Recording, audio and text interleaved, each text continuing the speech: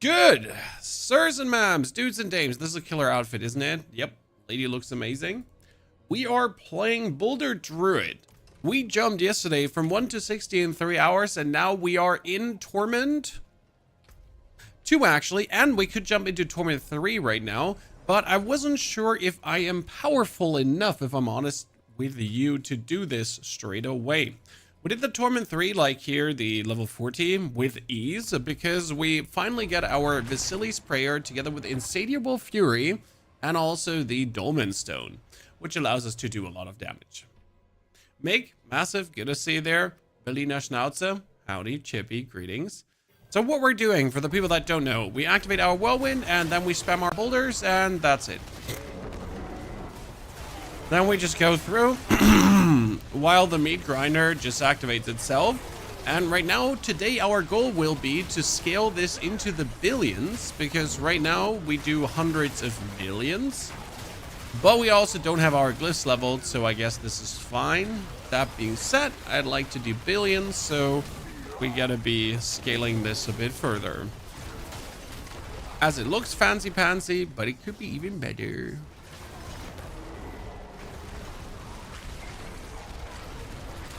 I do assume if I manage to squeeze out some more movement speed, then we could be clearing things faster. So next order of action will be boots with movement speed, right? And I could probably shift around some skill points to squeeze out like a bit movement speed when I transform forms. So I gotta see if there is a opportunity there, maybe. Oh, 135 million, we'd love to see it. 20th Bobby, well, you're here. That's the only thing that counts, partner. So we're gonna push all the way to tier 4 today. We're gonna be obliterating bosses. We're probably gonna stop at pit 75. I guess 75 is always what I aim for. But we're not gonna stop until we've hit at least 10, maybe 20 billion. And I kind of would like to hit even more, but we'll see how far it goes. Cooldown on dash skill. Yeah, we need a cooldown on attack. So when we press attack, that we get like the cooldown back. So that would be probably the best one. Like if we get that, we should be really good, because then we spam, like we dash, spam our boulder, dash, spam our boulder, dash, spam our boulder. So that's a valid point. That will help like with no shortage. Oh, perfect. Zero Sword buff tomorrow, right? Yes, Zero Sword is getting buffed, and I just put out a video about the Zero Sword build. So we already made a build with a buffed sword, or with a soon-to-be buffed sword, that will then even be stronger. First time watching Diablo 4. Well, John, then good to see you there. What brought you? What brought you? Monkey. Greetings. So what we need is boots, as you say, that attacks reduce evade cooldown. But we need them with a greater affix, because right now we don't have them with a greater affix. This has spirit per second, and it has like evade ground bonus movement speed, so it's not really worth it. I mean, you can see we're in Torment 3, but our gear is shoddy, right? It's actually plenty legal. So I need to check if I have boots in here. Maybe that could give us what we need. Boots. We get max life and movement speed. So I could take max life and movement speed here, but max life is what I need. And then re-roll it probably into willpower. This has max life movement speed and then lightning. You know what? I'll take these boots. Suck it, nerds. And we're just going to re-roll the lightning resistance, because who actually wants lightning resistance on their boots, right? So that can be spirit per second, or you know what, it should be willpower. No, actually, it does not need to be willpower. It needs to be goddamn, what was it called again? Boulder. Thank you these are the dream boots, ladies and gentlemen. Willpower would be better, but I'll take it. That's pretty nasty. Let's hope that we get the tempers now, because I need the utility temper. Oh shit, I can't do hurricane duration yet. Yikes, I remember. Okay, we need to keep these boots for the time being, because I need to get the recipe for hurricane duration first. So let's actually kill the maiden, that we get the recipes. The D2 hurricane build, yeah. I clicked on subscriptions on YouTube and were my top hit. I'll take it. You know what? I'll take it, sir. We need to get the bonus recipes. I think we could do like 2-3 whispers. This is like probably one of the bigger problems when you're leveling up a new character. So I'm technically able to do all the crazy shit already, but I can't do everything already. because I am in need of finding those last missing. Okay, I'm coming, I'm helping, here, it's me, the meat grinder. Bam, done. See, now we get this recipe. Hurricane duration, that's it, we're done. That's all we needed. We just needed that. Officer Snickers, thank you for the Prime subscription. Let's go. Steven, wonderful, good day. Is there a build guide for this? Oh shit, I forgot to make that one. Oh, I'm so sorry. I wanted to get the build guide done for you today already. We'll probably do it while we're playing at some point today. I am so sorry. I really wanted to get it done before, but I was so busy with the Necromancer build we did. In case you missed it, we did a very mean Necromancer build. My apologies, truly. That is an oversight on my side. By the way, I just noticed we're still playing a 750 weapon, and we're already dealing this much damage. That should probably be illegal. Okay, we need the temper hurricane duration. There is no question, there is no maybes, there's no what ifs. Nope, I need that hurricane duration temper. Thank 32 out of 42.5 possible. I truly don't like that. We'll get... I could get 6 ranks in digitated grade. Like that was if I go werewolf, right? Yeah, I'm not going werewolf enough to get something out of that. I need to re-roll. I don't accept the hurricane duration this low. I'm sorry. Even if I would have to ruin these boots potentially, right? I don't see me accepting that. Here, that's 38. That, you know, I'll take it. Okay, I want the movement speed probably. We need more movement speed. Thank you, more movement speed, and now we can temper these bad boys. Optimally, I would hit ranks into Boulder. The problem is I can't gamble with this. I'm down to 154 veiled crystals already. I don't know how I managed to run out of veiled crystals so quick, but I do. And it problematic leads to the position where I can't even put things anymore on.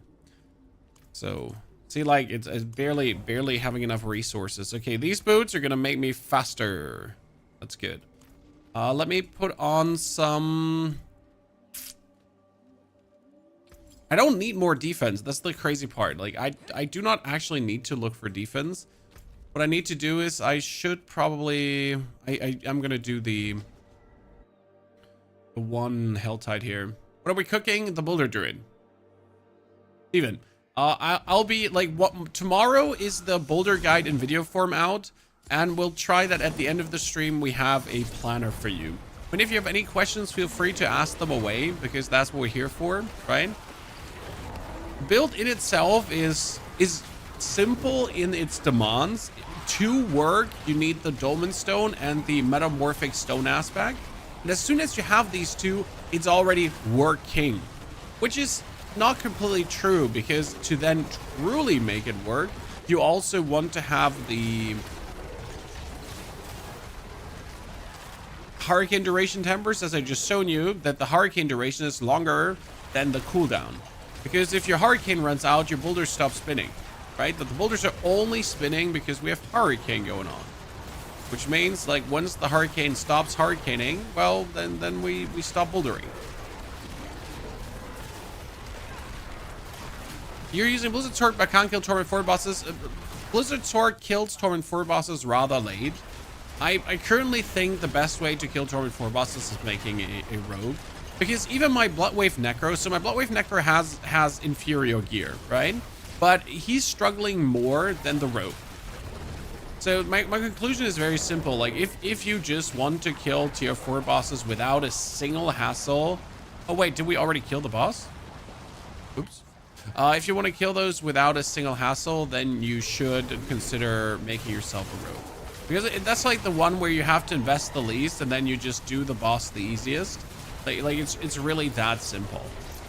Whereas with the other builds, there's always going to be a level of struggle, right? I'm trying to avoid rogue this season. Well, then yeah, like you're playing the game on hard mode this season, or harder mode. I mean, the Boulder Druid should be also very good for killing tier 4 bosses, simply because, like, once you have one of these boulders going, it's just overpowering, right? When I'm already doing 100 million damage without a single piece really masterworked, without greater affix items, right? Without an 800, I don't have an 800 item power weapon. I'm running around with a 700 item power weapon, and yet you can see that we already deal 100 million damage plus, right? Not even the max damage weapon possible, not even like a maze, and yet here we are. That speaks for itself, and it's like super fun to actually play, as you can see, because I'm just walking through. I don't have to stop for anything. It's just like I'm walking. I'm like left mouse button, right mouse button, right in between. I could dash if I want to, but it might actually make me slower. Brow.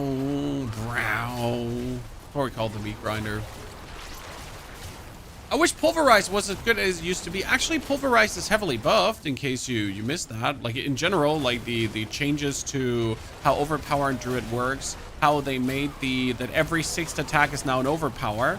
That's crazy.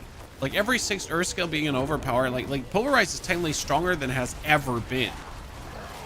But still, Druid is missing a significant level of always Overpower.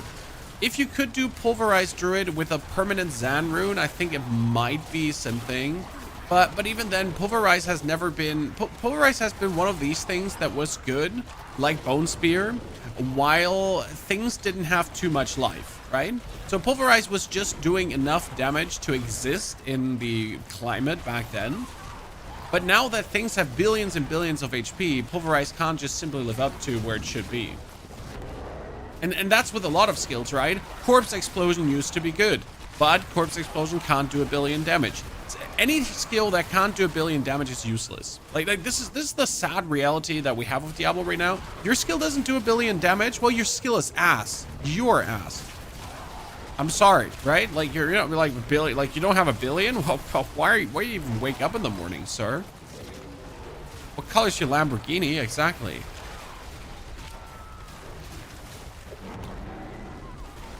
Gonna pump those rookie numbers up.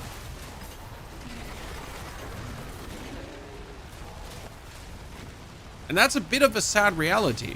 So if you already know that your skill can't scale all the way up to that level, then yeah, you already know you can't actually play the skill and enjoy the skill. That's truly sad in my eyes. Because like I want every skill to be viable, right? Why do we have core skills that are not viable? Like you have to go for this, and I have to be able to make a Stoneburst build, a Landslide build, a Lightning Storm build, a Tornado build, a Pulverized build, and I have to be able to make a Shred build, and all of them have to work on the hardest difficulty. It doesn't matter if some need more investment than others, right? But they have to work, and it doesn't. It doesn't, sorry.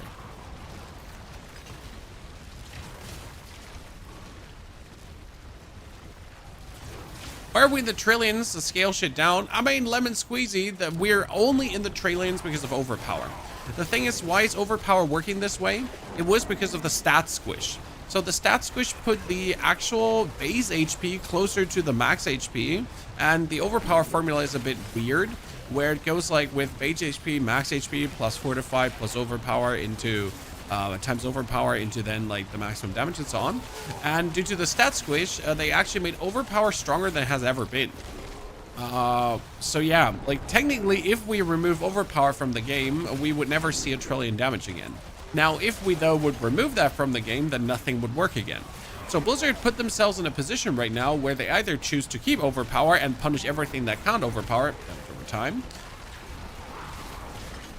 or they do something about Overpower, but then they have to rescale everything again, and we're back to the same shit show as before.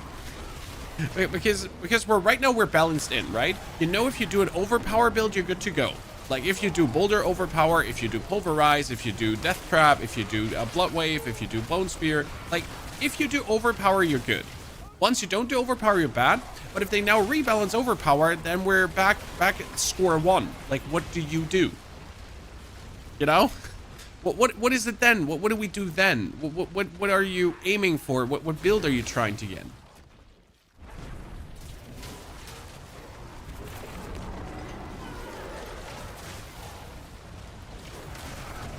Blizzard could simply scale down everything. I mean, sure, they could just scale everything down by a magnitude of 10. So damage by a magnitude of 10, life by a magnitude of 10, and then just have lower numbers. That could technically work if they don't like screw something up in the process. I mean, as they say, don't change your running system. AKA, like, if it works, it works. Like, if you now start scaling on that, and then like you tweak the wrong dial, and we're left with, oh no, nothing's working. And there's a healthy, unhealthy balance, at least right now, to a degree.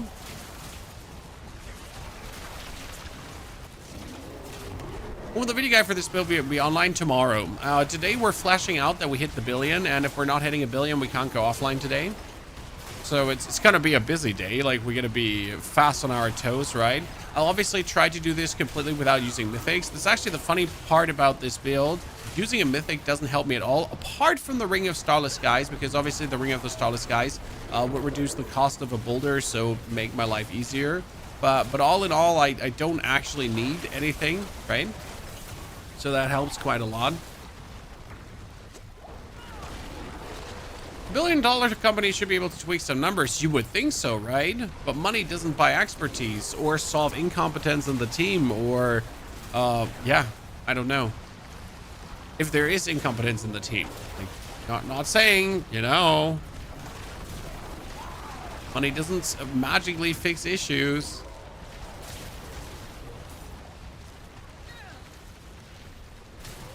Otherwise, we wouldn't have these problems. What do you do after 60? I'm still in normal difficulty. I want to transition from mini necro to bloodwave necro. So after 60, you have to make the step into Torment 1 ASAP. We do actually have a video for you on YouTube that tells you exactly the progression after 60, just in case you haven't watched it. You need to go into Torment 1 because then you can spend your obols at the Purveyor of Curiosities. If you don't do that, then you can't spend your obols at the Purveyor of Curiosities in a meaningful way. Ooh, I can do this. I can also do Urivar. You know what? Let's kill Urivar for the 5 Whispers. Because if you go to the Purveyor of Curiosities in Torment 1, you get greater affix items. Bloodmage PoE2, which build is how you found the channel? That one is still one of my favorites, but sadly they nuked it. They nuked it. Detonate Dead build is somewhat working, but not good anymore. What do you feel about Spiritborn this season? Well, Spiritborn only excels currently with a bugged boss power that will most likely get nerfed at a given point. So, like, yeah, that's the problem. I mean, it doesn't not work, but it does only work because of. So, make out of that what you want, right?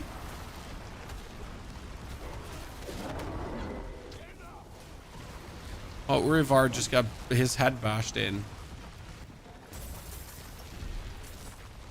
Enjoy your early music education with your daughter, my friend. Definitely have to get the tiny ones to play instruments too. We went more for reading and writing and counting already than getting them interested in instruments. But I think you can never be too late. Why did I teleport here? I wanted to go to the Tree of Whispers, not to Varsh. Good morning, Mr. Overflow. It is done. Okay, 200 weapons, hoping to get one with a greater affix. Not sure if I have like one with a greater affix just flying around somewhere. I don't think I have.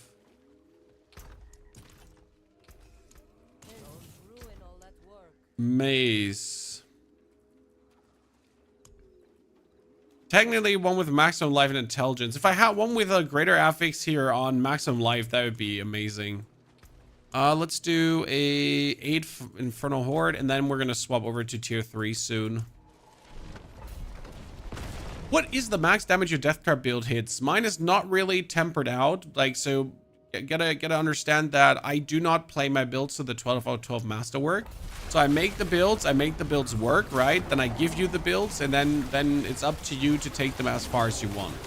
I think the highest I've seen with my rogue was like, what, 30 billion or something like that so far. So nothing too special. Like, you can obviously hit for hundreds of billions, right? I'm not sure if actually some of the things went up to trillions already. I haven't checked. We should introduce the vortex power.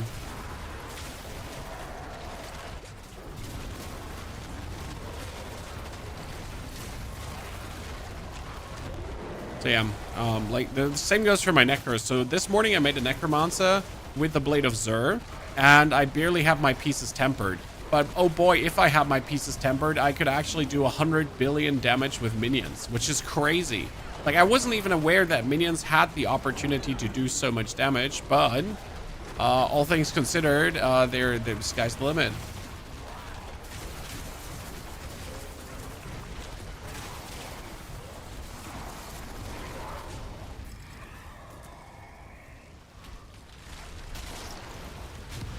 Rain.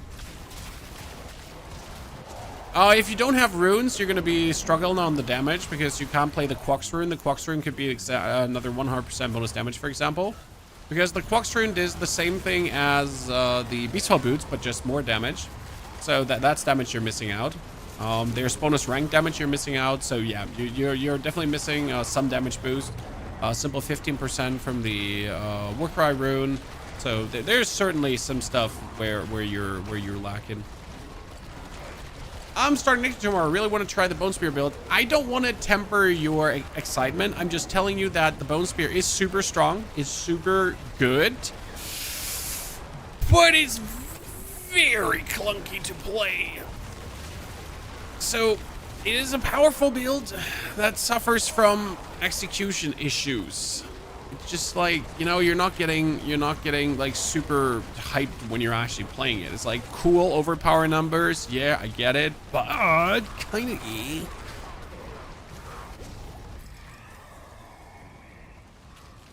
of Summon Hellborn is better than the Burning Hellborn. If you're gonna build guide for this up, sadly not, but I can tell you that the Season 7 build guide that we have for this it still holds up. So if you can't wait for the build guide tomorrow for the video, you could already take a peek at the Season 7 version because it is similar-ish to what we're going to do. It's going to be slightly different because there has been some changes to some items and the boss powers are helping as well. Plus, we can do some stuff with runes if we're struggling. And runes changed in general, which is actually a good thing for this build, the way how the runes change. Where is the Butcher? Wait, is he dead? So, sorry, I just saw the Burning Butcher pop up. Like, is he dead? Did something happen to him, Chad? Did he maybe get smash-a-doodled by a bunch of rocks in his face? No?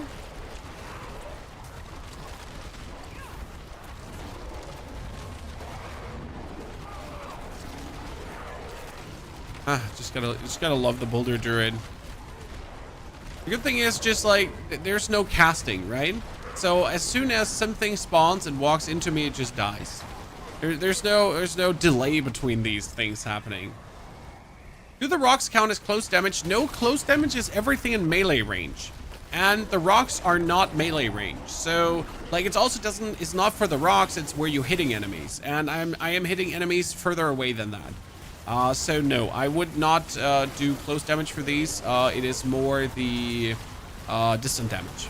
100%, especially because the rocks are also knocking back. So if you approach someone, he gets pushed away from you, which then also leads to them like not being inside of you.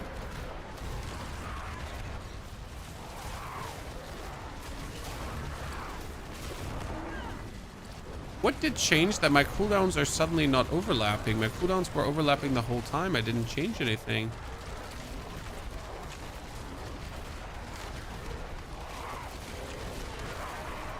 Yeah. Some confusion. No. Oh, no, wait. I just read wrong. My brain just wasn't braining.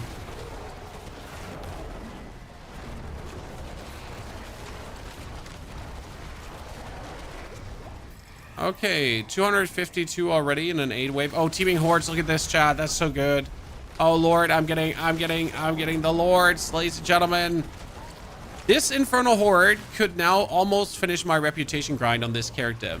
Because that's the crazy part. So when you go for these lords and they instantly die in a puff of smoke, as you've seen there, this is going to push my reputation forward immense. And that's the thing, like, I haven't finished the reputation grind on this one, But this is going to lead me to get another spark. So as soon as we're done with the druid chat, I get another spark, and then we can make ourselves another mythic. And I'm only making random mythics, by the way. So it's actually exciting because we're going for the random mythic caches. So far, I got a Shroud of False Death. We get ourselves a Ear of Perdition. None of these items is being used in a single build, right? But it's just funny to see how lucky we can be.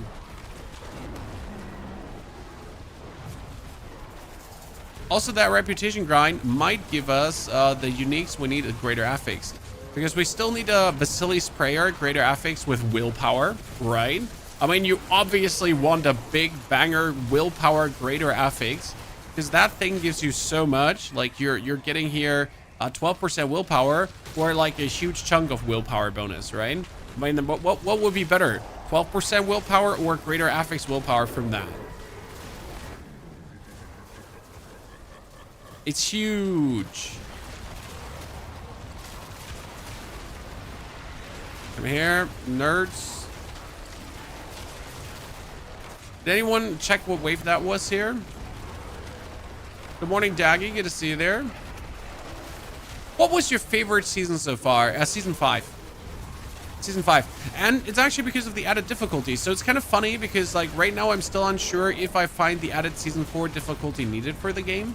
But Season 5 introduced the Infernal Hordes, and again, the Infernal Hordes are the best product they ever made. But you had Infernal Hordes from Tier 1 to Tier 8. And if you remember correct, Tier 8 Infernal Hordes were a challenge, right? You made yourself all the way to the max level, level 100, back in the days. And then we had to fight these Infernal Hordes, and we could scale them up to Tier 8. It was really cool. I genuinely loved that. And then if you had a build that could clear Tier 8 Infernal Hordes quite significant, that's where shit got together. Okay, we need the 50% faster. I wish there was a way to see total bosses killed, because still no Uber, definitely over 50 bosses killed. Well, you might also kill another 100 bosses and not get a single Uber. I mean, you just gotta understand that Ubers are having a low drop chance.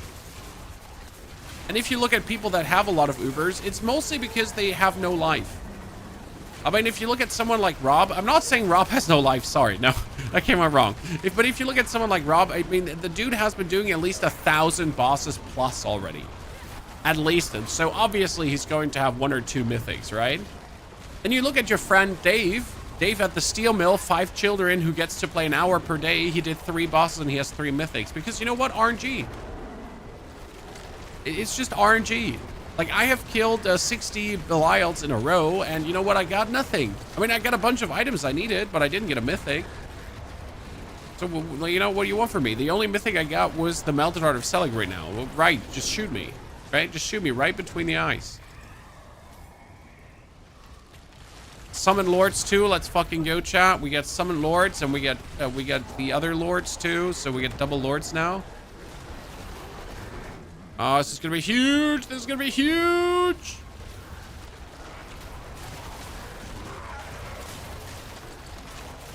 Great, we have Hellborns and Summon Lords, and the game is like, you know what we should get? You should get a Soul Spire. Boop that. Boop that.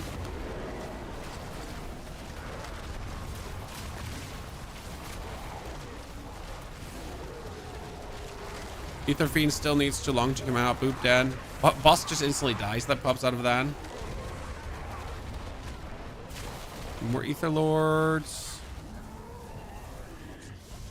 More Ether Lords. Come on, 800 is quite good. I like that. One more, a Lord or dudes, whatever. If I had another wave, it would be easily 1,000 Whisper, 1,000 Ether run, right?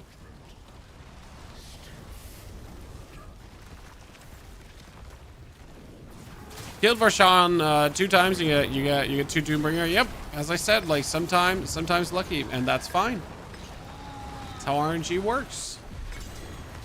Okay, chat, let's hope for a weapon so we can finally get big damage. We get boots. I have boots already. I need a weapon. I need a weapon. Feels like scam. I said it. I'm not taking it back. Would CDR or max resource be priority for a death type rogue? Both. Both. You need the 225 or 275, as you also need the CDR.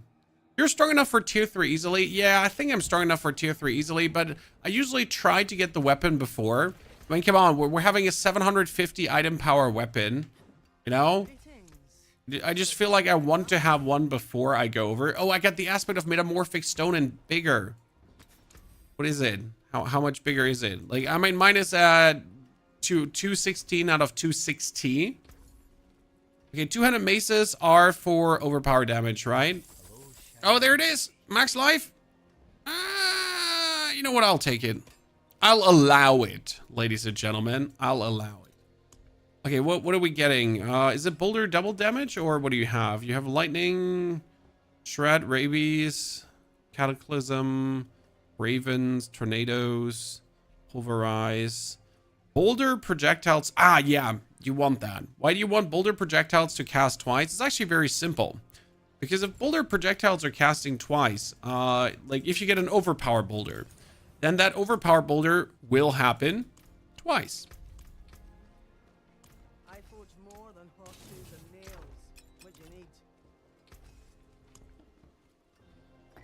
Zen rune, Igni rune, gives me just more overpowers. Then we can get the aspect of the metamorphic stone, meta. Oh, look at that. That's even more damage. Look at it. 224. We love to see it. Okay, so you're saying we can go into tier 3, and I fully agree with you. But you know what? Beforehand, we're going to nuke the Beast of Ice just for the 5 whispers. I sold the 4G Banished Lords for 50 billion and bought boss mats for Belial with all of them. Dude, with 50 billion, you can buy yourself like tens of thousands Belial mats that are obviously ethically farmed and like totally legit gotten by the people.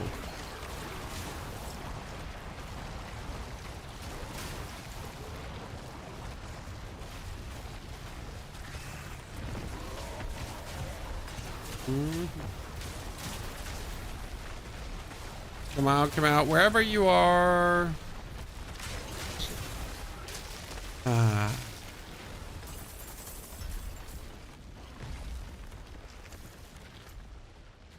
Okay, back to that.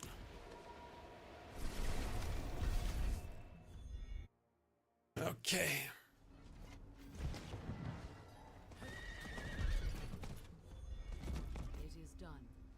Gauntlets, chaos gauntlets. I don't like, I still need like a tons of things, right, in greater affix, so there we go. Oh, I guess I need core skills again. Oh no. Oh no, chat, we figured something out. I need core skills again. Ah, the pain. Because I forgot that my core skills on my gloves is probably needed. Ah, it's bad.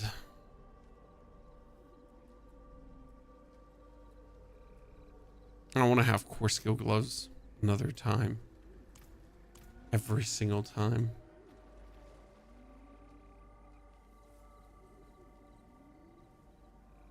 We don't like it. I'll probably also need to get like a ring that has vulnerable damage on it, right? A chance to make vulnerable, something in that direction. Rings to core skills, yeah. The chat is telling me we can do tier 3. I know that we can do tier 3. Is a 4-star mutilator plate worth to sell or dismantle it? Well, from dismantling it, you're not going to get anything. From selling it, you might get some money. Right? Keep that in mind. Okay, let's work our way to Torment 4. We can't do that yet. I'm selling crappy Talrasha for 200 to 500 million gold each. Yeah, like if you know how to grift in the game, you'll be able to put some money together. Maybe I should take care of resistances once. The thing is, right now, like, you really don't need to look at resties or anything because you don't actually get attacked, right? The boulders are meat grindering people, so they can't like kind of respond. Everything is just being bullied around here. So there's no way for them to actually fight back, touch me, or do anything. No, with that bonus movement speed we took, we can actually do these dungeons really fast. Even without a movement speed ability. convenient.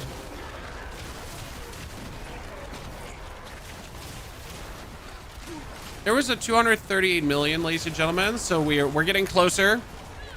Road to the billion. We're working on it.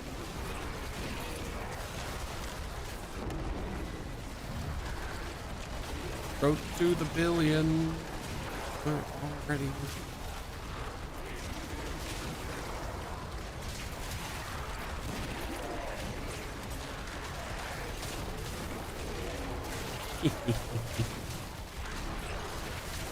$345. Let's go, ladies and gentlemen. The man, the myth, the legend. Okay, like since we packed out that new weapon, that's been helping. Well, I guess having an 800 item power weapon is quite useful.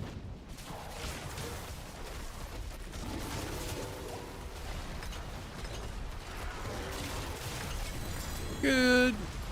And you know what we now get, Chad? We finally get the Dominate Glyph. Because that's what I've been waiting for. With the Dominate Glyph, we have the full Thanos 5 complete. Put it in here. We only need to take enough intelligence to actually activate it.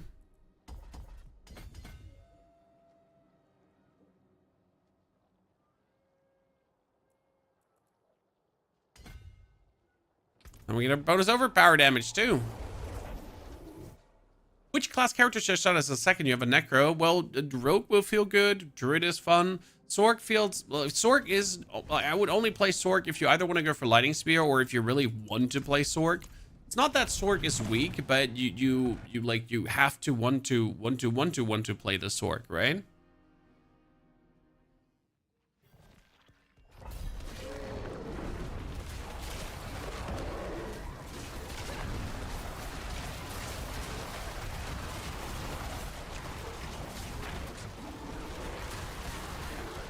I mean, Druid, I gotta say, I'm really pleased at how strong this is because I really have zero big time investment, right? I didn't put in any effort yet, so this character is like 6 hours old in total. Like we leveled it up, we spent some time into Torment 1, right? We instantly waltzed into the higher Torment tiers, and like with no Masterworking, with like three items that we got from 3 boss fights, we're there, right? We're already almost at Torment 4. This is like levels of Bloodwave Pans good in terms of how easy it is to get here. I guess the big advantage of Druid is just that life scaling is so easy. I'm sitting at 16k life. I don't even have a potion running, right? It's so easy for me to get the life up. And I'm gonna get like 30 or 40k life, and that's also, by the way, where your damage comes from. Like you just get a lot of life, and that's why you all want the greater life affix things, because life's it, right? For Druid, that's single-handed biggest scaler.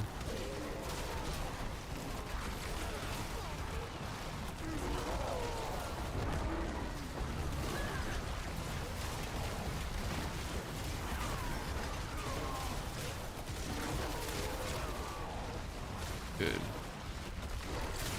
The only thing I'm thinking about, like, if I should play some kind of pull together, like, we could technically put a rune on for pulling people together with a vortex, but I don't think we actually need that.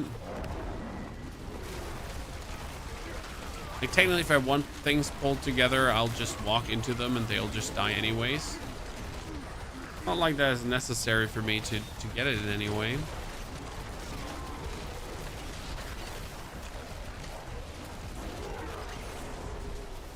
Is Mini Necro viable for tier 4 gameplay? We just uploaded one for tier 4 gameplay. Now, very high pits is relative. You can do pit 75 with it, and that's what you're aiming for. Like very high pits are unnecessary. Again, like any pit above pit 75, I had this discussion this morning already. If you want to go higher than pit 75, that's okay, right? It's okay. But there's no reason, technically. Like your journey, your actual journey is done with pit 75, then you have achieved everything that's achievable. So technically, if your build is able to do that, you're good to go. You're then allowed to make the next character. Okay, I want to level up the Spirit Glyph first. Good. Now I wanted to do Belial. What's your favorite Necro build this season? The one with the bugged boss power, where you do improper high amounts of damage. I like that one. So much fun to play. But it's obviously using up improperly bugged boss power, so that's that.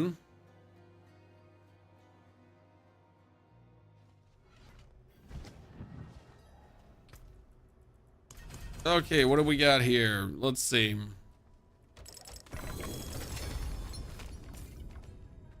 Nothing too special. Let's kick it all out, and then we'll actually do the quest so we're able to summon Belial. So we're now in Torment 3, and we wanted to figure out, can we summon Belial, chat? So let's do that. Have you made a build for this? I only have a planner from season 7 for you so far. Sadly, I don't have a newer planner.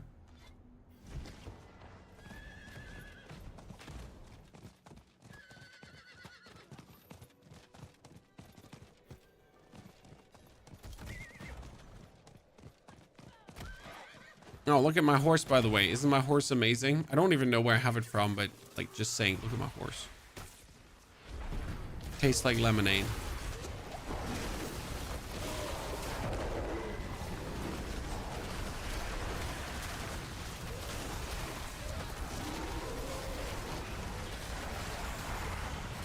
Do we need this? No. Is it like super easy to knock this out? Yeah. So why wouldn't we? Okay, well, like, see, we can do Torment 3. But you notice that we also need to be as strong as we are, because that elite, like, sure, it gets pummeled, but yet the other elites, like, we had to be a certain level of strength to get it done.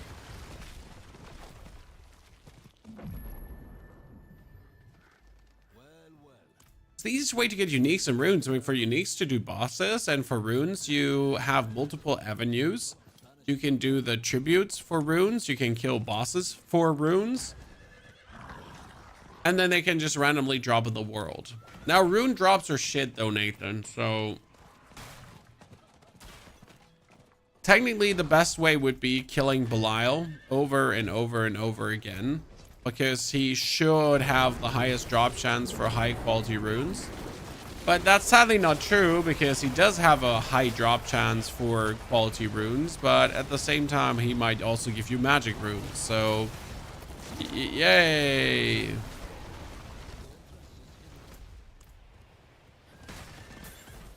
Make out of that what you want. Do you think they'll ever fix dot for Neckers so we don't gonna use the bug build? The problem with dots is dots can't overpower. And as you might see or not see, any build that's performing good right now, any build that's in Torment 4 is an overpower build.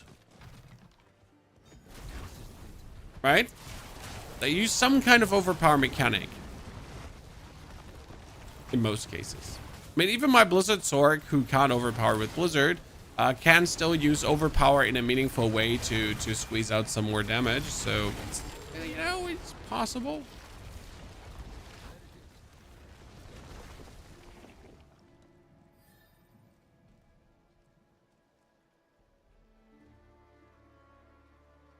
Tributes their best for legendary runes. Sadly, that's not the case, because they mostly drop magic runes, if even rare runes. It's kind of sad.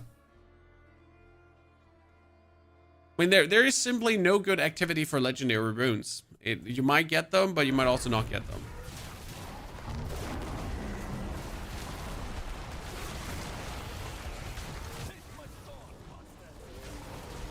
But you might get lucky. So there's always getting lucky. Okay, by the way, chat, today's stream is only until 2 p.m. because the waifu is out at a castle for some bridal wedding photo shoot stuff, shenanigans. And I'll be having to pick up the tiny hoffs from the kindergarten later. I don't forget that.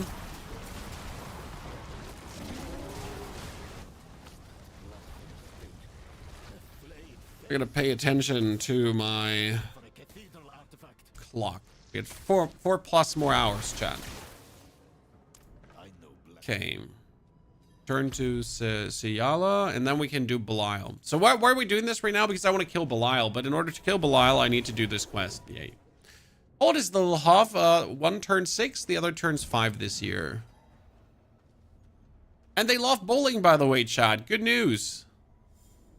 You found They love bowling. My daughter only complained, so we were 10 people bowling, so a bunch of kids, right? And my daughter complained, Dad, I'm having fun, but I have to wait so long until I can throw again. It's like, yep, I get you. It's really frustrating. It's the annoying part when you go bowling with too many people. You have to wait until you can throw your ball again. Yeah, I understand, child. It annoys me too. You're not wrong. Thank you very much for your subscription. Sorry, we missed. I need to activate the activity feed. Mr. Daggers game. Daggers, appreciate it. Thank you very much for supporting us here. Also, Sponge, we missed you. Derived, Officer Snickers, No Hawk. Got them all. Did you destroy them? Okay, my first round, I only threw 100. I was really embarrassed. It was like, you know, it used to be better. It's like, Dad, come on. My youngest daughter threw like I threw 100. My youngest daughter threw like a 90. My tiny 4-year-old who's using like a dinosaur where she rolls the ball over. It's like, okay, fuck you. Like that ain't happening. I think second game I did a 140 and I was happy with that. You know what? I 140. I'm fine. It's good. I can't be almost beaten by my 4-year-old. Like this is not happening. I'm not playing this game.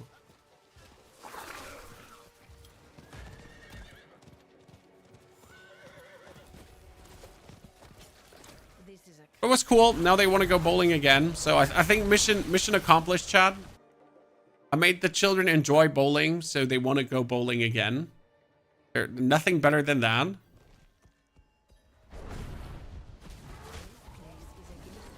Gotta just introduce them to things you like doing. And then, you know, they want to do them too. Cut out. Win-win for everyone.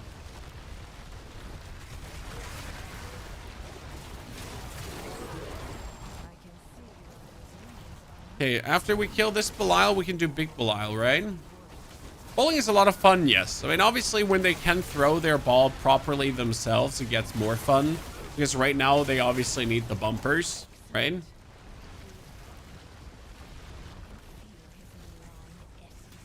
It's no fun to bowl as a kid without bumpers. You'll just be annoyed. I'm a bear. I'm a bear. Look at me. I'm a bear.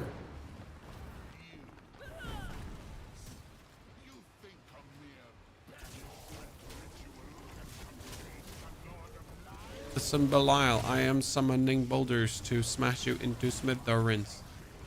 I'm out there right now. Stop hiding in there.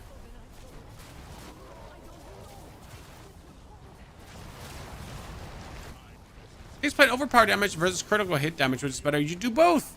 Overpowers can critical strike. So you are going to get overpowers and critical strikes because overpower critical strikes is where the real deal damage is at. Right?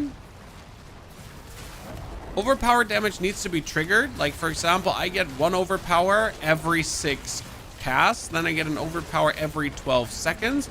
Then I get an overpower every X uses of my Igni Bug Rune. So I have a bunch of sources of overpower. And then overpower can critical strike. That means that you get the overpower damage plus the critical strike damage. Now, critical strike only scales with your critical strike multipliers, right? And overpower scales with your overpower multiplier and your life and your fortify. So you need to have fortify and you need to have a lot of life, and that times overpower and that times vulnerable, all damage and the critical strike damage. Wasn't the max boulder 10 once? The max boulder is still 10, so you can't have more than that hovering around you.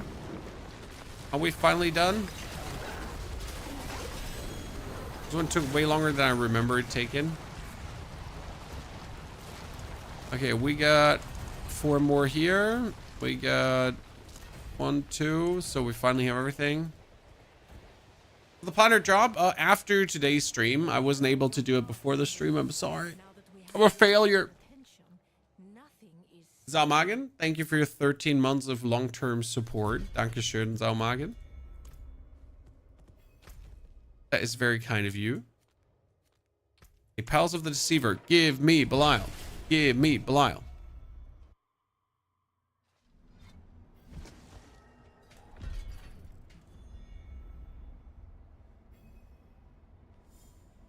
Ready for a massacre. And then we're going to farm for Vasili's Prayer, greater affix. We're going to farm for Dolmen Stone, greater affix. And we're going to farm for a Insatiable Fury, greater affix. His presence. Right? Fred, thank you very much for your subscription as well. Fred, good to see you there, partner. Howdy. Good to see so many people still enjoying the good old Diablo. By the way, Doom is out, chat. Did you see? We've been waiting for that quite a while. I'm actually excited myself to play Doom at some point. Not right now, but, you know, like, generally speaking, excited. The new Doom seems interesting because it has, like, some kind of parry mechanic. What's the best build to level a Druid? Well, how do I say this? So, the problem with Druid leveling is that Druid just stings, generally speaking.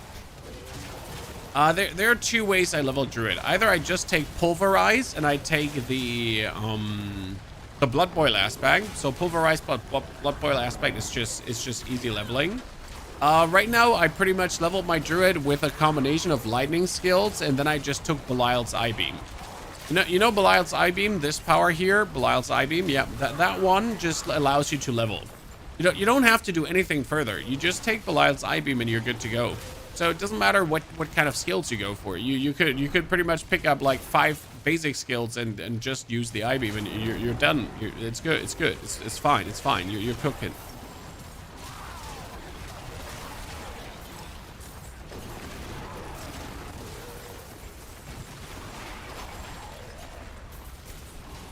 So yeah, didn't really care much for a leveling build there. Any plans to play Spiritborn? No, because Spiritborn is really only working because of a aspect that will probably get readjusted. So yeah. Oh. Butter. Weird. This looks fun. It is fun. What's your once human content? Well, the simple answer is that there is no once human content to make, my friend. That's why you're not getting once human content. So I'm sorry to disappoint you. I love Once Human. Like that game is my highlight of 2024, if I'm honest with you. But sadly, I cannot play it anymore because there's nothing new to play. And as you know, as a content creator, you gotta play new things to make videos about new things because no one wants to see videos about old things.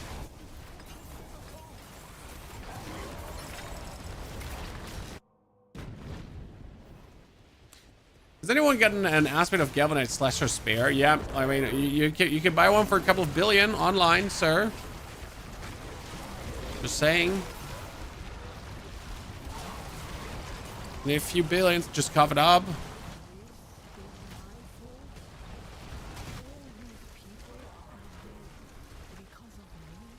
Nice pit push with this build. I don't know. Scrub Nova. I mean, you'll be able to do pit 75. There is probably hundreds of billions damage possible. Whatever that equates to. I mean, I'll not go further than pit 75 because that's the only thing you need for your seasonal journey. And I'm good. Thomas, damn, you get old. Well, during Hearthstone content, I was 26. Now I'm 36. So, yeah, I mean, 10 years, brother. Time flies. We have to find him, no problem. We found him.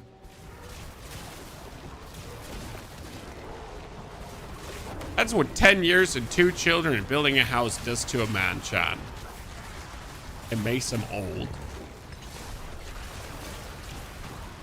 Ooh, exquisite blood. I'm going back. This might be finally time to check how many Behemoth I actually picked up. But I'm really not looking at the event, if I'm honest with you. guide for this. I have a season 7 guide to this that hasn't too much changed towards season 8, but I will have an updated season 8 guide tomorrow morning in video form. The planner will be done at the end of the stream, that we can then put it into the video description. I feel 58 now, but I feel good. Like, I mean, like ask me about I paid tax this year, and then I'll tell you how old I feel. Right? That's always like my feeling old day of the year, paying tax.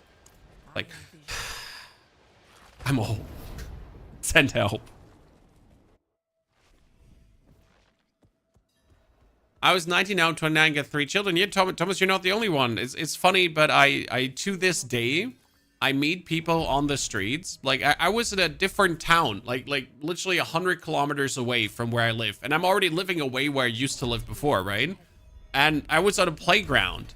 And there suddenly dad walks up to me, or like, actually not, doesn't even walk up to me. He sits on a bench. I walk past him and he's like, aren't you that Hearthstone streamer from back in the days? And, you know, he used to be 18. And now he was there on the playground 10 years later with his kid. Time flies. It's fun. I love it. You know? That's how it is.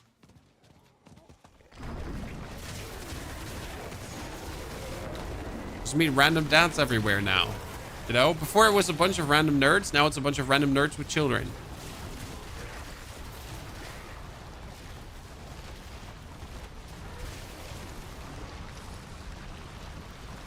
That's kind of cool. Like it. I mean, I'm happy that my community aged with me and is still interested in the content regardless, furthermore, right? Because often content creators have this problem, aka Fortnite creators, right? They age, but their community doesn't. Right? So it's like, hey, you're making content for 16-year-olds, but you're 35 now, and you're still making content for 16-year-olds. Get fucked. I mean, look at poor Ninja. The most American thing ever. Ninja had to make something called Ninja After Dark because he was making children-friendly content, right? Therefore, he had to do it in the most American fashion ever and make this After Dark content where he's allowed to swear again. Because he's going to tell the kids, hey, this is After Dark, Ninja. It's different now. You know, it's past your bedtime, you little shits. Therefore, he's allowed to swear again. Imagine. Like, seriously. Okay, I got, ladies and gentlemen, 146. I can buy a tattoo. Yeah.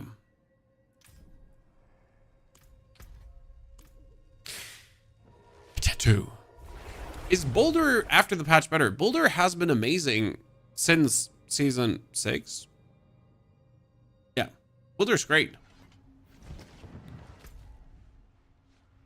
Okay, now, oh no, we have to go back to Ciala to hand this in, and then we can do. And the further problem is that they're still trying to meet some of their fans. Yeah, see, Pasticus, that's the Dr. Disrespect drama. When you're getting like 40 years old and you're appealing to 16-year-olds, and then you start like texting minors, and then that's not so much speed, momentum, violence, and more like sadness, tears, and even more tears.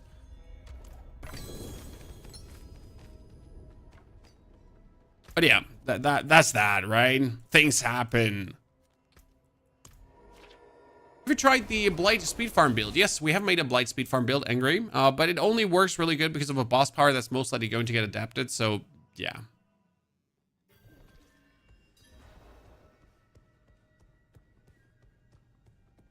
We need Pony After Dark like XXX content. Hey, so Thomas, we have to, like, it was really funny. So my wife was on a trip to Paris. And she came back from a trip to Paris because she was there she's a makeup artist and hairstylist, and they had like a photo shoot, and she was doing the makeup, and it was like for a one of her colleagues was doing a seminar there, and she was like hired to do the makeup. And she came back and told me the stories about her colleagues who have been doing on the side of their photography work, also some of that OnlyFans content, right? And she just told me about that. Okay, because they were like, you know, one of them seems to be earning quite some money with her feet. The good old feed content, you know? There's always the feed interested people. So yeah, she's been earning money with that feed. Now we get we're looking to expand our garden. Sadly, our property is very complicated and expensive, very expensive. And now we were like, okay, honey, it's time. The feed gotta go. So, as you mentioned, the Pony After Dark content was like, yeah, the feed gotta go. It's mine or yours, I don't care. But one of our feed has to, one of our feed has to be displayed. In this regard, though, I think my feed would be better. I'm not saying my wife's feet are not beautiful. My wife's feet are wonderful, okay? Like, they're wonderful feet, chat. They're wonderful feet, okay? I'm just saying. I think mine would be, like, mine are bigger. And we all know size matters, right? So yeah, I guess it has happened. So like now I just need to make sure to not walk into these pools of whatever here. Like, it doesn't help that I don't have armor or resistances. Like, see, like I'm running around, like, see, this is my 217 armor and these are my resistances. So maybe I should put on some gems, right? There's likely a market for bows, and it fascinates and terrifies me. Hey, I was like, does any one of us has like 6 toes or something? Like, I'm pretty sure we could be OnlyFans rich, chat, right? I mean, there's people that have been paying bunch of money. Like, do we have like some weird standing out, like, I don't know, anything weird about our bodies that's working? Oh God, I'm just noobing around here. Sorry, chat.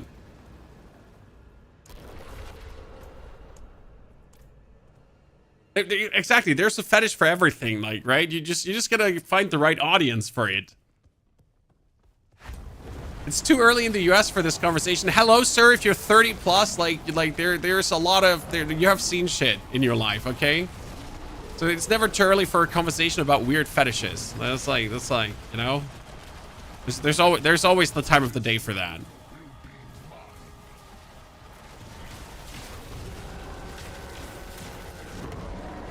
Oh, 310 million, look at that. He just got eaten. No. I need to kill him. Like, I'm farming here. We're farming here. So Betrayer's Husk. What do I need the most? Okay, chat, let's think. What do I need the most? I think I need a Vasilis Prayer, Greater Affix, because that would be a willpower scale and a max life scale. Yeah.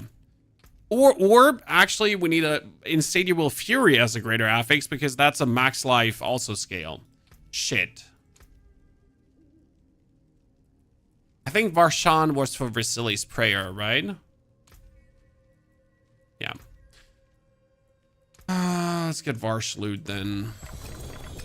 Oh, a helmet with a greater affix and willpower. We're done. We got it, chat. Let's go. Whoop, whoop, whoop, whoop, whoop, whoop, whoop.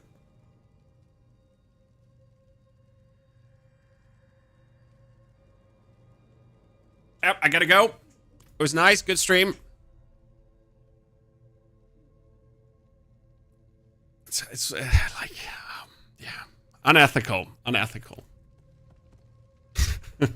definitely unethical. I'm with you on that one. I'm sorry. I'm apologize for my failings. There's a huge audience for women with unusually long tongues. Some of them even train their tongue muscle to do shapes and stuff. You know what? I can imagine that. I can absolutely imagine that. And people sending the money for it. Can you do this and this with your tongue? Yep. Yep. I can absolutely see that. Are you a part-time supermarket security officer? Well, I'm taking care of toddlers in the chat specials, so I guess that's like the same as being a supermarket security officer. Kinda, you know? There is power in these stones.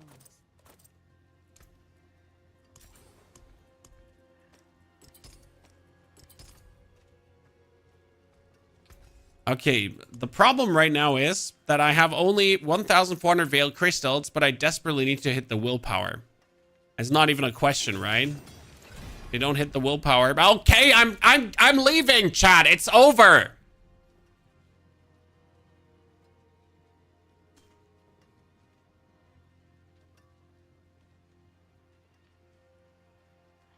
It's getting critical here. That streamer client is voice activated, by the way. I mean, it's crazy though. Plus 30% willpower is nasty. Okay, what do we get? 5 to defensive posture. See, like, it's not rigged, chat. It's not, like, listen, this is not rigged. Like, you saw it. Like, yeah, like, right? For the 3 out of 3, we don't have the materials to masterwork more than that. Okay, let's do the next. We need now a insatiable fury with a max life. Like, so we need this greater affix max life, okay?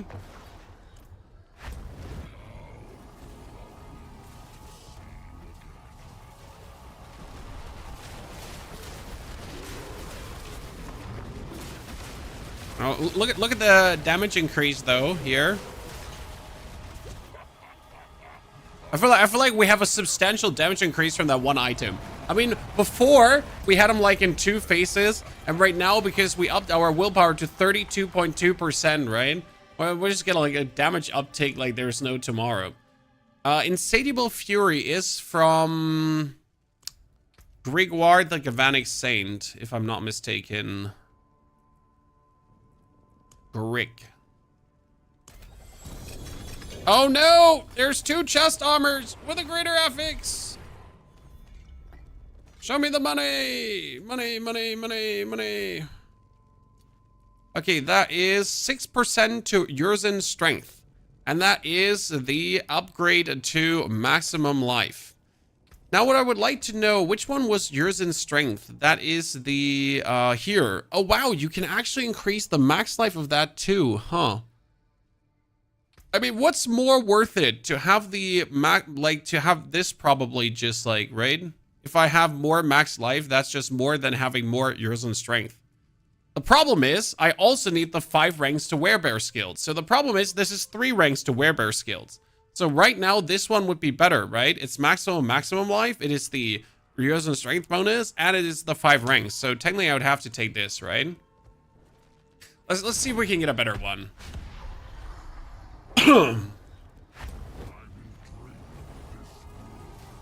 Max life isn't an issue. Well, I mean, like, max life is more damage in Overpower. So again, in case I have to mention this, like, max life is damage. That's how Overpower works. Oh, I really shouldn't stand in these poison pools. I really shouldn't stand in these poison pools. Okay, 1. Where is 2? I got a next critical hit. Next strike is critical Overpower. So that means right now, if I do my Boulder, it's going to be an overpowering Boulder. Oh, yeah. Sorry, I forgot that attack. Tempering and Masterworking, you don't need perfect stats. Exactly. You should only try to hit the first Masterwork. Everything else is bonus. So as much as I would like to hit all the Masterworks perfectly, I don't care about anything but hitting my, Oh, I was so sure I was actually out of that. I don't care about hitting anything but the first one. Because as soon as you hit the first one, everything else is just nice. Right, but you want at least the bonus willpower a bit stronger, the bonus maximum life a bit stronger. But afterwards is like really, man, like you really don't want to fuck with that. It's just like so annoying, right? Like there's just so much no fun to fuck with that. That is just, it just gets frustrating and no joy.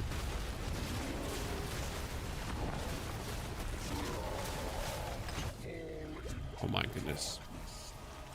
Ah, I'm so slow. Like for me, what sucks then the fun out of the game. Oh shit, I just stood in that again.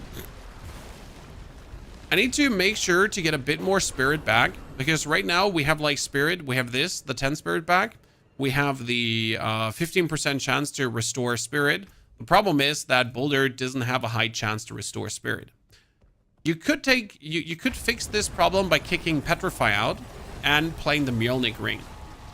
So that's a thing people have been doing. So Petrify Mjolnir Ring, because that's just like strong as fuck too.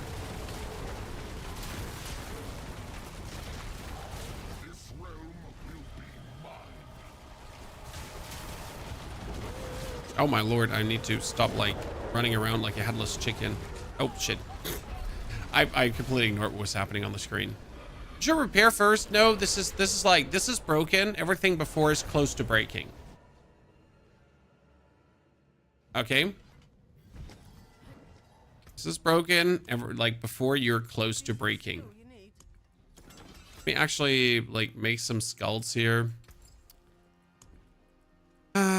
Skulls, royal skulls, so I can at least get my armor up to maximum level. And yes, I do have rings that are pretty much there we go. So we need to also get greater affixed ring. We need a greater affixed pants. Wait, you know what? Don't I have like a greater affixed pants? There's something for your enthusiasm and hours of entertainment you gave me over the good old years. Thomas, thank you for the 200 Czech crowns. I don't know. Check. Yeah, I don't know what that is. Thank you. Appreciate it. I'm happy you're enjoying the content. Furthermore, still. Maximum life. Maximum life and intelligence. I mean, I could technically play a temerity just like that. This is maximum life. I mean, I need pans that have maximum life. You know what? Here, let me just gamble for some mobiles quickly. Brought daylight robbery. Are you gonna make a minion build? I just uploaded one this very morning. You have not seen it? How dare you? Andy Barr. How have you not watched this amazing video yet?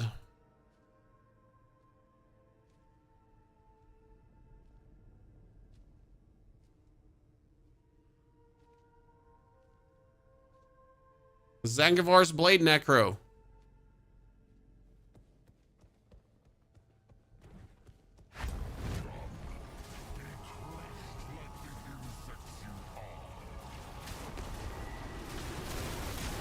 How have you not?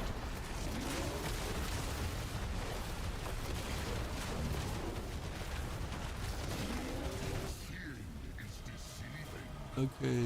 Oh, I need to walk over there. This feels a bit like the Necromancer when I'm like having my trouble, looking at the screen or walking. I'm sorry, I'm just looking at the life bar. I'm actually not looking at the game. Oh. My favorite D4 streamer, you've taught me a lot. I certainly have not taught you how to like pay attention during a boss fight because I don't possess that skill myself. I'm sorry. I survived because I'm better. Because we just got our armor together. Chat.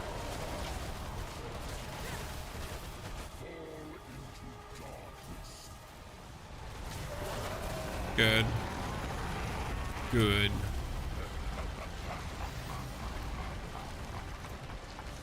Okay, what do I wanted to do? Yeah, another Grick.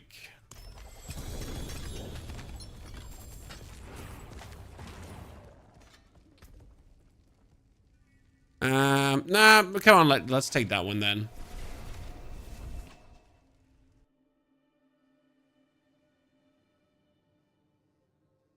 Your favorite D4 class? I'm still a Necromancer lover by heart. There's a lot of things that are questionable with the Necro that don't go that well for the Necro. That being said, I really just enjoy playing the Necro the most. Just has everything kind of to offer, like the full set of possibilities. You can do minions, you can do overpower, you can do crit, you can do damage over time. Pretty much has it all.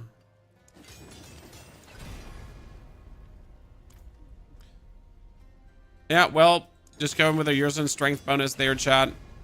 Yep, okay, 10% years in strength bonus. That means we're currently dealing, we get more life and we get more overpower damage, okay? So we just increased our maximum life and our overpower damage like this. Yay. So we should do even more damage now. I mean, we're sitting at almost 20,000 plus.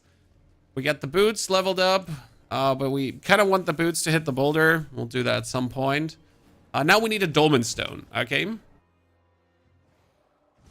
Is there a way to watch your Hearthstone content? No, I actually unlisted most of the Hearthstone content on the channel.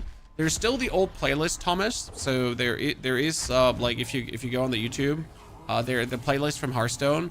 but I pretty much unlisted all the content that doesn't fit to the current content that we're creating, because it was like the Hearthstone content was a lot of gameplay content, is obviously heavily outdated. So you want to like be pretty much found on YouTube by the content that makes sense right now, right? Okay, that was plenty more damage, ladies and gents. Okay, now we go for Endariel. Yabba dabba doo. Amulet with a greater affix. 2 amulets with greater affix. And honestly, once you have these husks, the season is easy. But, oh wow, 4 ranks to Crushing Earth and 35% bonus damage. Damn, son. The Crushing Earth is, I think, what you want, right? Because that's here. Air skills deal increased damage to slowed, stunned, or immobilized or knocked back enemies. And in case you didn't know this, but Boulder knocks back enemies. Yeah. So that is actually the perfect version of this. I'm going to try to get another one.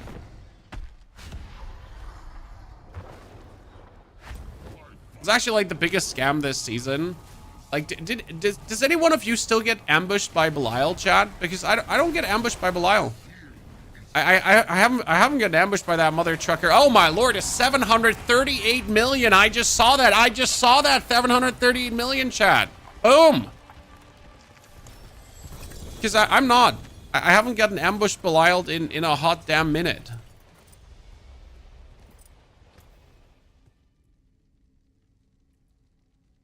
I don't think ambush Belial exists anymore at this point.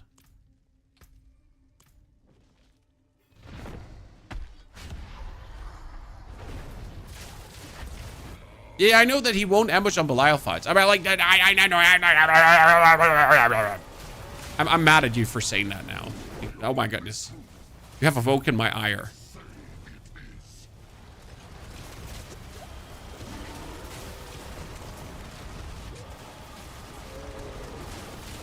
It's like when my wife tells me to do something and tells me how to do something. Oh, no, no, no. You don't do that. You just say do this, but you never say do this and do it like this.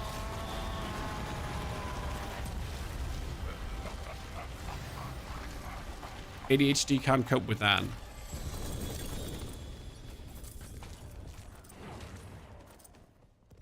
Okay, we'll just take the amulet, right? The Crushing Earth, greater affix, done. Boom.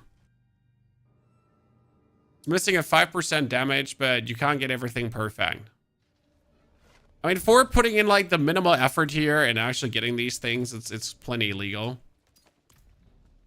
Okay, what do we want to masterwork? I guess we want to masterwork the Crushing Earth, right?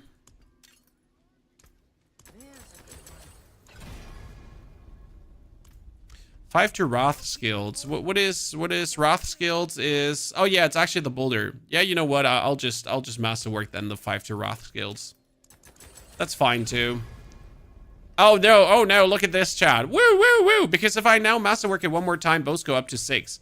So we got Boulder at 21, chat, plus 16 ranks to Boulder. And you know what we're missing? We're missing gloves with core skills.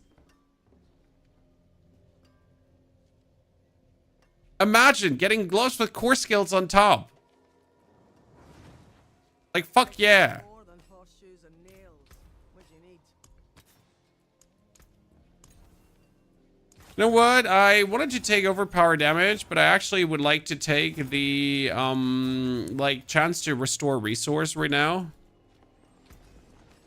Okay, I still need the chance for Boulder to cast twice. But I still don't have that. So how about we do... Oh, we do one more.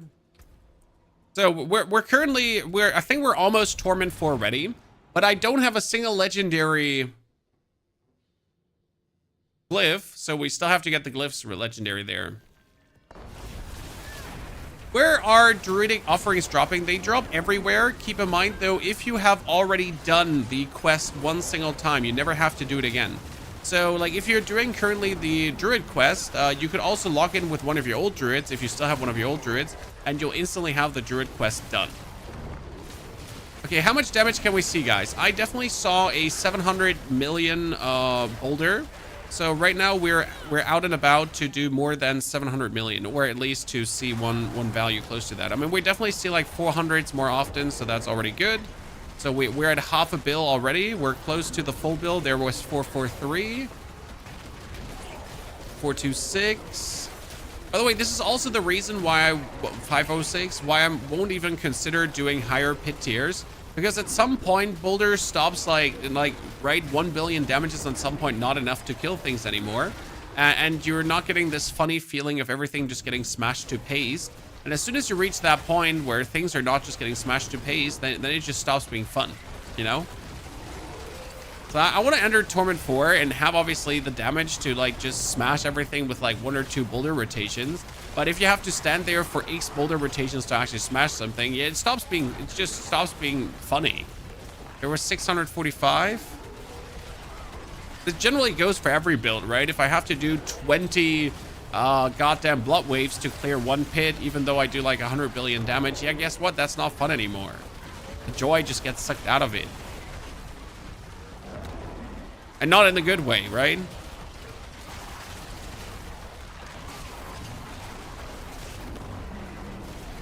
$766, ladies and gentlemen, on that guy. Guess we're doing the massive multiple super crits when we actually have the Petrify, because Petrify, yeah, 756. There we go. The Petrify gives like a massive damage bonus.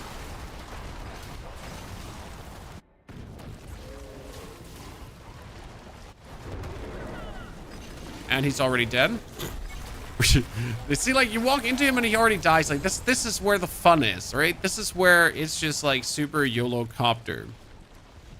Boulder to cast twice. Thank you. I was leveling up the Spirit Glyph first because I wanted to scale my critical strike damage.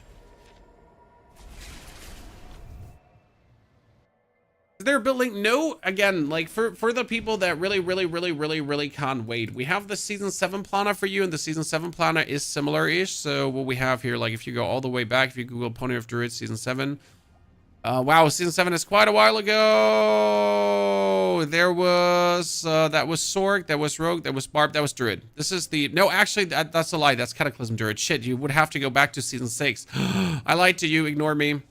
But the season 6 planner is still similar to what we're doing here right now. You'll have a planner at the end of the stream. If the stream is over, or as the stream is over, and I have to pick up my children, right? Then I'll be pretty much rushing to make the planner and put that inside the YouTube video. That you have the planner, and tomorrow you have the video with the explanation.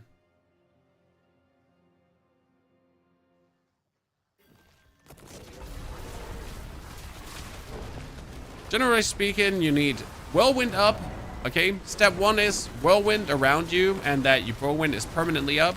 Then you need the Dolmen Stone, and then you need the Aspect that turns Boulder into a core skill. That's like the base setup. Then the build is already working. Now, obviously, you need to fine-tune it and squeeze out more damage and transform yourself into a bear for more damage. So, yeah. But so far, it's going very good. The best thing is, we could pretty much go into Torment 1 with Belial's I-Beam power. So with this one, that's how we got into Torment 1. And then as we were in Torment 1, we pretty much used the Belial's I-Beam power to kill 1 Varshan, 1 Duriel, and 1 Gregoire. Which is possible with the I-Beam power. You just press the button, they die. We picked up the unique pieces we needed, the Dolmen Stone, Vasili's Prayer, and Insatiable Fury, and suddenly we could jump into Torment 3. So from Torment 1 with boss powers only to Torment 3 in like 3 boss kills. That's how simple it goes. Like it's such a easy, convenient build to put together. It just makes it such a joy to play. Oh, by the way, Paragon chat, guys. For the people that have played, I mean, this is now my 4th character to 60, my 4th character towards Torment 4, right? My 4th character to clear Pit 75. How much Paragon points do you have?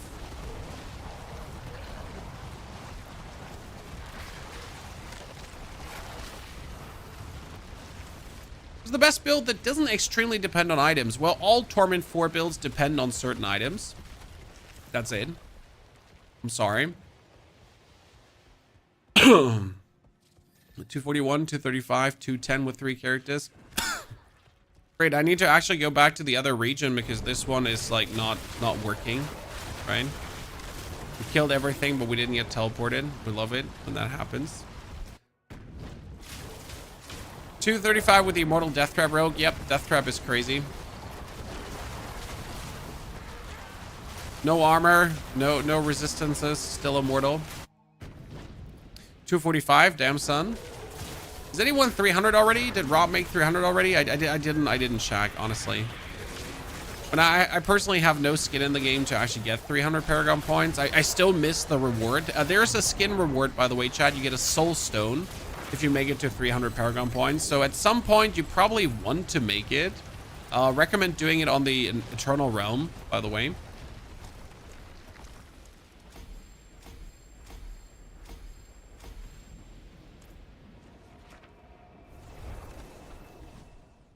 Yesterday I checked and it was 280. Wow, that's so crazy. And like if Rob isn't even 300 Paragon points, then the grind is taking a while. It's a soul stone. Well, you know these things. The soul stone from the video where Mephisto was caged. Well, I can show you, chat, because by convenience. This is a soul stone. It holds the soul of a greater evil, right? You should not put it into your forehead or into your chest cavity because then you might get infested by said greater evil.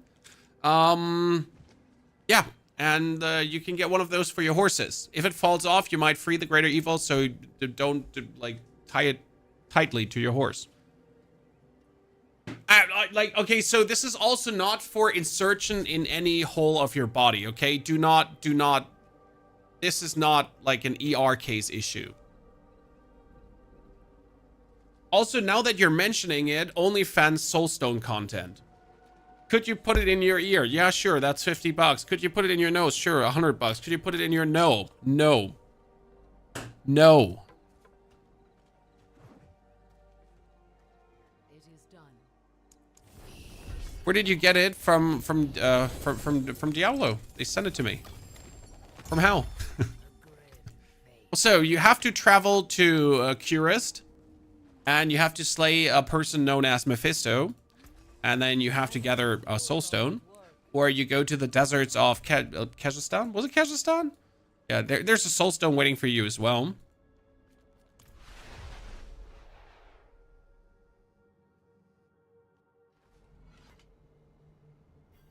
You say no, but all I hear is yes.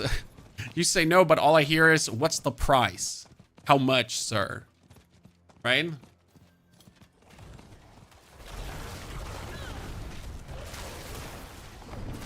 It came in a very fancy box that had some LED backlighting.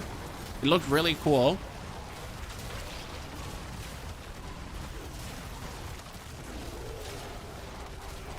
I mean, Diablo also sent me something funny. Have you seen the Mother's Day, chat? Have you seen what Diablo has been doing for Mother's Day? I actually sadly did not have time to make a video about it yet. They send out candles. But these candles are a little peculiar.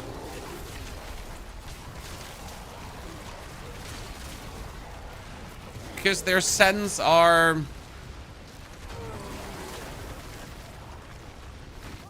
intriguing.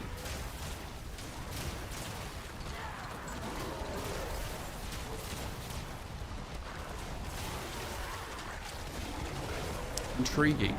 I have actually not lit them up yet.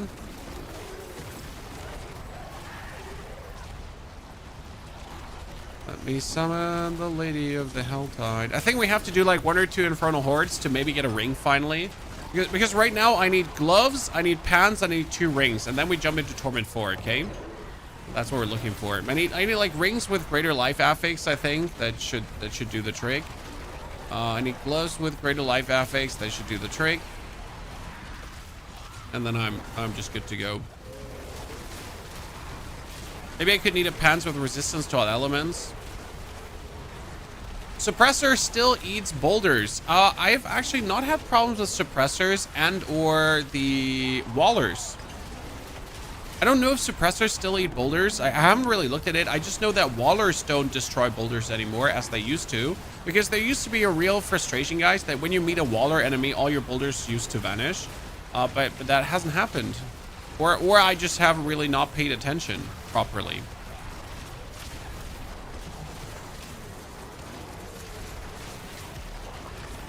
Please tell me they didn't partner with Gwyneth Paltrow in the candles. No, I mean they're just Lilith candles, mother's candles, you know, for mommy Lilith. Okay, I'm gonna put on another hard and just summon the whole thing, so I can pull out those candles. No.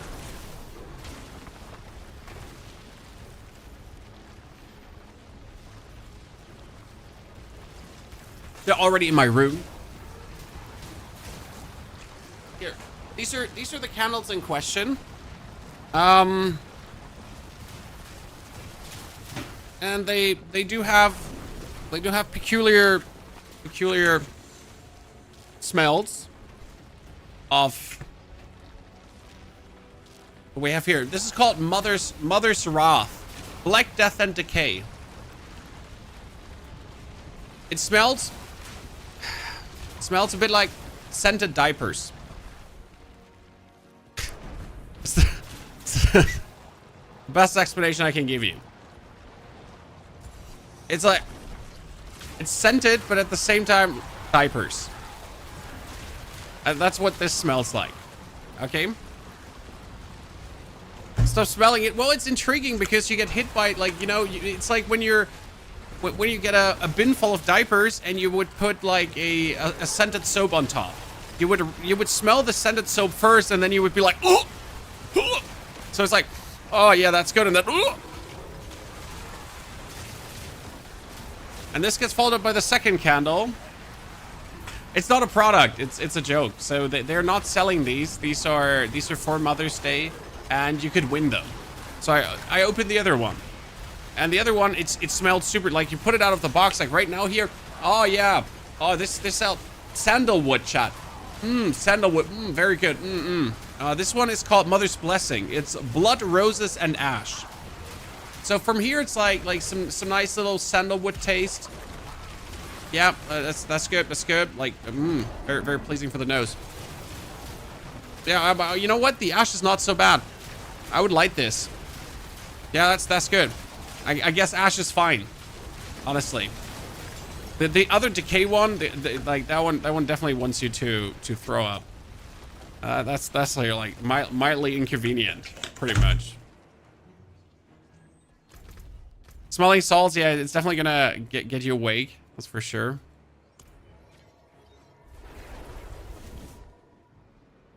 It's like, did I really smell it? Then, oh, exactly, cordial.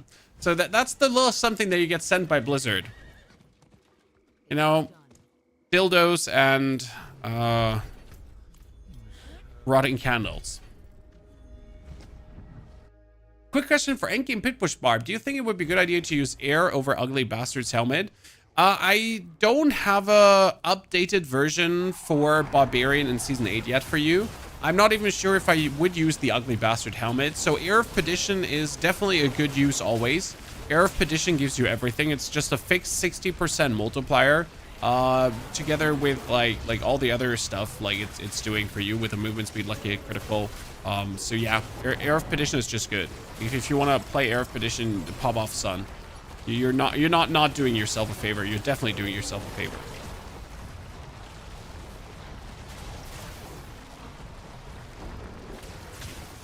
Yeah, people said that changing diapers would smell bad. That's a lie. Babies don't eat anything that smells bad in the beginning. The diaper bin, that's a problem when like everything is like soaked up. That's why we never had a diaper bin. We just took the diapers outside straight away. I never understood like the concept of a diaper bin. Well, I guess the luxury of living in a house and just having to step outside and like putting it in the trash bin instead of like living in an apartment and having to walk down a couple of stairs to get to the outside to get to the bin, right? So I guess lucky us there in that regard. Let's teleport here. Oh, there's a world boss. World boss in 10 minutes. World boss in 10 minutes, chat. If you didn't get your cash yet. World bosses still have a good chance to actually drop legendary runes. Might actually be the best one there. Okay, we need to try to get ourselves a Aspect of Moonrise. We need rings with greater affixes, okay? As I said, rings with greater affixes. Oh, a bunch of Masterworking caches, I guess. Yeah, we're gonna do Infernal Hordes now. Sadly, it's only tier 3 Infernal Hordes. Like, I don't think I could do a tier 4 Infernal Horde yet, right? Or can I do with like 500 million hits? Can I do tier 3, tier 4 Infernal Hordes? Or do I need to do billions for that? I feel like I still need to regularly do a billion to feel good in tier 4 Infernal Hordes. Right? If you're not hitting for billions, it's just not going to feel good. Sad to say, actually. So I'm gonna knock out some tier 3s. Does anyone want to do tier 3 Infernal Hordes, Chan?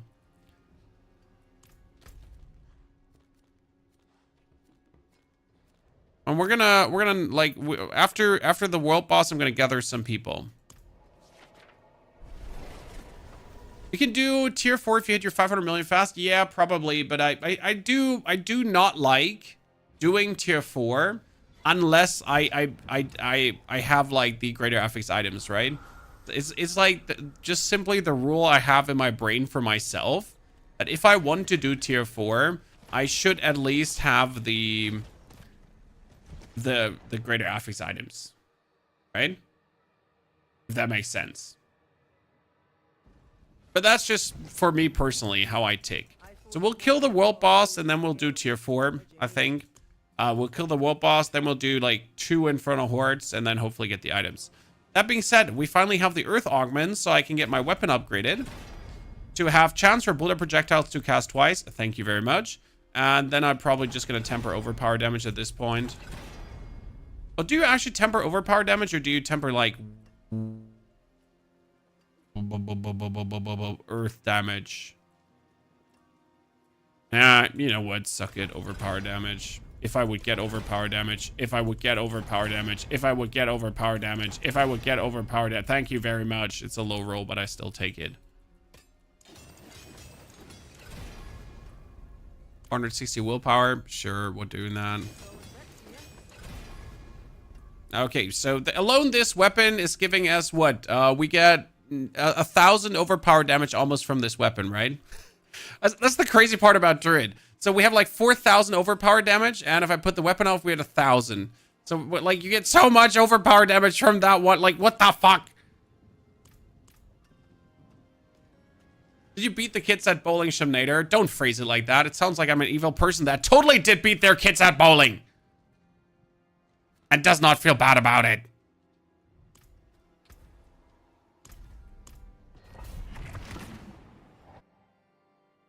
I also do beat my kid at air hockey. But I do let her score a few times so she doesn't feel disencouraged. You know? I'm not that kind of father that can't lose a game.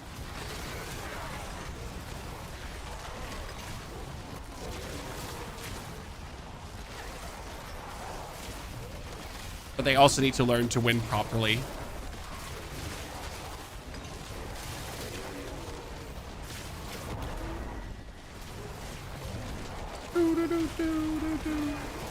Ah, perfection. Yeah, teaching kids how to lose net positive. Well, like, right, you can't let your kids just win. That's bullshit. That makes no sense. Like, a kid doesn't learn anything from only winning. They need to properly lose and get over the disappointment of losing. But they also need to be, like, celebrate the small victories, right? Like, already scoring is good.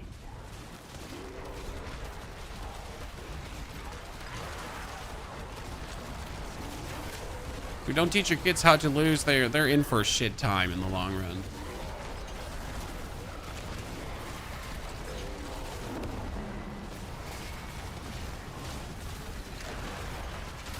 Okay, well, like we're overpowering enough to potentially. And that's another 700 million. Good. Like to see it. Like, my favorite part when an elite monster just vanishes with like one boulder touch, right? This is where the real fun is. See, all my boulders just get killed. Okay, so suppressor still killed boulders, Chad. You saw it there. I walked into that boulder opponent and like all my boulders just pretty much vanished.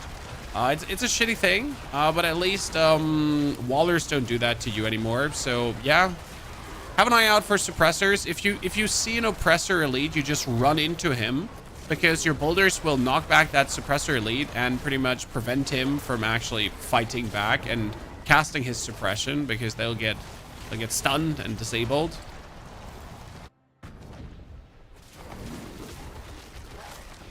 You're 24 and you want to be a dad sometime. Well, don't worry. I became a dad with 30. Wasn't interested before because it was too much content creation, 10 to 12 hour days. Well, actually, like more like 16-hour days and that kind of stuff. So having a kid before 30 wouldn't have been possible for me. So don't stress yourself. You'll get there sooner than later. Okay.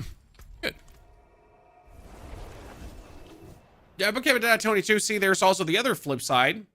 I did not want to become a dad before 30. The wife always said 30 is too old to have children. And now, like, you know, we perfectly had our child at 30. So, I don't know, make out of that what you want. Well, do I wait now for the boss or do I push another pit through? You know what? The world boss is in 3 minutes. If I can't do the pit fast enough, I don't deserve it anyways.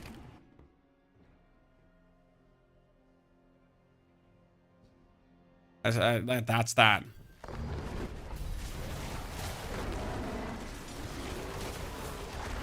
Both of yours are out of the house already. Hey, don't say that. My kid just turned 6 and it feels like she's gonna leave the house very soon. Like, sir, please calm down. That tiny human is just aging way too fast and growing up way too quick.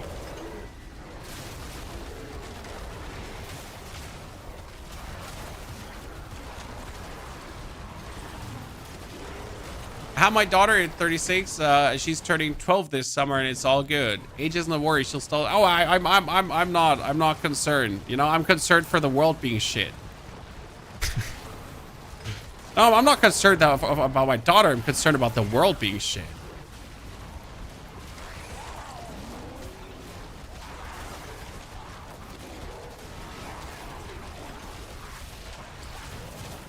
But all these other kids having TikTok since they're 4-year-old and having like a woefully shitty perspective of how the world should be or not.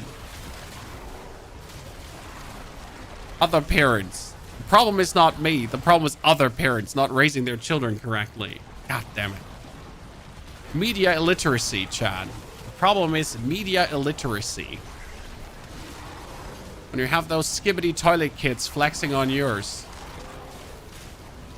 and trying to mock them, and they're just like, I don't know what's wrong with you, sir.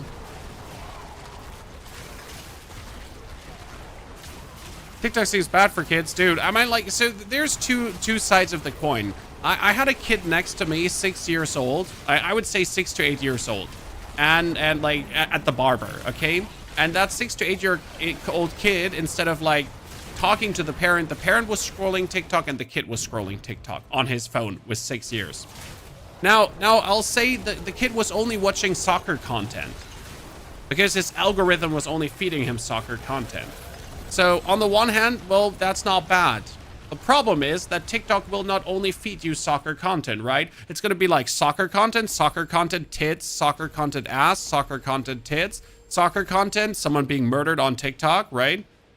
Someone being beaten up, like police violence, soccer content, more police violence, soccer, like that's the issue, kind of.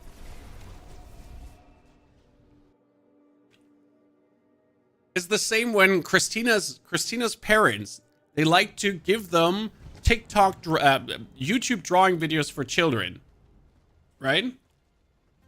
Which ain't a problem in itself, but they're not using YouTube Kids for that. So they Google like drawing content for children, right? Drawing for children.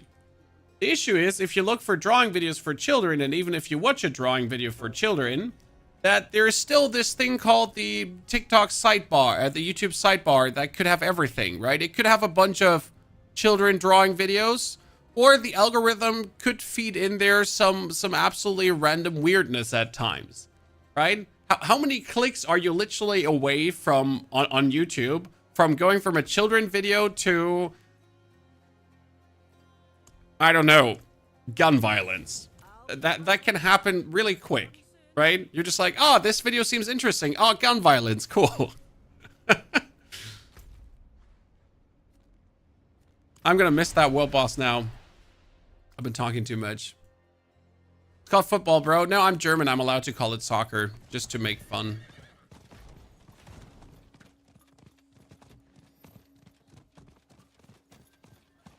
Come on, get me to that boss. I'm trying. Said I don't deserve it if I'm not fast enough. And 90% of tits are AI. It's very funny. So I have seen like an interesting Twitter post about AI OnlyFans influencers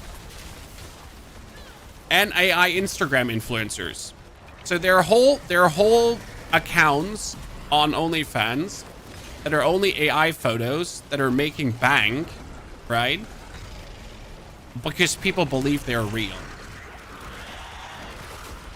It's like it's the next level of sadness. Okay, so like it's already like I don't mind people doing OnlyFans, right? Don't get me wrong. Because not the people doing it is the problem. The people paying for it is the problem. Okay.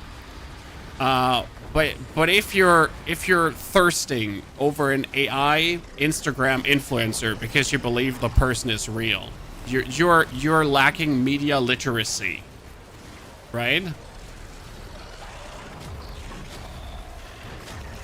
I am sorry. And if you're paying an OnlyFans creator, that's clearly AI. Then I'm asking myself, why haven't I created one, chat? Listen, why have I not created my personal AI OnlyFans account, and why am I not making bank? Okay, chat, the question is not like you know, what's wrong with the people? The question is, why am I not doing it? Chat. The game, yeah, exactly. I'm not blaming the people doing it. I'm not blaming the grifters that are making these AI Instagram accounts, AI OnlyFans accounts, right? They're doing the smart thing. They're doing everything right. They're doing exactly what they should be doing. They're taking advantage of people that are idiots. I can't even blame these.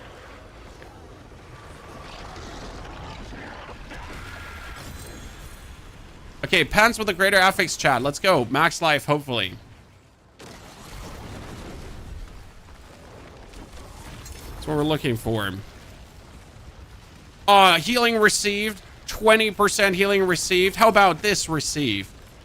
Seriously. Okay, who wants to do Infernal Horde with me? Chat. Wait, no, wait. Before I do that Infernal Horde, I need to do the Undercity. And we got you.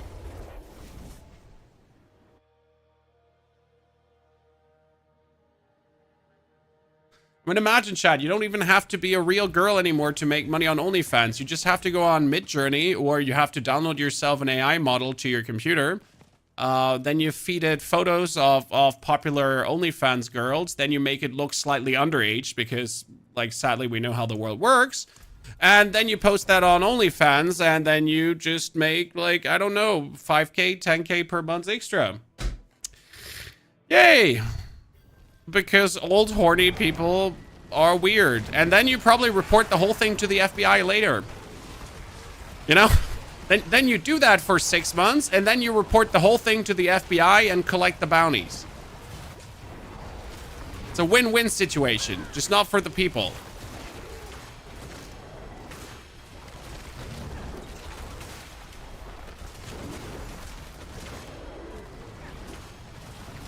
And that's not even the scam. They want to be spending money on unknown lady on the internet. AI or not, it shouldn't matter since they should know you won't ever meet the set lady anyways. Hey, Tomato, we don't have to talk about the parasocial relationship that anyways makes this possible, right? So yeah. The scam is not only the AI ladies, the scam is that parasocial relationship that the people are interacting with a lady that's not even real, that's AI, that they would anyways never meet, that they still throw money at because reasons unknown. Yeah. The real scam begins when you then activate the AI chatbot, because you know things that are called AI assistants, guys. So right now you could actually create a whole workforce of AI assistants. So I could create my own YouTube script writer, right? I could take AI assistants. I would pay like for this $10 a month, and I would feed him with YouTube scripts from popular viral videos. And then I would make this AI assistant feed me ideas for potential viral videos and also for potential YouTube scripts that he then takes out of Mr. Beast videos and all the kind of blah, you know, whatsoever. So you could do this. It's really easy to do. But the flip side of the coin is you could also create an AI assistant that is actually a lady that chats with people. So yeah, you create this fake OnlyFans account, and then you also create this AI assistant that would always instantly respond to anything that you're saying. So you create a fake image of a lady, then an OnlyFans account, then you feed that AI assistant into it, and then you just have it respond to anyone everyone says in a way you would wish it to respond. The ultimate catfishing setup. And then you don't even have to do anything anymore, right? That internet theory. Like, you could make a Twitter account that does the same. You could make an Instagram account and that's it. I mean, you would probably have to put a delay in there that it doesn't instantly answer, but yeah, sadly it's that simple. I mean, you don't even have to have a degree to make this. You just have to have times.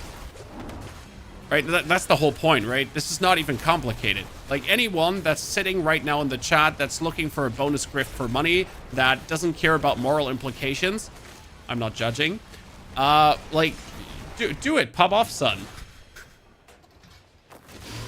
What did you walk into this morning? Interesting discussions, Hugh. I mean, we're an adult community. I mean, if you want to have skibbity toilet talk, like, go to Ninja, right? We're talking about fake AI influencers.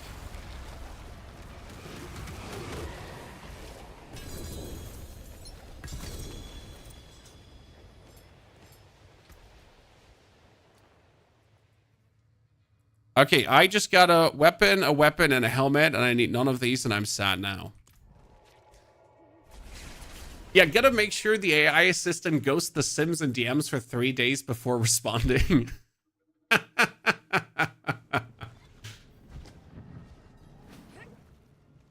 True. Good. Anyone wants to go for Infernal Hordes and Torment 3 for me? I think I'm gonna do 3 Infernal Hordes and Torment 3, then we're gonna jump into Torment 4, okay? If you would like to join, give me your Battle.net ID. We'll get you in. You don't need to have an OnlyFans or be a subscriber of the channel. It doesn't matter if you're on YouTube or Twitch. Just make sure that you're Torment 3 able. Okay? But I don't want to do tier 4. I want to do tier 3. Okay, Daenerys? I know we could do tier 4. I could just get a bunch of people for tier 4. That's not the point. You know, we're doing the proper progression. This is like how I vibe, how I feel.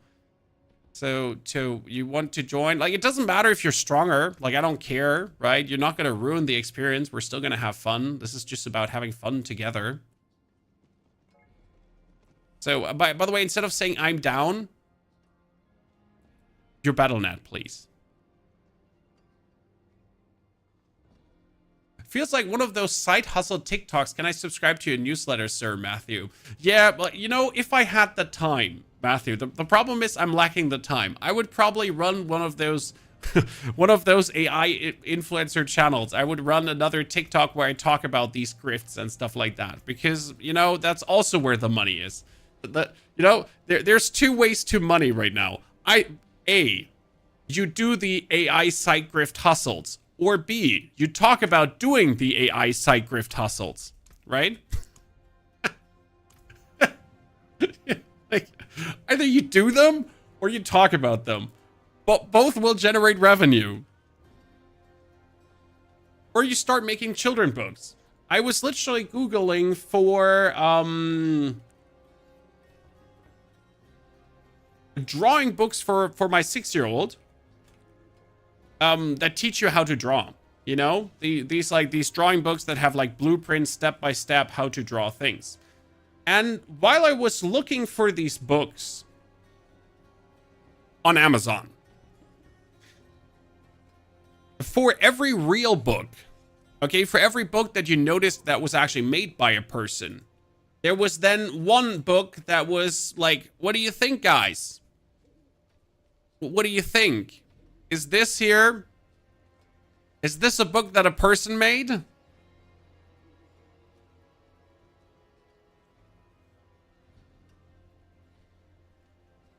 Or is this AI?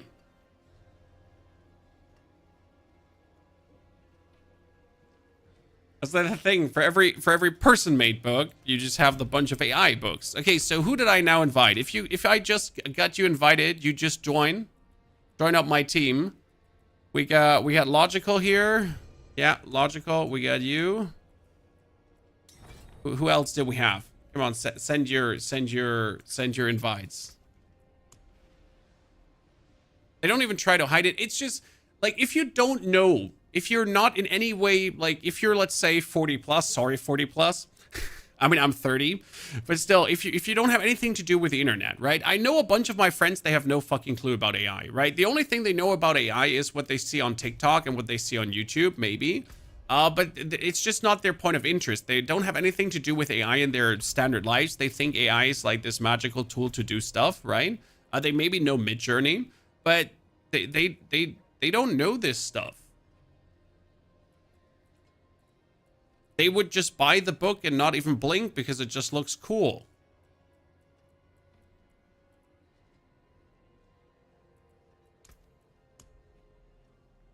So I mean, if you're not interested in computers, if you're not interested in, like, if you're not online, right? You might just walk into it. Right into the meat grinder.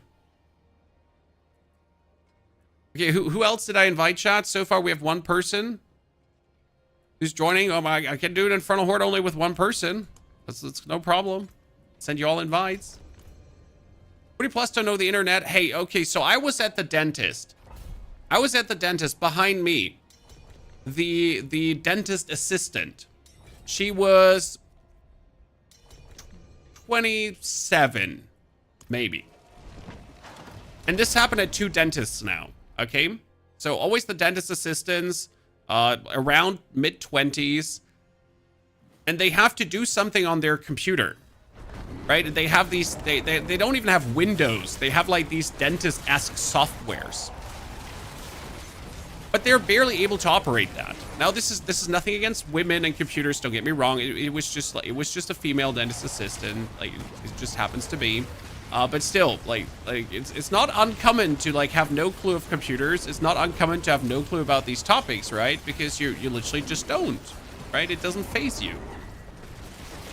But yeah, they were not able to operate their computers or software. Like, and if they run into the slightest, like, yeah, it happens. You know how dentist assistants are selected, do you? I know, still though. You would expect someone who does the job to at least know the basics of operating. Like, if I knew at 10 how to operate computers, and that was still new age at that point, right? If I see someone that's not able to basically use the basic functions of Windows, I lose faith in humanity. Italian Minister Lolo Brigida thought the Trump Pope picture was real. I mean, I thought the Trump McDonald's Pope picture was real. It looked pretty convincing to me.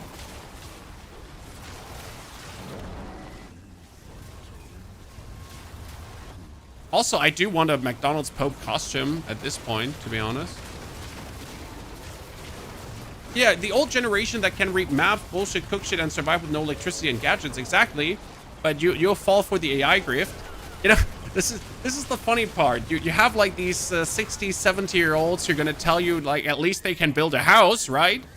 But then they're gonna go on Instagram and text that one girl who looks like she's 16 years old with ginormous tatas, who's obviously AI.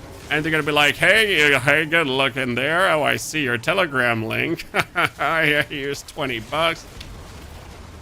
Slide in those DMs.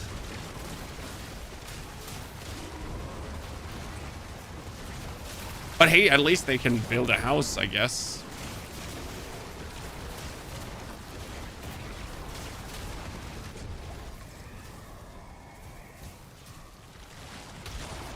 So then I'm just gonna have my AI influencer build the house for me. Hey, Chat GPT, how to build a house. So, like, first, you make that TikTok account of that fake influencer girl. Then, you grift all these elderly men. Then, you build a house from the money. Done.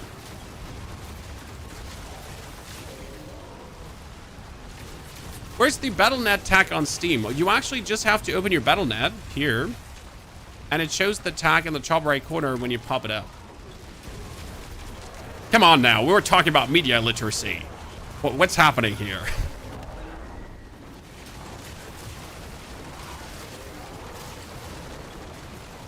Do we have to open that can of the worms again? Okay, our druid is looking good though, chat. We are doing the Infernal hordes now to get ourselves a hopefully gloves, pants, and 2 rings. Because I've been really struggling to get greater affix items despite doing the things that give you greater affix items, right? I mean, ultimately, I'll just waltz into Torment 4, I guess, and that's it. Dunzo.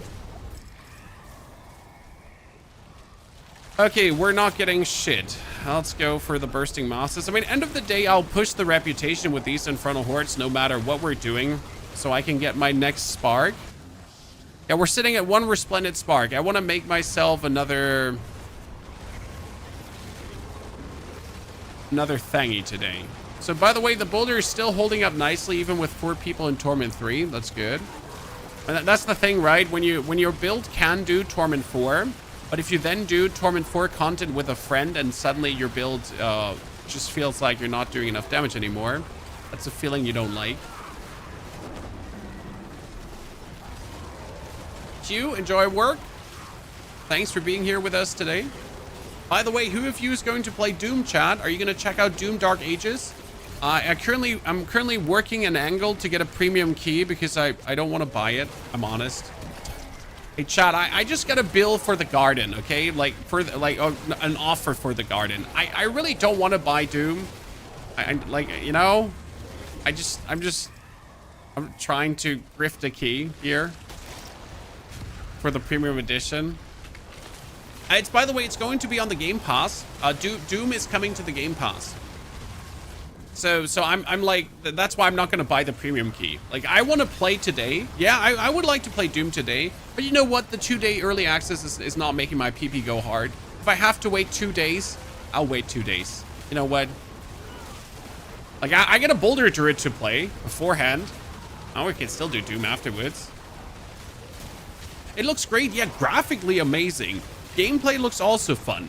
Because it seems to also be like a Doom where you can play Dark Souls Doom. Like, it seems to be a Doom where you can actually parry and then retaliate with a counterattack. Hello? I know this is not what people are looking for in a Doom game, but that there's merely the option to do that is actually pretty hot in my eyes. I mean, I don't need to play Dark Souls Doom, right? But I don't mind if I can.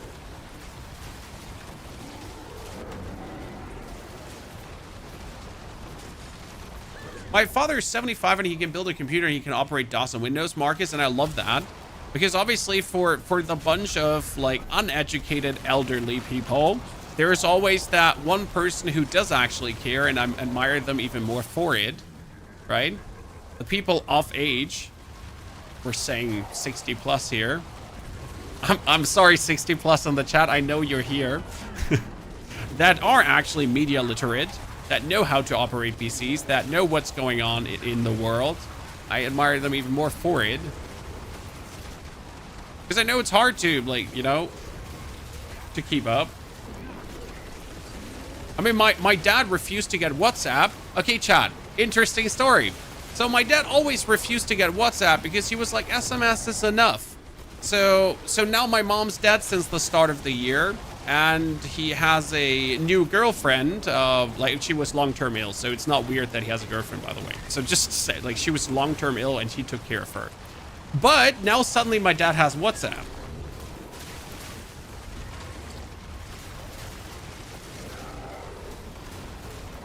Yeah, I guess it just needs enough poking to finally have a reason to get media literate. You know, that messaging app thingy. So I guess you just need enough reasons to become more media usable.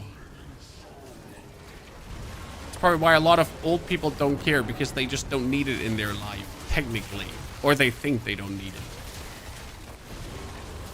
And we always wanted to get my granny a touch phone, because I think she would have been good operating a touch phone. When we did get my granny when she was 65, we got her a computer with a modem. Biggest mistake ever. Right? So we want to, like, when AOL was a thing and modems was a thing, and we wanted to be able to interact with our granny more, so we're like, we should get her a computer and internet. You know what? Biggest mistake ever.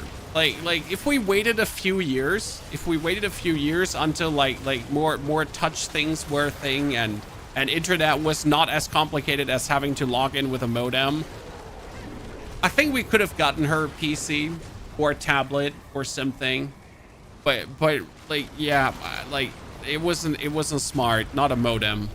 It was like, hey granny, you just need to log into the AOL thing with your modem, and then it's gonna make like and then it's gonna work. Yeah. My wife's grandparents are both on Discord now. They're 88 and 89. See, that's amazing. Like, imagine going online and your 88 granny whispers you on Discord, and it's just like, what's up, hun? And you're like, what's cooking, granny? I would love that. You know, that's perfect. I mean, I would have been happy to already send my granny just text, like WhatsApp voice messages instead of phoning. God, I hate phoning.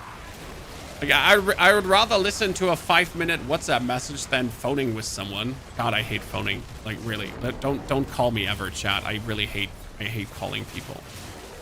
And I'm saying that as someone who's talking all day long. I just hate phone calls. God, I hate phone calls so badly. Like, literally, if an email can't solve it, like, I'm lost. What's wrong with calling? I don't know if it's my ADHD, if I have a childhood trauma. I don't know what it is, but I literally cannot stand phone calls. I have existential phone call dread. And I cannot give you a reason. I'll do phone calls if it's absolutely unavoidable, right? If I need to talk to my tax accountant about important topics, yeah. Like if something is really like if it's unavoidable, right? If there is like life or death situation. But otherwise, I can't do phone calls, and I don't, like, my brain prevents it. And if I can't solve it by texting or emailing or writing the Twitter support, you know, then the problem can't be solved. It's over. It's like I can't, this issue cannot be resolved. It's impossible. I'm sorry. Can't do it. Is the Respondent's Bar from Lilith only available? Yes, one character, one time per season. And Torment 1. I assume a phone call is always bad. I'm not sure if I've ever gotten a good phone call. Yeah. I mean, I remember my student times. We never had much money, the wife and I, right? We're scraping around, like making do, like plus minus zero on the bank account, right? And during student times, we encountered this phenomenon that actual mail is never good. No, mail is always builds. Like, if you open up your mailbox, it's always going to be a build. So, like, over our student time, you develop this dread that whenever you open your mailbox, you see a letter, it's never something good. Like, there cannot be anything good in your mailbox, right? It cannot be anything that's even remotely decent. Like, even if it cannot be a card from your granny, right? It cannot be birthday wishes. It cannot be, I don't know, you won in the lottery. Nah, it's always going to be negative. So to this day, mail stresses me out. You open the mailbox and you just know, oh, fuck, this is going to be bad. This is going to be bad. We're late on payment somewhere. This is going to be horrible. Even though we can pay all our bills, right? It's still the same feeling. You never lose.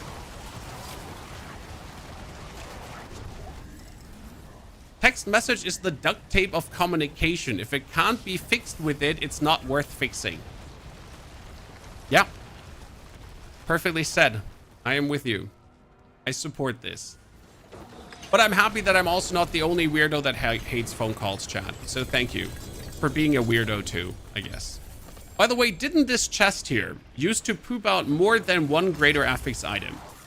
Like, I might be crazy, but I remember, like, getting 2 or 3 greater affix items out of this chest.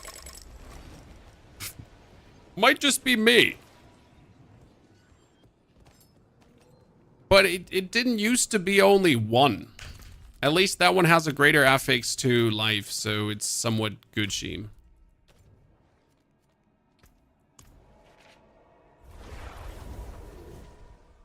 I'd be in tier 4. Not generally. Even in tier 4, they used to be like multiple.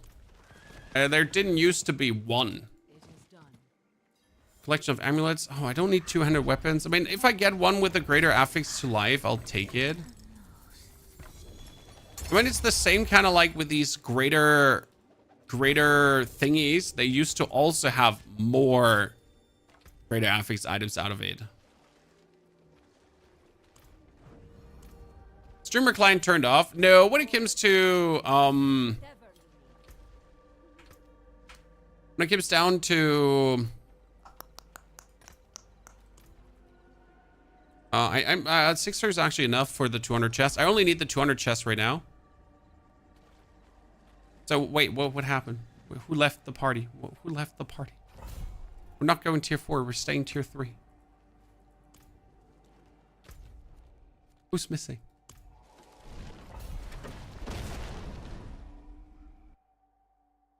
So we need to get this beautiful only 200 ether, right? I mean, if you want to join for another one, by the way, it's fine. Like I can do this solo. I just let you.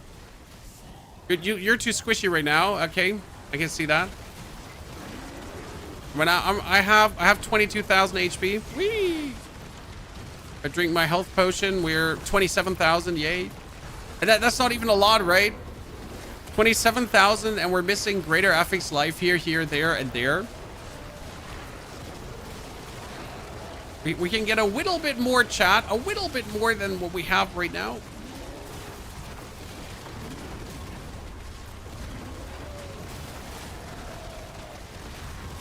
And then we're good to go. Boulder Druid seems to be the most fun. What I like about Boulder Druid, you at least have something to do. Right? You do these boulders and you keep casting these boulders and they keep like mashing around. With the Cataclysm Druid, it was always this like, look at your Zan rune. Then when the Zan rune is popping, you're then activating the Cataclysm. And as soon as the Cataclysm is activated, you just run around and that's it. Now, it was fun to play that once, right? I really had fun doing the Cataclysm build, but like it's probably one of the most hands-off builds there. Like you then just walk around. Every now and then you hit a basic attack. Every now and then you use one of your defensive skills, but that's kind of it. Right? It just feels like you're not doing anything. I just started the game 2 weeks ago. Is there a way I can specific unique items that I need, or do all the bosses drop random loot? Bosses drop specific loot plus random loot. So Gregoire the Galvanic Saint will always drop a certain uniques, plus the uniques from all the other bosses. But he's more likely to drop the uniques that he's actually able to drop. On max roll, there are boss loot tables. So if you enter actually max roll unique drop tables or boss drop tables, you'll get to see what each boss is dropping, more likely. Because it's not a 100% thing, it's a more likely thing. Unless you actually go for Uber Belial, so the big Belial, and then you'll get the items from the boss reasonably often, or only. Try to do higher pits and you get one shot by the tier 90. Honestly, tier 90 is an absolute drag.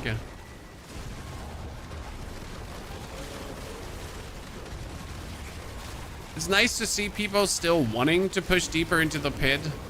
Like a lot of my fellow creators, they're pretty much just playing one class instead of playing multi-classes and then just trying to go deeper into the pit. But holy hell.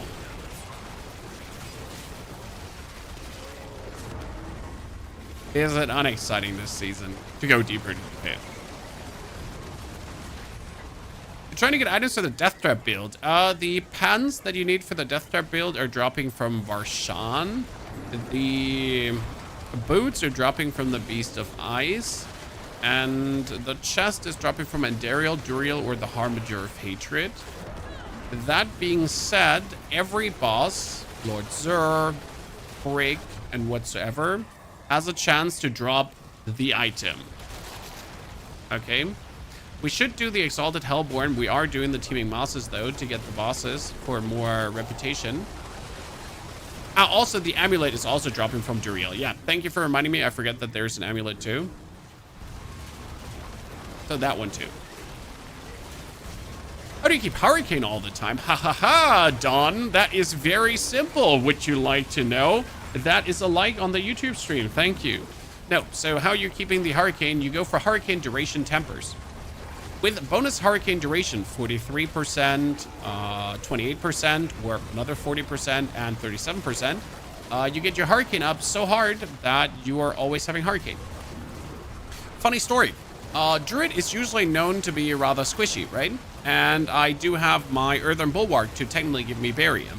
But you know what? You don't actually have to play Earthen Bulwark for Barrier, chat. You know what you can do?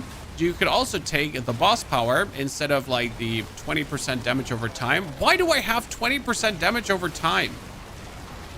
Goodness Christ, I didn't even fix my boss powers. Great, I can do more damage. So, what you can do is you can equip the boss power called, blah, blah, blah, blah, blah, blah, blah, blah, blah. What is it called? Here. When I gain Barrier, when I get Fortify, I also get Barium. Because now what's happening is then when I actually get Fortified, that I also get Barium, so I'm also fully buried up at every given point. So we have 27,000 life and we have 27,000 Barrier at any given point. Because if I do damage to like crowd controlled enemies, or if I do damage with Earth skills, like here, your Earth skills are now also Werebear skills and fortify you for 3% of your maximum life. So that means that whenever my boulders around, I fortify. Right? So I cannot die.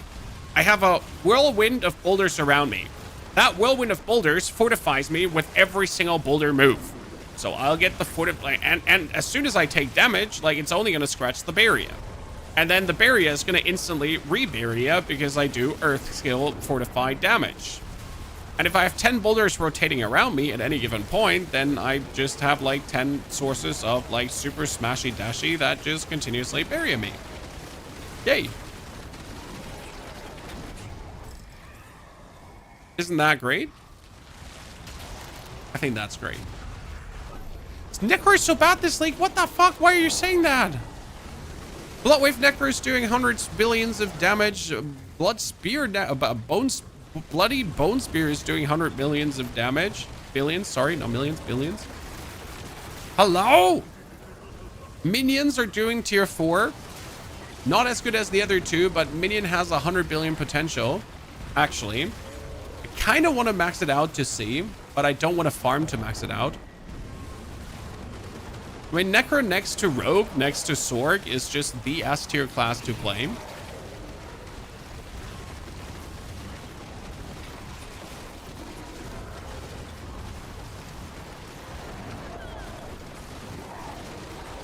I mean, don't get me wrong, but saying Necro's bad just shows that you need to watch some more videos on how good at Necro actually is.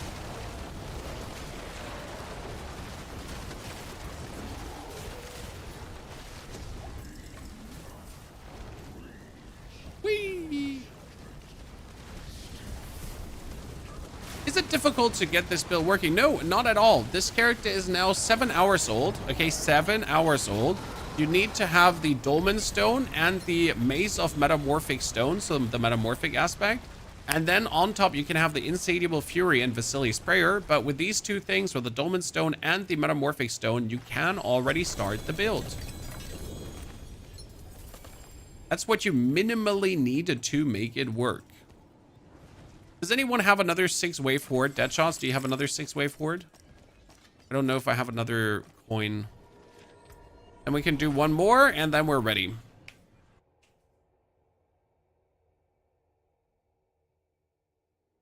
All S tier lists have 3 to 4 Necro builds. Yep. Necro being that one pesky thing that never gets old. Okay, another 6-0 horde. We have a ring, but we still don't need a ring, which is kind of sad.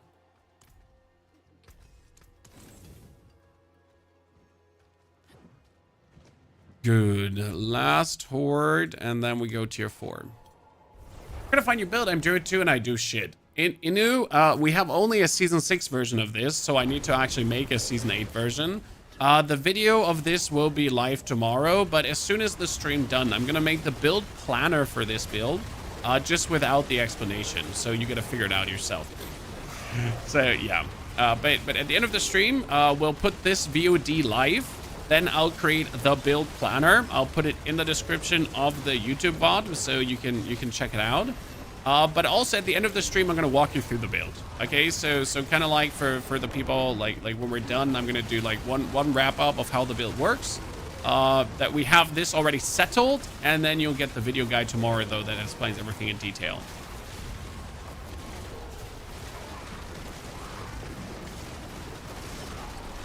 And Boulder Druid is currently the second strongest Druid build.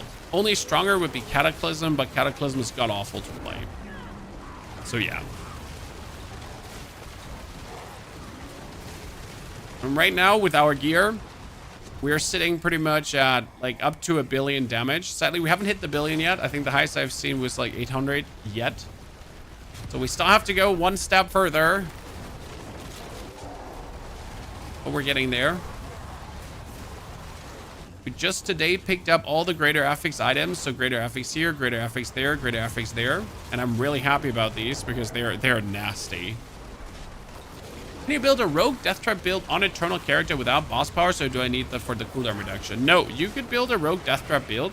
The cooldown reduction is only a basic 15%. It just makes it easier. It doesn't make it work. Okay. You should be able to build a rogue death trap. Yeah. On eternal. Should be possible.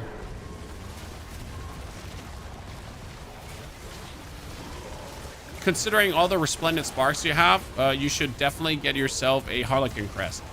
Alone that, like right on eternal, I have like 40 resplendent sparks or so. I could get myself a double greater affix, triple greater affix Harlequin crest potentially. I have all the legendary runes, so I craft like another 6 to 8 Harlequin crests, and alone that will make the build so easy to pull off. Okay. Necro's great, but slow. Yeah, I mean, Necro will never be a rogue flitting over the screen. Necro will never be a sorceress teleporting around. There are ways to make Necro faster, but unless we're actually getting a cool travel skill that allows us to travel meaningful, no. Technically, you can make yourself faster with Duriel's Burrow, because Duriel's Burrow is quite useful. Okay, what do we want, chat? We got the bonus critical strike chance. We got bonus damage to all elements, but do I even want bonus damage to all elements, or what do I want? Do I want bonus vulnerable damage, damage to distant enemies? What damage is Boulder even? It's earth damage. That's elemental damage, right? I guess that's settled then.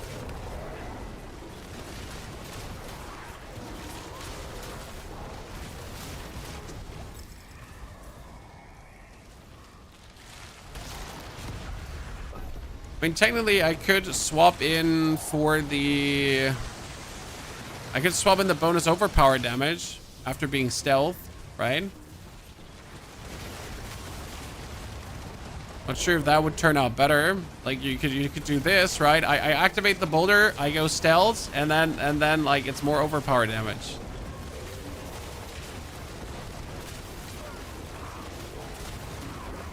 If that would even properly work. Yeah, Harlequin, Doombringer, and the Ring of Starless Skies is goated for the rogue. Exactly. That's what I'm saying. Like, if I would go on Eternal Realm, I could probably, with the things that I have in my stashes, like, I don't play Eternal, right? I just have random shit lying in my stashes. I could whip out a couple of Mythics that would pretty much just instantly allow me to play that Death Trap rogue. I have a Scoundrel's Leather flying around. It would be so easy. In D3, Necro had Blood Dash. There is so many skills that Necro could have that would thematically make sense for Necro that Necro doesn't have that could just be travel skills.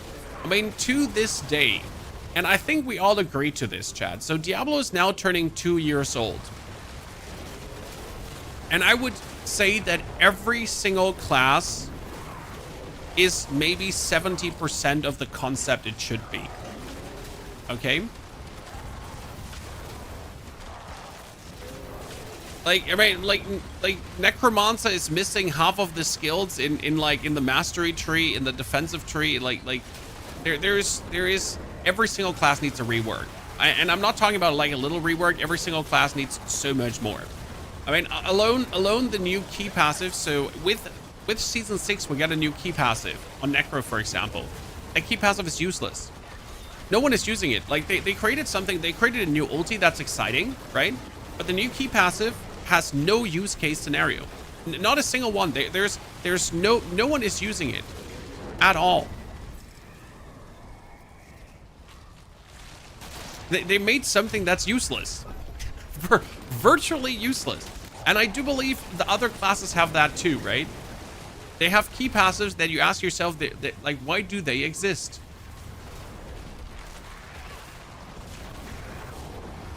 Like, why do you breathe?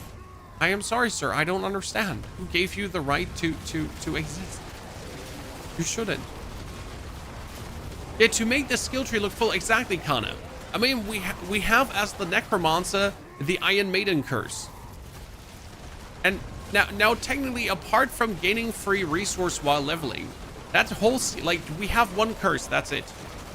Like the whole Necromancer curse concept has one curse, Decrepify. And the other one just exists to give you the illusion of an option. But that's what I'm saying. We need a full rework on every single class still. Like, I mean, going with Blizzard's way of doing things, at this point, we need a season of Necromancer, we need a season of Barb, we need a season of Rogue, we need a... right?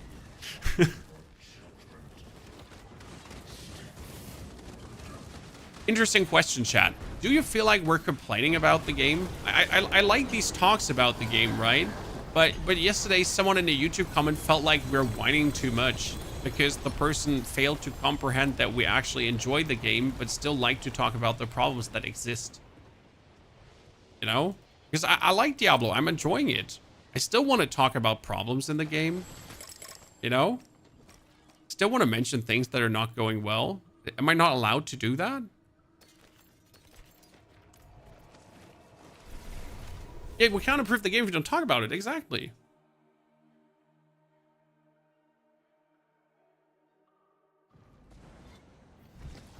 Okay, thank you, lads, for playing these Infernal Hordes with me. I got absolutely nothing from it. I got absolutely nothing from it, and I'm disappointed. What we're gonna do now is I'm gonna gamble for rings. Okay, chat, let's go. Greater affix ring, greater affix ring, greater affix ring. Let's go. Okay, so at least one gotta be it, right? So, oh my god, critical strike damage. I don't need that. That's willpower, sure. Yeah, you know what? That's willpower and overpower damage, so that's something. I could also take this one and re-roll the lucky hit chance into something that's not lucky hit chance. Technically, we need attack speed. You know what? Do I have an attack speed? Wait, let me check. Do I have an attack speed ring?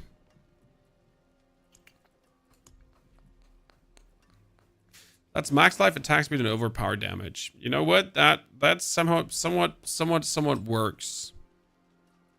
I would prefer a greater affix attack speed here, actually. So that because you need attack speed to cast your boulders like faster. So that's that. And then preferable, we could get willpower instead of lightning resistance. So I have like this willpower multiplier galore, so I think that would be better. That overpower damage is also going to be willpower. There we go. Do we want to temper?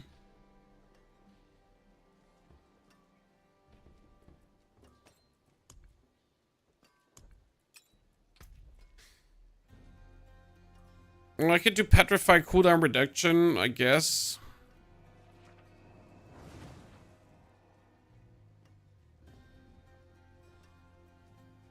Casting a Wrath skill restores primary resource. That's kind of funny.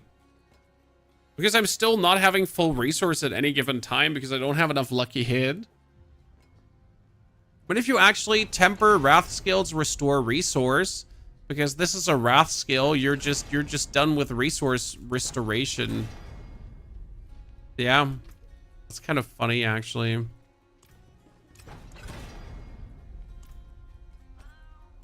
Can you temper that?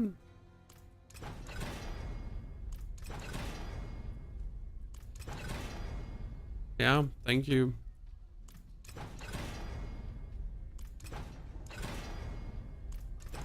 Oh, an overpower. Thank you. Okay, now we're having more life. And even more overpower damage. Good. So this has us like now sit at good XP and everything. I like this. We're going to mark that as do not kill.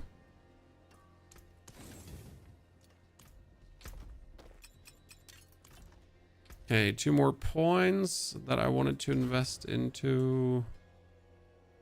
I have everything now. A pair of pans. Okay, what do we need? We need the aspect to be aspect of retaliation with my gloves. You know what? We can actually go for the conceited aspect. I was playing a different one, but I don't really use that one. So, and we can play.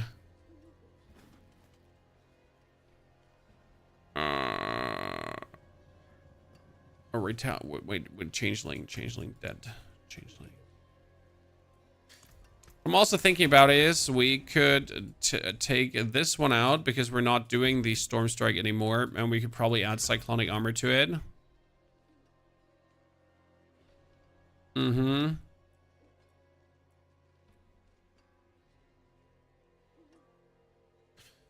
need these 3 points anymore as well. I used to need them to have my hurricane to be always like enough duration, but I can do cyclonic armor. Pulls an enemy so they knock him back and grants you additional 10% damage reduction. Yeah, sure. You know what? We can do that and just pull things in for the YOLOs and put that 1 point in here. Let's see how that feels now. That is Cyclone Armor. Has a cooldown. How long does Cyclone Armor last? It's like powerful winds surround you, granting physical damage reduction and knocking back enemies. Yeah, but it pulls in, right? There's 30% cooldown. Can you reduce the cooldown? It's fine. Greetings. How shall I guide my hammer? Yeah. We need to put in the armor things.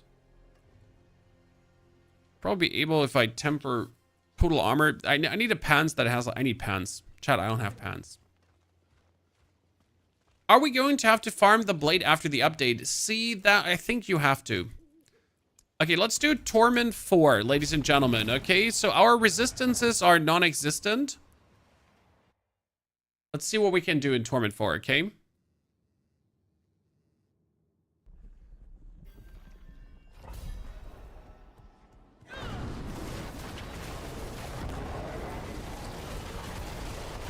Yeah, it's enough, I guess.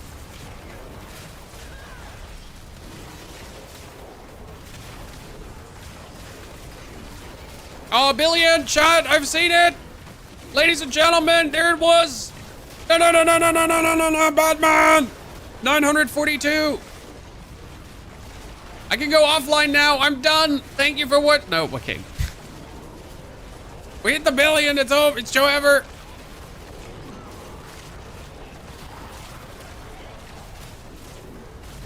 But like, see, that's again like my whole point about this whole build. Like, this is how simple it was. I mean, you have watched me now go like through like 7 hours of this, right? Character's 7 hours old, but that's it. And we're sitting there, we're doing the billions of damage already. We're like ready for Torment 4. We're just zooting through. I don't have anything like I don't have super S tier items, right? I mean, obviously I have bis items kinda, like by getting the willpower helmet. My chest piece is not even the best version it possibly can be, but it's a good version. My masterworks are the first one hit, the second one didn't.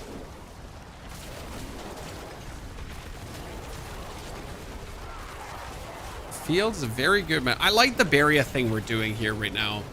You know, like we're lowering our damage by doing this, so keep that in mind, right? But we just get such a nice tool of survival on top. Because with this barrier, I right now don't have to care about elemental stuff. So usually I would now get resistances, right? I would make sure that my resistances are maxed out. But the barrier kind of makes it that you don't need to care about resis. So I'll just run around with the barrier from getting fortify, and that's it. Why this build instead of Cataclysm? Because Cataclysm is god-awful to play, and this build is way more fun. That's the reason. I think it's a pretty good reason. Okay, let's get our glyphs to 45. Okay, because we're doing the billion damage, and not a single glyph is 45. So how high do you think we can go, chat? What like I want to hear some predictions here, ladies and gentlemen. Do you think it's possible? Where do you think we can take this? We can definitely boost our life higher, because right now we're sitting at, let's see what we're actually sitting at. And we need to do pit 60 now, because 65 is actually needed to get your glyphs to 45 easily. Okay, we have 18k HP unbuffed in town with a potion. Sorry, with a potion. 28 chat. Not too high. We need at least 30. We're not happy. Wait, no, we actually have 33. Sorry, chat. I lied to you for personal gain, and like I don't know what I gained from lying to you, but I lied to you. Like we have 33. I forgot that we have the rune for 20% more HP. So yeah, I lied to you. Because I didn't want you to find out how much HP I really have. Streamer detected lying. Exposed.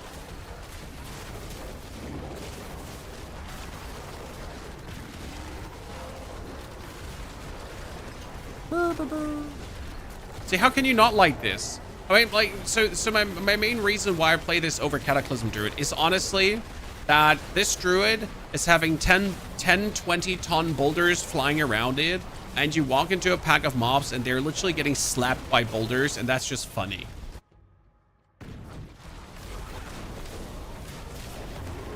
$20 billion, you're saying? Okay, I want to see 20 billion. I mean, at least double-digit billion today, okay? So we get the single-digit billion, so now we need to push it further.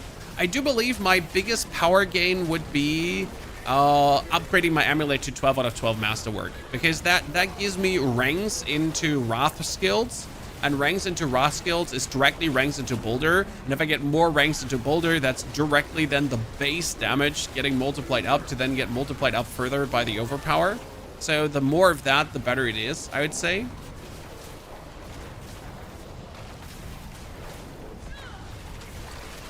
We still need gloves with core skills, because that would be like the important thing, because gloves can have to plus 6 core skills.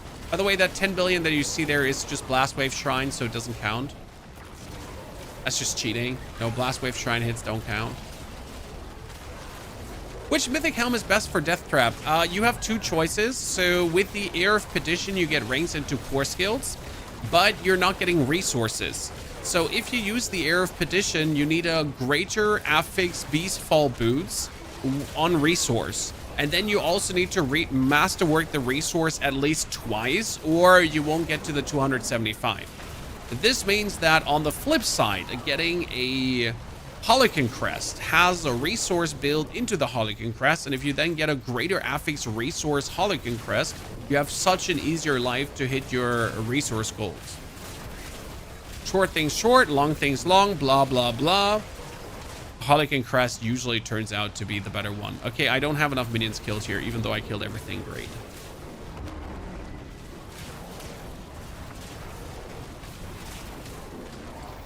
I was looking for GA core gloves. Cheapest I found was like 25 billion.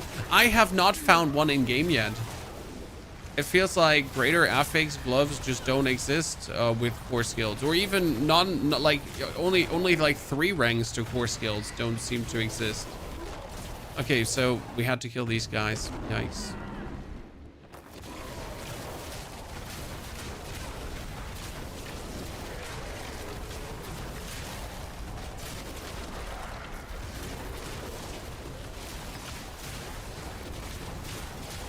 Whee! Good. I think I could do a 65 already. 1, 2. I don't want to upgrade this further because it would only +1. So it's 1, 2. Right? That's why I need to do a 65, because with the 65 it would be 1, 2 upgrade, 1, 2 upgrade. Should be pretty strong. I managed to enchant 3 core skills on 2 different gloves so far. I mean, I have core skill gloves on a different character. See, chat, listen. Come closer.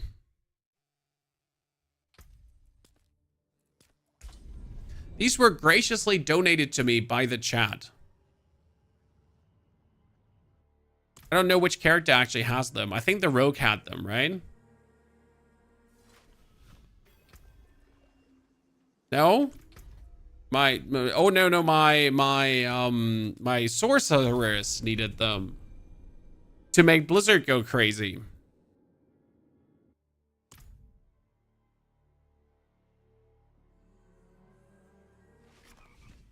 Here.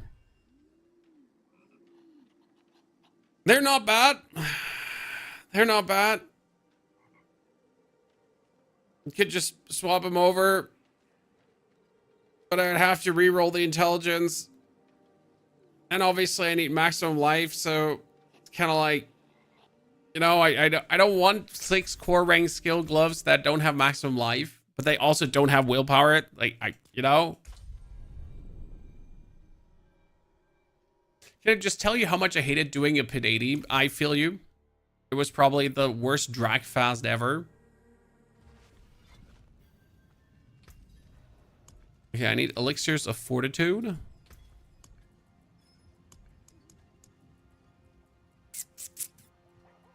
What time is it, by the way, ladies and gents?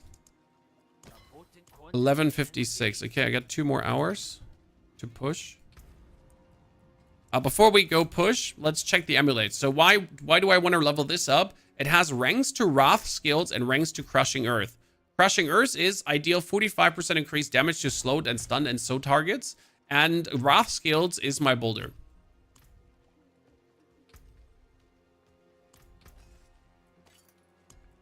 So getting this one to maximum masterwork is kind of a no-brainer. You know what? That's not terrible, but it would have been cooler. I thought also that the Crushing Earth would actually rank up, but it only ranks up if I actually hit it another time. These boots here, I need to reset until I hit the ranks to Boulder. At least once. Right? Because everything else is useless. Like if I don't have the, oh my lord. The problem is I don't have the veiled crystals to do this. Because it costs more than I can afford. Like, as you can see, I'm running out of veiled crystals here. But it wouldn't make sense to not get the ranks. Oh my goodness, I'm not getting the ranks into Boulder.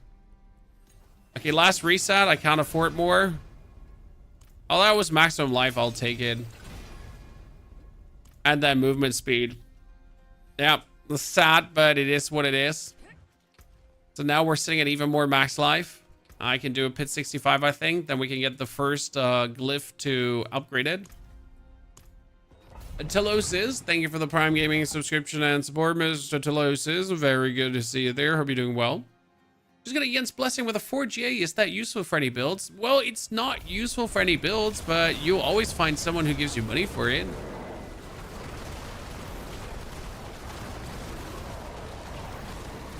When you just gotta find one person who's trying to max out things. That was by 5 billion hit, by the way. If I didn't see it wrong.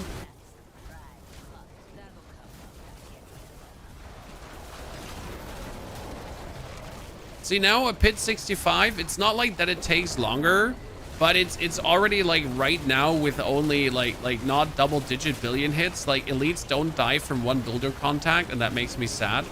Because it takes away from this fun fantasy of just smashing things like into smithereens.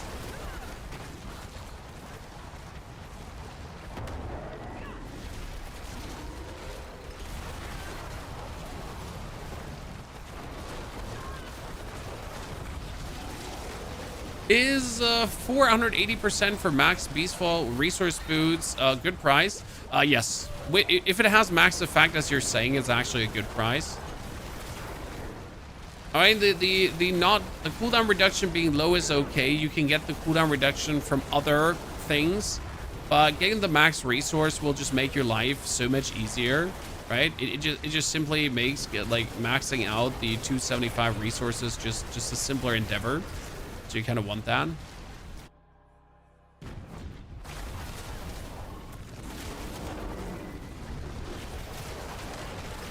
Oh, wow. They just got eaten there. Poor lads. Is the new Necro Summoner build really works? But always got me bored. Pomsky, I did throw the build together off stream. So I can show you the build. Anyone wants to see the Necro Summoner build that I just posted this morning? I can show you. Does it really work? Yeah, I mean, I showed you in the video.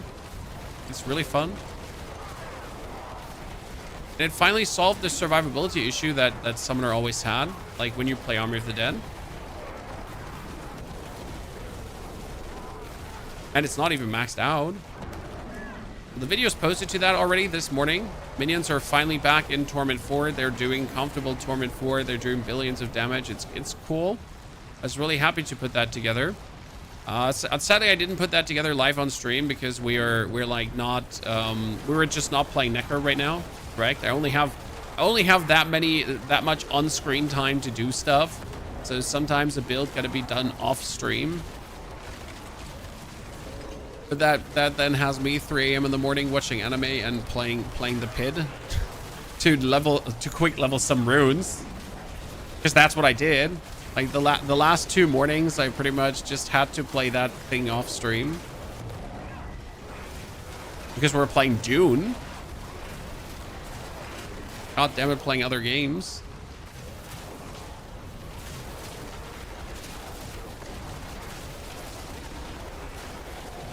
Okay, there was almost a 2 billion hit shot. We're getting closer. And at least I can do tier 4 hordes, I think, now. Should be able to. Now that we hit the billion.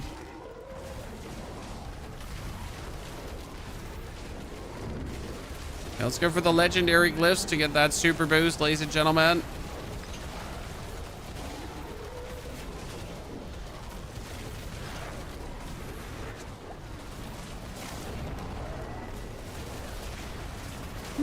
Oh, 2.2 billion, ladies and gentlemen. Sorry, had a moment. I'm good again. Not contagious. See, 1, 2, upgrade, and then 1, 2, and next turn we can upgrade that. So now we get overpower damage, another 6% bonus, which then brings us up to 6,000 overpower damage. Whee! Now we need to get our critical strike damage up as well, right?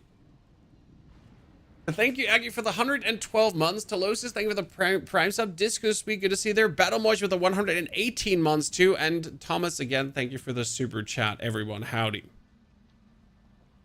Is 100 max for glyphs? Yes, but the most important part is to get them 45, because if you get a glyph to 45, you get that legendary glyph bonus. And technically, you don't want anything else. By the way, my glyph, my overpower glyph has 25 out of 25, chat. I haven't even actually maxed out this glyph. The same goes for my spirit glyph. It's currently sitting at 25 out of 25. I do believe we need to redo a little bit of the Paragon boards here as I just rushed through. Okay, let's finish leveling up the glyphs to 45. Then we redo the Paragon board, and then we see 10 billion damage plus. Does that sound good? I think we should be able to pull this through, right? I feel like bad right now. Like this doesn't look like what I want to have maximum, right? I want to have these things like cooking good. Okay, another 65. We're still in need of pans and things. Crazy Mage just writing me messages. I haven't seen it. Crazy am I? Thanks for the build with the minions. I have to get the weapon, but it works. Thank you. Oh, it works great. Like I like after this pit, let me show you the minion build. Sorry, I was so excited for hitting the 2 billion that I forgot about it. My apologies. So I just saw the 2 billion. I was like, I need to go another one. Okay, so after this, I can show you the minion build. My apologies. Oh, I got carried away. Do you have cooldown reduction masterwork on your amulet? No, Joey, you don't need that. So my hurricane is currently having 14 seconds cooldown, and it's also having like a duration of 18 seconds. So like you don't need that as a masterwork to actually make things work. The only reason you would actually want to have this as a masterwork is if you want to have Cataclysm up permanently. So this build can be played with Cataclysm to have things up permanently, but I don't play Cataclysm for a reason. Ashraf, first and foremost, thank you for the 20 gifted subs on the YouTube. Greetings to 20 more members on YouTube. Howdy. It's very nice to see you all there. So what we did is we tempered something on our rings called Wrath skill to give you resource. And Boulder is a Wrath skill. That means a Boulder costs 44 resource right now. But every cast of a Boulder gives me 22 resource back. I also get 10 resource per second, and I have a lucky hit chance to get resource. I don't think I actually need the lucky hit chance for resource anymore. As you can see, I am continuously just resourced out. I can hold down the Boulder button and just always Boulder. So I don't need Cataclysm plus the Mjolnir ring to do it. I can just do a complete normal temper on my ring, and I got it knocked out already. I got the resource issue under control, which always used to be somewhat of a problem for the build, but I wasn't even aware that the temper exists. Like that the Wrath skill giving you resource tempers there. And that one is so simple and so good. I love it. I'm spamming Boulder, as you see, and my spirit is just there. My spirit is not going down. And this is important. Why is it important that you can spam? Because you need to, every 6 Boulder is overpowered. Okay, so I need to go for 1, 2, 3, 4, 5, 6, and then there's an overpowered Boulder, hopefully with double cast. 1, 2, 3, 4, 5, 6, overpowered double Boulder again. 1, 2, 3, 4, 5, 6, overpowered double Boulder, right? So that's kind of like how you're doing things, how you're cooking.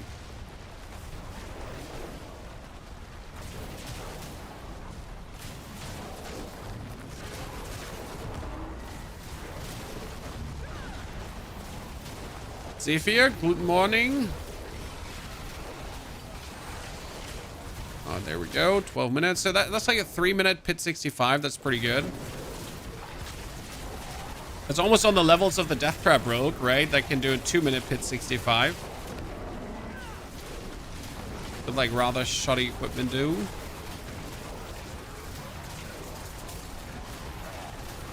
Why are we running? We have a glyph that activates on movement. The reason I'm running is because you know, like glyph activates with movement, so I'm gonna like kind of like move around to keep my HP up. With 35,000 by the way right now, chat. Hey, what the hell? What killed me? I mean, seriously, I don't know what actually killed me.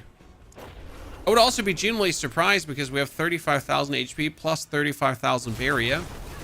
So I genuinely would like to know what actually killed me there. Right? We're literally at 70,000 effective HP. Like, I'm like, how? I mean, no resistances, yeah, is somewhat of an answer, but not the point, I guess.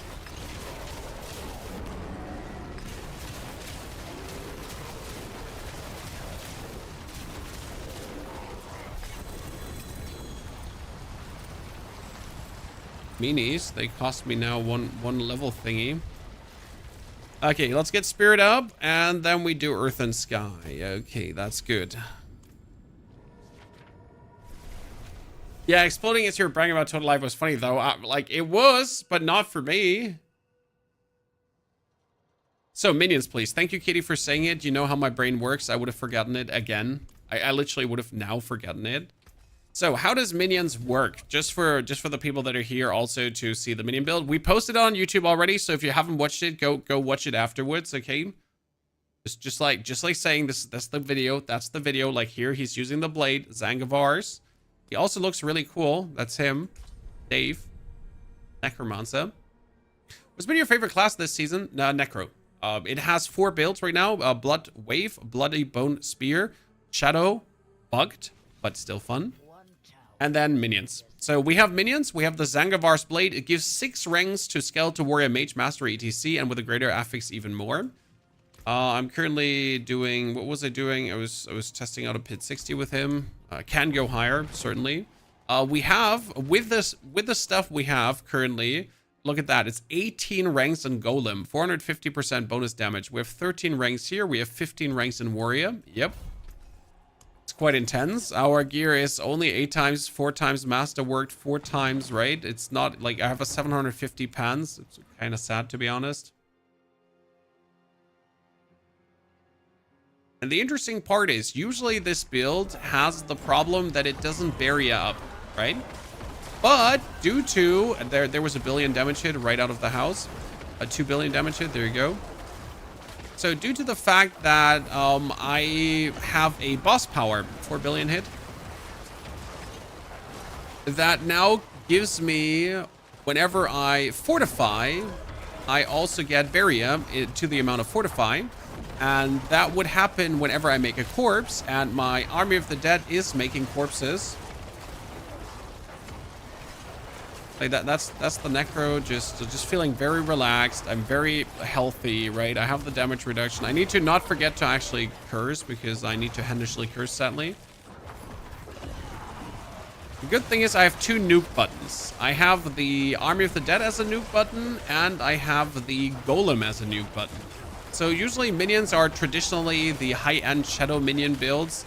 You activate Soul Rift happens automatically, then you don't do anything with it anymore. But right now I know I press Army of the Dead, boom, it's going to be ultra damage. I press my Golem, it's going to be ultra damage. So I do actually get 2 nuke buttons in a build that usually doesn't have any nukes going on, where you just stand there and you watch your damage unfold.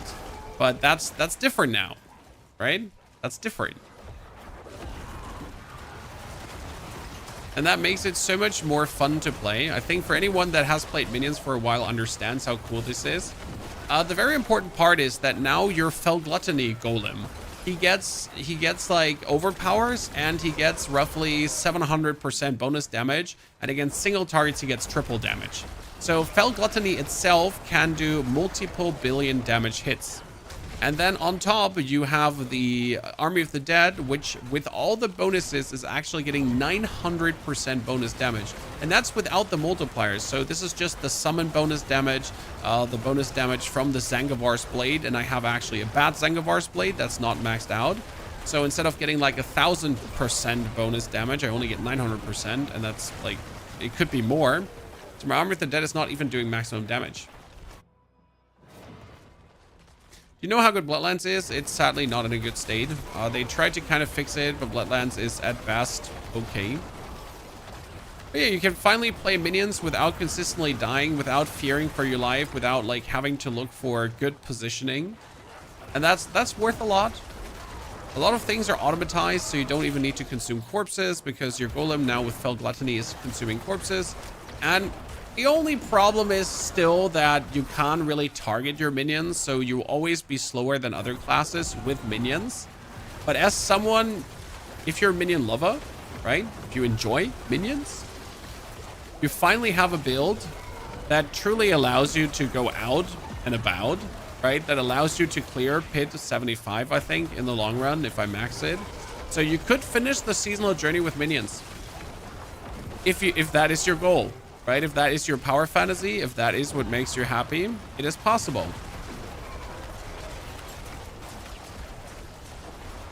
And my favorite part is they didn't make the new unique useless. Because this is sadly what happens often. They introduce a bunch of new uniques and they just turn out to be useless.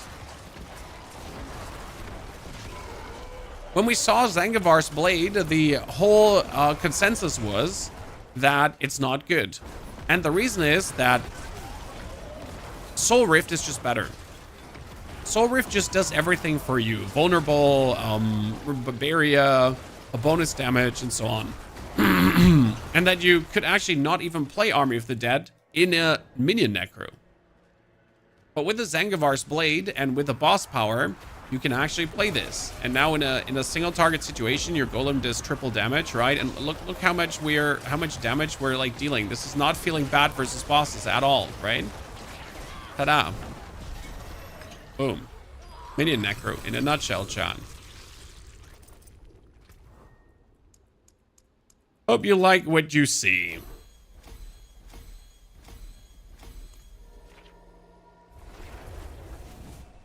And there's a buff coming to the blade as well. It's not a huge buff, okay? Well, what was the buff again? Let me look up the patch notes. Diablo 4. Who posted the patch notes? Patch notes.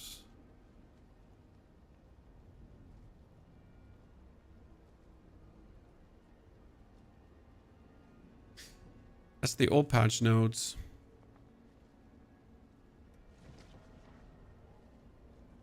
That's the new ones. Zangavar. It has the inherent bonus damage is increased from 60 to 400%. It's additive damage, but hey, still. Right? This is the inherent damage that the weapon has. So it gives you like here bonus summoning damage 60, and that's then 400% summoning damage. Sure, why not? Can it be viable just using the golem? It's a waste, Bravo, because look at this. The blade gives you skeletal warrior mastery, mage mastery, and golem mastery.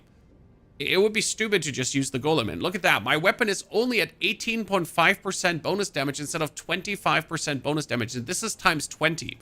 Okay, chat, you have to understand that this bonus is times 20. And if you have the 25, it's going to be 500% bonus damage to your Army of the Dead. And right now, I only have 400% bonus damage to Army of the Dead. Even less. I'm not even at max damage. I'm not even at max, like, and it's so good.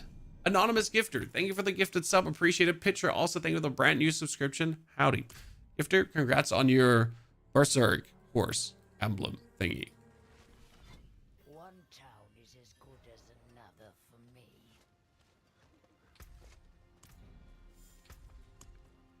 Okay, let's get the... What did we... Oh, no, we wanted to do Paragon board. Yes. Okay, let's reset the whole thingy.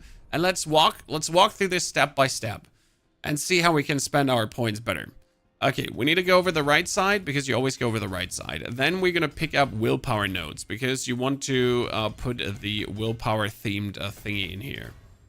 So that usually gets the headhunt glyph. Okay, headhunter. There we go. Then we go upwards. I'm not going to be spending maximum points. I'm pretty much going to spend the points that I need to spend. And then we're going to move forward. The next board was Earthern Devastation. Earthern Devastation gives us... Here, your Earth skills deal increased critical strike damage, increased by 20% of your damage versus crowd-controlled bonus up to 60%. And usually the board itself has enough to fulfill the requirements of that. Because you have damage versus crowd-controlled here that you can take. We can pretty much start on the side. We take the damage versus crowd controlled, right? You have also critical strike damage, which is really nice. So you would do good to just take all the additive bonuses. And you have even more damage versus crowd controlled. And we're going to be putting the Earth and Sky Glyph in here. The Earth and Sky Glyph boosts the magic nodes, so even more. That we could then get this bonus done, right? See, like with this selected, I do actually have everything cooking. And we get more Earth damage. We can go over to the side, pick up this, pick up the damage reduction, even though I don't think I need the damage reduction. And then we could get the bonus maximum life and walk out. While we still have up here, bonus maximum life. Then we would go into the Survival Instincts board. Survival Instincts, while in werebear form, you deal increased damage, or 45% when you're at full life. We're always at full life because we have the barrier, and we have increased overpower damage up to 25% for every 1% difference in current life between you and fortified life of the enemy, which we also always have going on. Now, we could take the damage reduction while fortified, and you could also take the maximum life, so that's going to be like, what do you want to take here? I'm not sure if there's a better way in or out of the board. It always feels a bit clunky because you got to take this maximum life. You want to have this maximum life. You don't want to have this.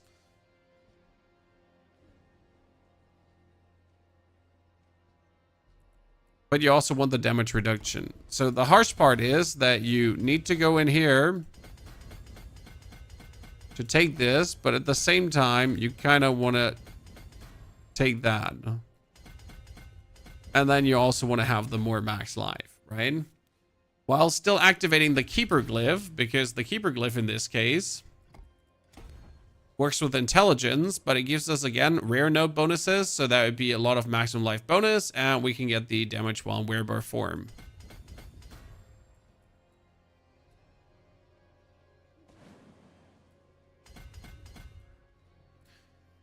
But you need to kind of pick up the intelligence, and then you would get this intelligence point and this intelligence points as we get this to 45. I mean, right now I can take these two if I need to, but it's like more points than necessary. We take the max life and you move out. This would bring us into the Heightened Malice board, and Heightened Malice would work on poison enemies close by. And here we would need to take the Spirit Glyph right now that works on dexterity.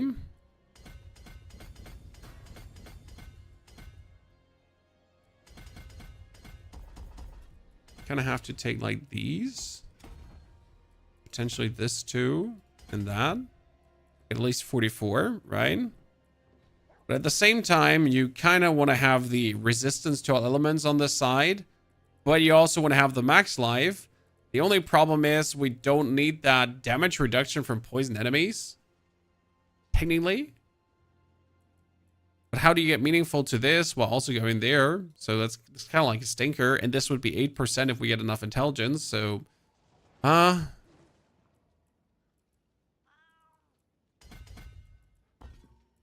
since there's dexterity on the way, I'm like better off probably going over this.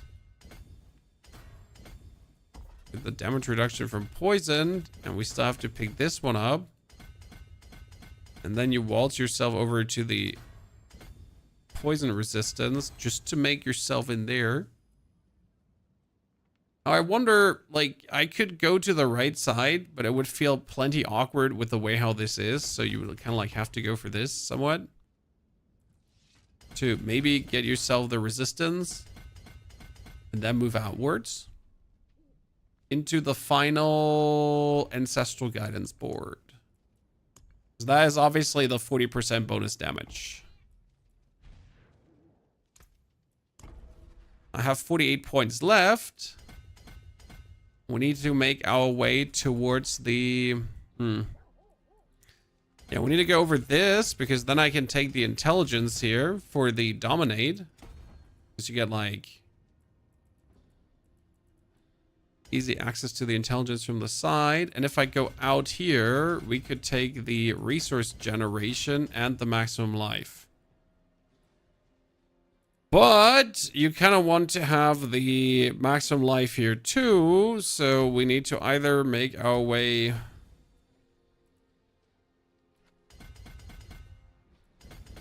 over the maximum spirit, pick this up, and then pick that up. It's all in all a slightly better board, but not a good board, right? Like it's kind of working, kind of okay.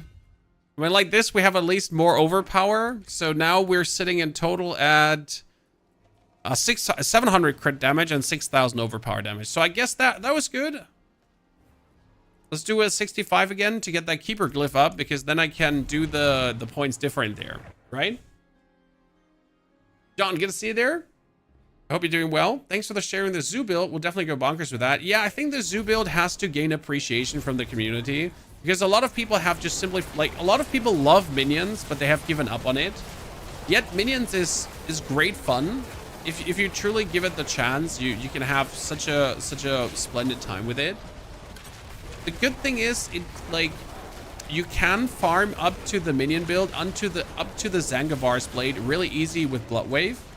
So right, you could just go Torment 1 with minions, then in Torment 1 you swap over to Bloodwave, you get your pieces together, and then you just in Torment 4 get the pieces for the Zangavar's blade build. Because obviously, like, optimally, you would want to have a Zangavar's blade with a greater affix, right? To the minion mastery. One of our community members at the start of the season offered me a 4 Greater Affix Zangivar's Blade Chan. That item would have obviously been perfect for us. I declined because I told him, what if you ever want to make the build that I'm cooking up? Right? It's like, sir, what if you ever want to make the build? What then? Then I took it from your cold dead hands, and you're like, you're gonna be sad. Like, I'm gonna post this build and you're like, why did I give this to Pony? Right, and then there's only hatred then left. We don't want to do that. We want you to like make the cool builds yourself with the cool equipment.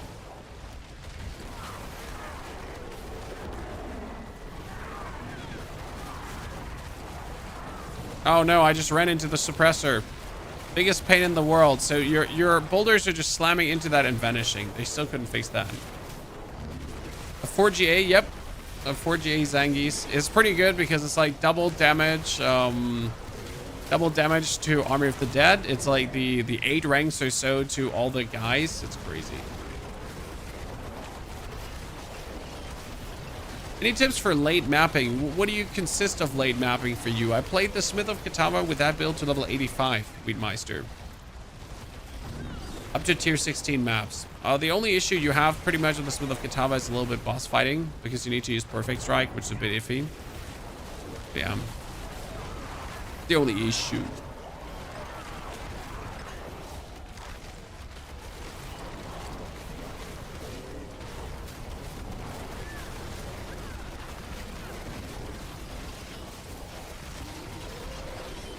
Keep getting 1 tower. You need more max life. It's usually the answer. You just need more max life.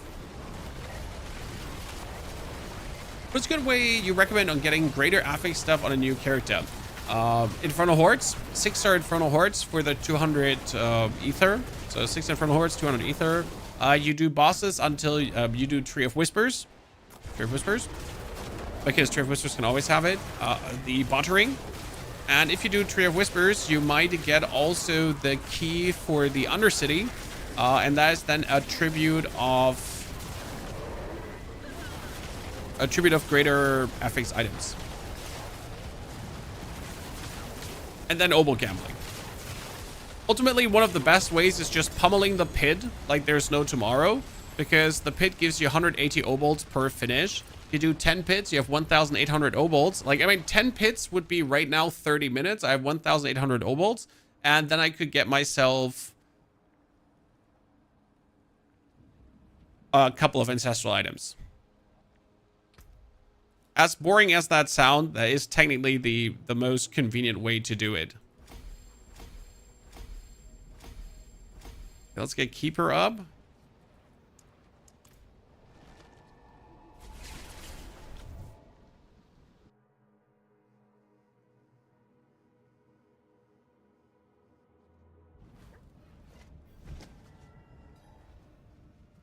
What?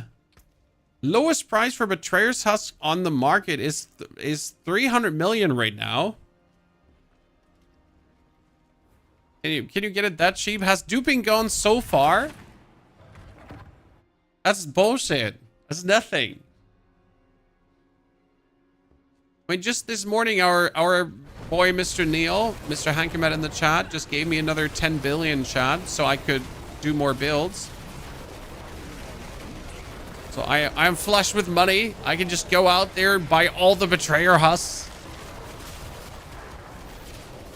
Do a full day of Mythic farming.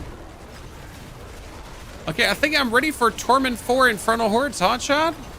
I mean, we need some more Opticide, so let me just get that one more glyph to 45, or the 2 glyphs to 45, and then we do an Infernal Horde, Torment 4, and hopefully hit that 10 billion hit.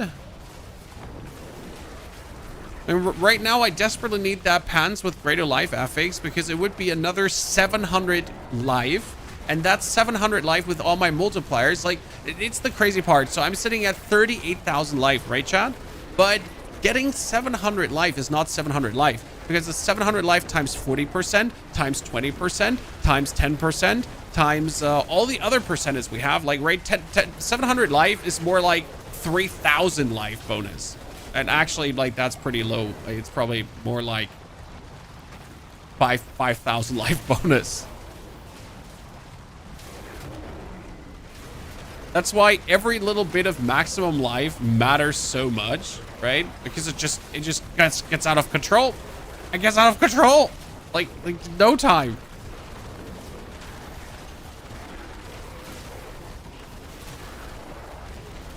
You know, get those pesky pens. Just a greater life FAs.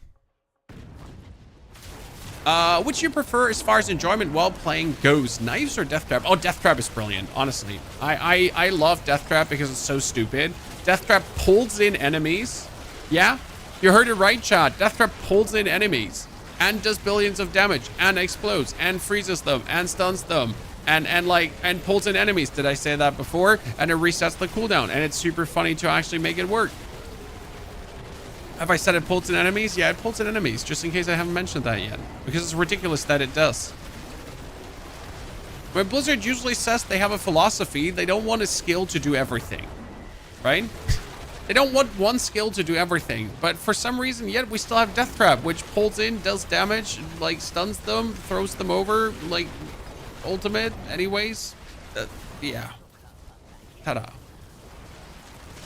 We don't want a skill to do everything, but there's Death Trap.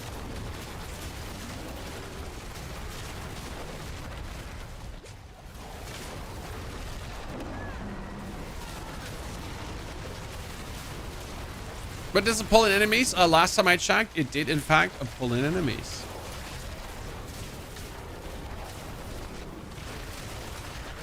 Like right now, you know what they added to Soul Rift? So at the end of the Soul Rift duration of Necromancer, Soul Rift fears the enemies. And you're like, but why? Right? But why? That's the last thing you want as a Necro, to fear your enemies away from you. And they're like, now we add this, but you know what Soul Rift does? It doesn't fear your enemies.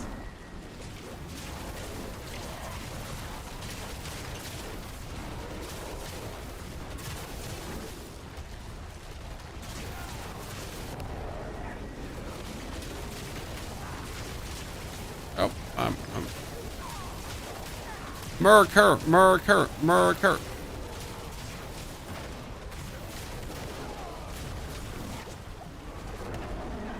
hit that overpower. Yeah, I was like, hit it now. Okay, we got 1, 2, 3, 4, 5. Okay, next term is 41, 43, 45, and then upgrade.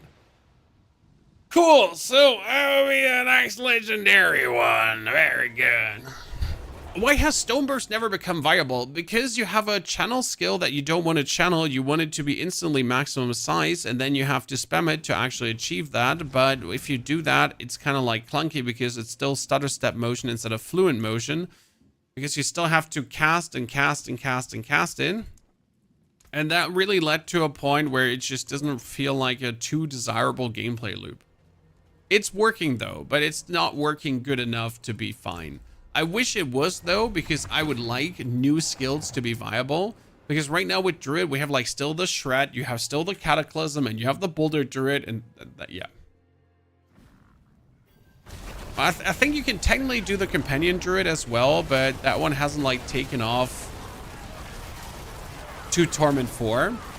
Because right now, let's be real, if we talk about viability, it needs to be Torment 4. I know, like, wait, question to the chat. Who of you is happy with Torment 3? And there's no shame in being happy with Torment 3.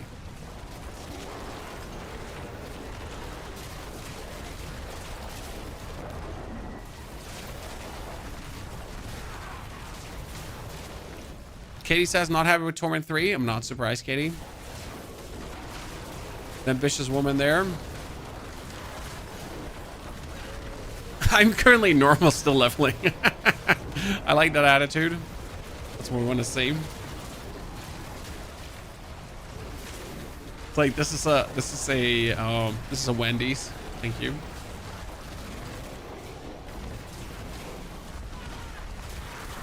That reminded me of the meme. So you know when people keep saying that Trump is playing chess and everyone else is playing checkers, and then you just insert the meme. This is a Wendy's. No one asked. I'm in Torment 3 with my Druid. What does Torment 4 offer me over Torment 3? More Opticide. The real reason to go the higher Torment tier is that you get more Opticide from doing Infernal Hordes. So you can Masterwork to 12 times Masterwork. That's why you do it.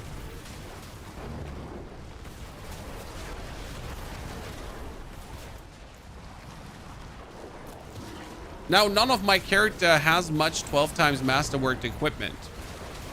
They're not all like fully Masterworked out. I mean, I have key pieces Masterworked out for the YouTube videos because they are the biggest damage boosters, but I am definitely not having everything like completely maxed out.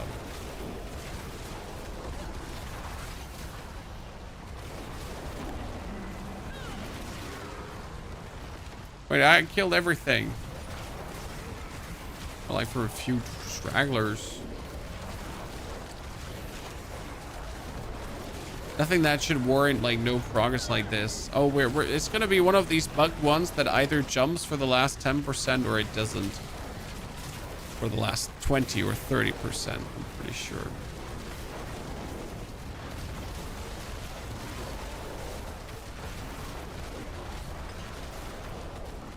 Is this like lightning ball? Yep, this is the new lightning ball sorceress. You're right. It's a very hairy sorceress, but you know what they say. I don't actually know what they say. Like seriously, tell me what they say, Chad. I'm 12, by the way.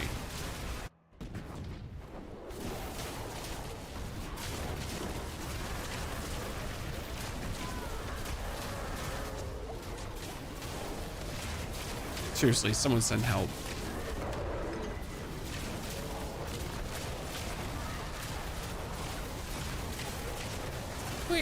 Oh, almost died there to that.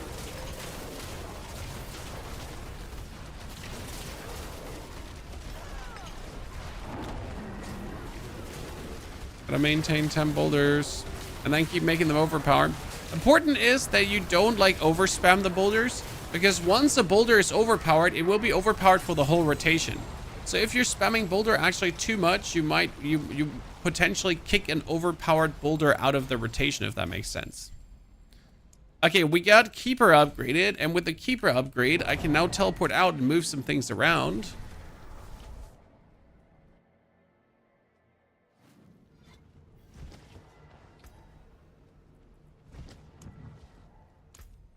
Because now we can go for this, where we had to move like our intelligence pins in a weird way. Take that. This and this. And I need to take the intelligence anyways, because you want to have a lot of intelligence for this potentially. Gotta rethink a lot of my pathings. There is... Could I... This is 1, 2, 3, 4, 5, 6.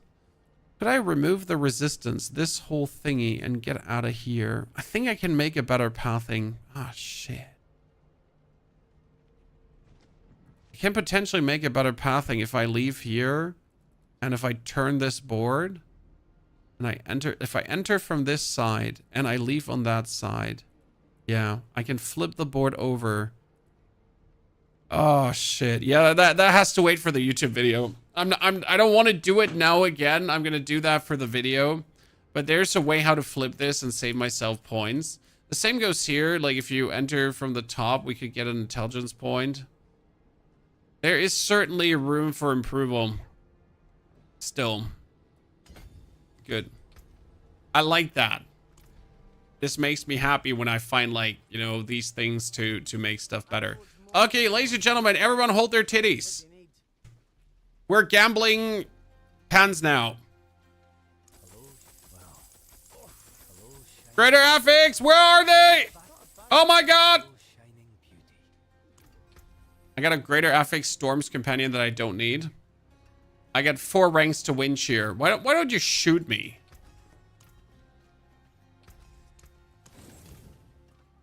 Four ranks to Wind Shear. I just want a Greater affix max life. That's not so much to ask for. Willpower and then Thorns and basic skills. Oh, Lord. Do I not have a pants with max life? I don't. I have max life and intelligence. I have max life and fire resistance. Yeah, I might take no max life and fire resistance just because I'm sick of it. Yeah, you know what? I'm taking max life and fire resistance.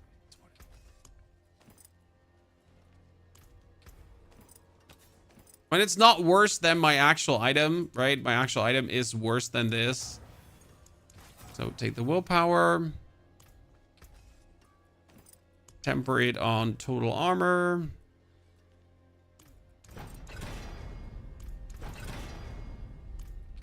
Get the utility temper for a hurricane duration. Thank you. Then go upwards and up. See, I don't have the veiled crystals anymore. I don't have the veiled crystals. I don't have the veiled crystals.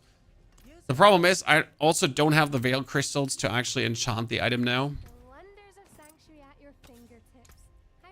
Wait, what aspect did I even have on my pants?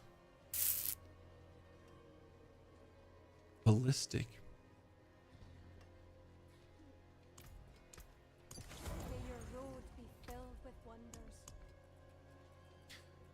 What glyphs did I play?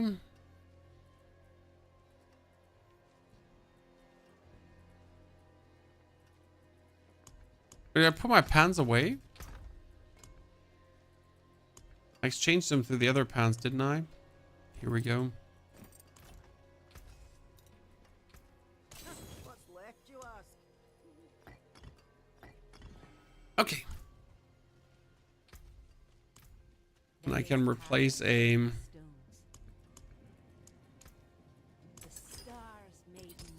through a diamond and through a diamond.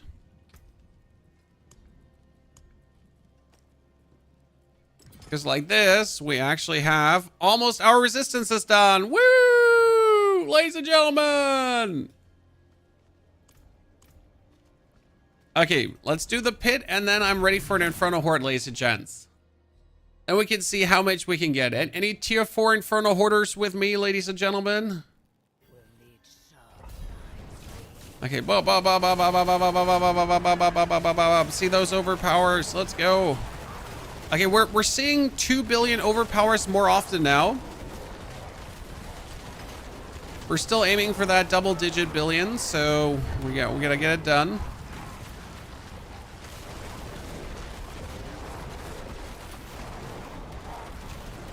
$2.2.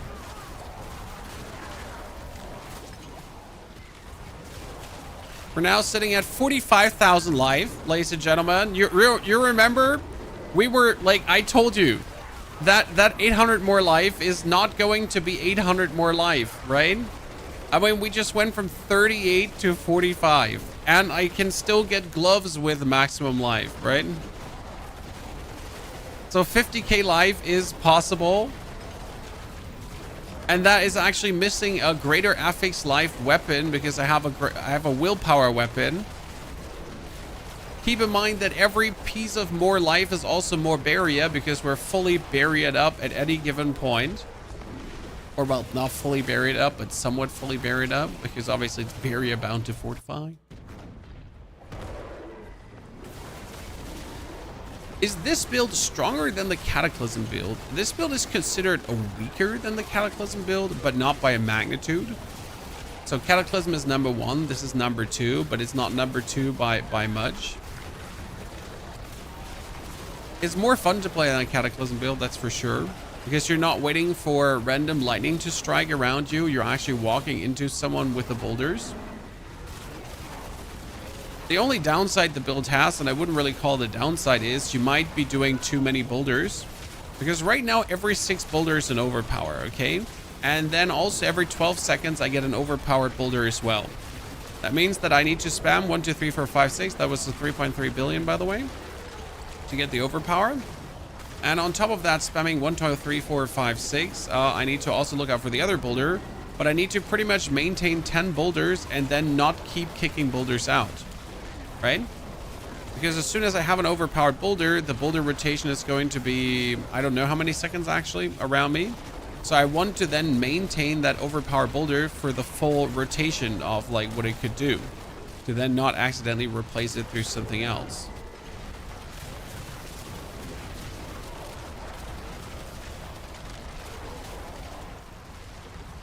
The only thing that would make this even better is if boulders would count as summons, and I could play the Nagu rune to have like 6 summons maintained around me at any given point. That would actually be funny. Make it happen, Blizzard. Don't be stingy.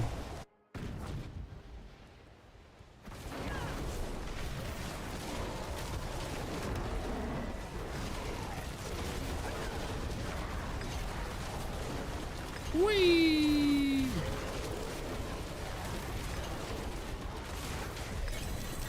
Good. Do we have enough levels to actually get it up? Yeah. Earth and sky. Ba-da-dum, ba-da-dum, ba-da-dum, and ba-da-dum. Good. Ladies and gentlemen, would you look at that? And we don't even have the Headhunter glyph up to push our willpower up further, to get our all damage up further.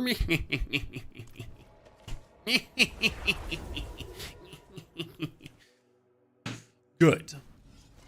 Can I join some hordes if you have space? Yes, we're doing tier 4 hordes now, ladies and gentlemen. So if you would like to join tier 4 hordes, give me your battle net. If you're my friend list already, you might invite yourself a bit faster.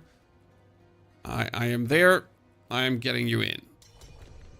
No, Peter is faster. Katie is faster. So whoever is number 3 now. Oh, that was Freddy. I'm sorry. That was too quick. People just invited themselves. Okay, Faf is below 200 Paragon points. Fast. We need to remove him.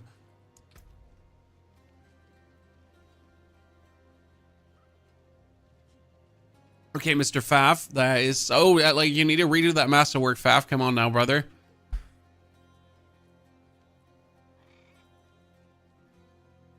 Double maximum resource masterwork. Double maximum resource masterwork. Okay, you little cheater here. I see. I love to look at people's profiles, by the way. This is really fun for me to see. Oh, double resource masterwork. Double resource masterwork. Goddamn hackers. Look at these filthy hackers, chat. Kitty. Got the... That's all over the place. Oh, the triple cooldown reduction master. How much did you spend on that, Katie? How much did you spend on that? Jesus Christ. That triple cooldown reduction masterwork. Ridiculous.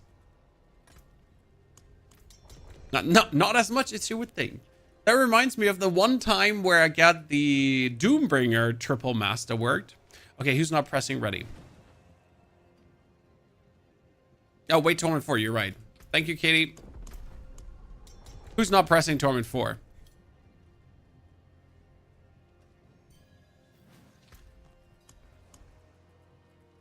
Look at that. Katie just out reflexed us all. Okay.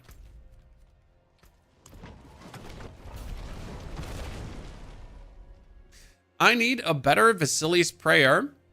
That gives me more fortifying.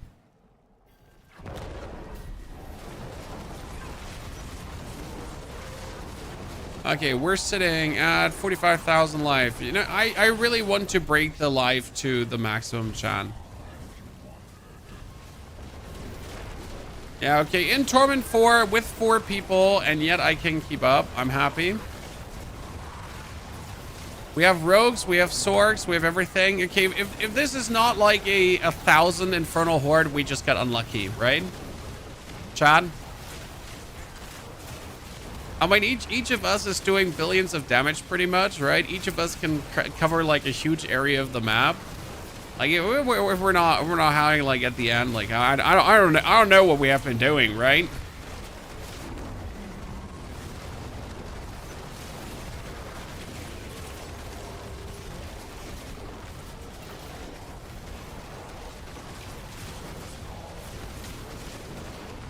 Doesn't even spawn enough. Sork is best endgame build. Sork, Necro, Rogue are each going very well. I would like to have, okay, the Exalted Hordes, let's go. I hope we're getting bosses, Chad. So if we get Ether Lords, then I could finish my reputation and we get the Mythic Cash. I hope you're all excited for the Mythic Cash because I'm looking forward to it. I kind of would like to have a Ring of Starless Skies because I like the Ring of Starless Skies. Truly. You have the wave counter bug. Yep, that's normal. you either have a bug wave counter or you don't have a bug wave counter. That's it. There's no middle ground.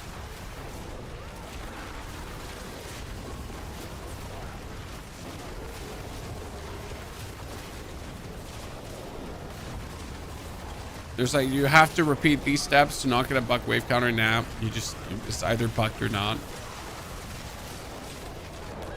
It's funny, we choose the more ether events, and you would assume that the second wave with more ether events would then give you more points, right? But we didn't, Chan. I mean, you would assume that 50% more ether events would give you more points, but you know what? It didn't. I never have a working wave counter. Without a working ether counter, it's just boring. Like, I feel like I don't care about the wave counter, right? It says in between the rounds how many waves are left. But if the ether counter is not working, oh, that's bad. You should use the spire bug. No, thank you, sir. We finish our spires in this house.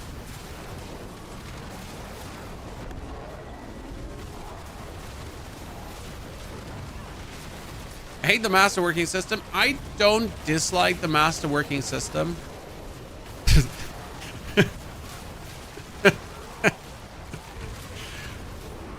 That's the biggest praise I can give it. Okay, I don't have more in me, so I don't dislike it. It's not terrible. It's not the best system in the world. It's okay. Like, see, the thing is, I'm not a perfectionist. I don't care if my masterworks hit perfectly, right? I just want to hit the first masterwork and I'm happy. The problem is the more I play, or the more characters I play, the sooner I run out of materials. So if I only want to play one character, I will actually never run out of materials. If I play 2 characters, it's fine. 3 characters, also okay. With a 4th character right now, we have been running into problems. My veiled crystals are finally running out, right? So the more characters you have, the more builds you're trying out, the worse it gets in terms of the material department. Because I can farm the Opticide right now. I actually have enough Opticide to upgrade gear. But I don't have the Veiled Crystals to upgrade gear because everything costs Veiled Crystals. Tempering is Veiled Crystals. Masterworking is Veiled Crystals. Enchanting is Veiled Crystals. Re-rolling is Veiled Crystals. Like, seriously. You probably have to pay Veiled Crystals for seeing your lady naked, too. I mean, like, seriously, Veiled Crystals, everything. Like, breakfast, Veiled Crystals. Doesn't matter.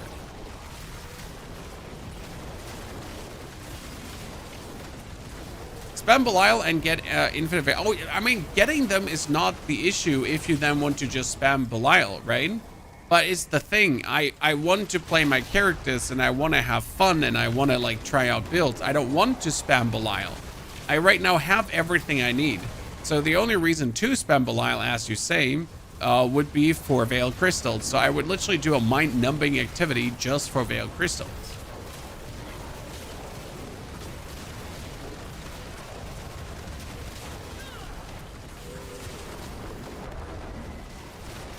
During pit 80 with 28 billion damage on the Blood Wave. I don't actually know what, like, the maximum for Blood Wave is this season.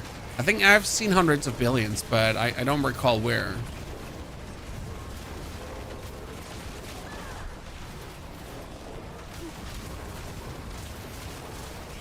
Brr, brr, brr.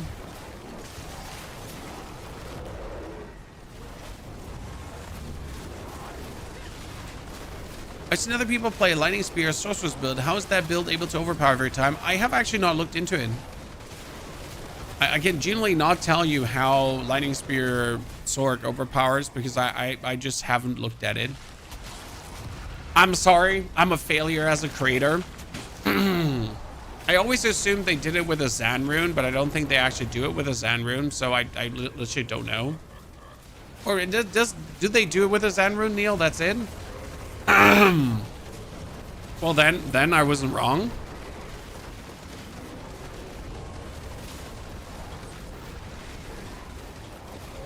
Question is rather, how do they feed it? We need more runes. I feel like we need more triggers because the triggers are very generic and boring at times. I wish there was more stuff. Especially, like, the best triggers are legendary triggers and you don't get legendary runes. I would still, like, I am 4 characters deep, and unless Neil would have given me 2 of the legendary runes, I would still not have all the legendary triggers that I need.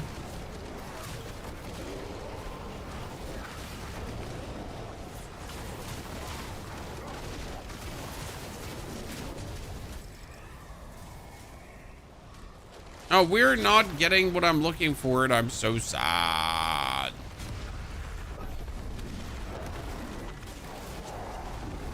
I was looking for lords, and here we are not getting lords. Scamadoodle. Guys have legendary runes. I have every legendary rune at least once.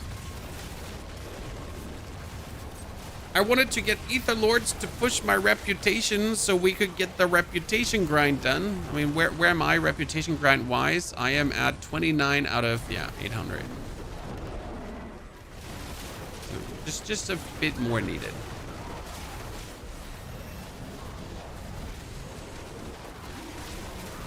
Okay, Katie is 1 level in front of me, chat. 1 level in front of me. We can't have that. But how am I going to catch up with Katie when I play with Katie?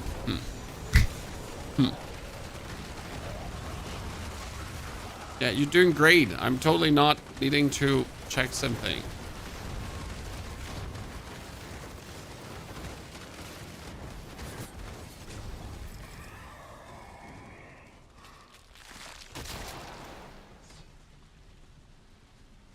Ah, sadness. Do you think unique runes or class-specific runes is a good idea? I wouldn't mind. I absolutely wouldn't mind unique runes or class-specific runes. Like maybe rather class-specific legendary runes than unique runes, and you get that class-specific rune for finishing the seasonal journey or something, or going halfway through. Because the problem is, if you make unique runes, you're gonna have to make them relatively hard to get, right? You can't make them easy because else you have to make legendary easy too. So my issue with unique runes would just be the, like, do you remember season 5, season 3 with Malphas, guys?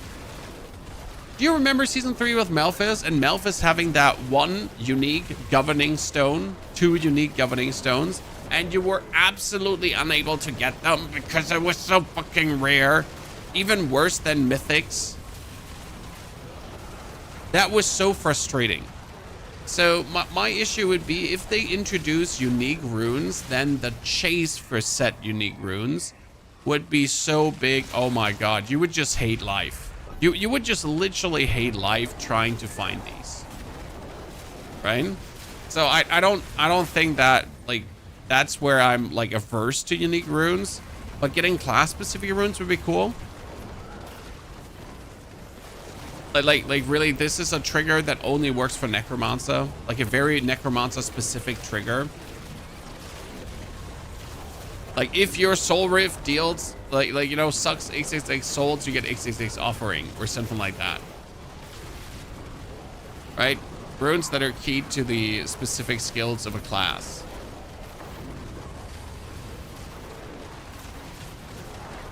What do unique runes do different than the legendary runes? Massive offering, Pasticus.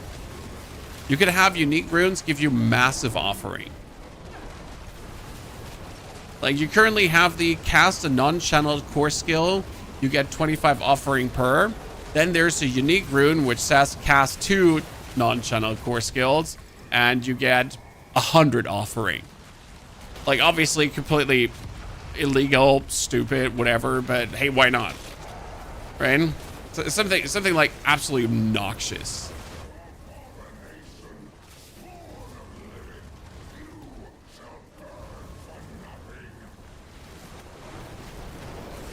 Be cool.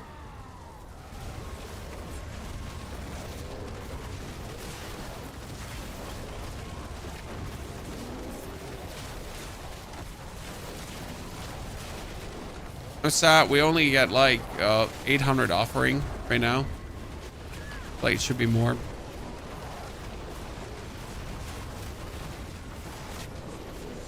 Give us one more lord. Give us one more lord. Because I need the reputation. Uh-huh.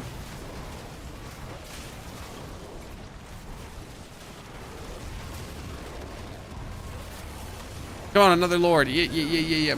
Does the end boss of this dungeon count as 3 bosses, or do they not count as 3 bosses?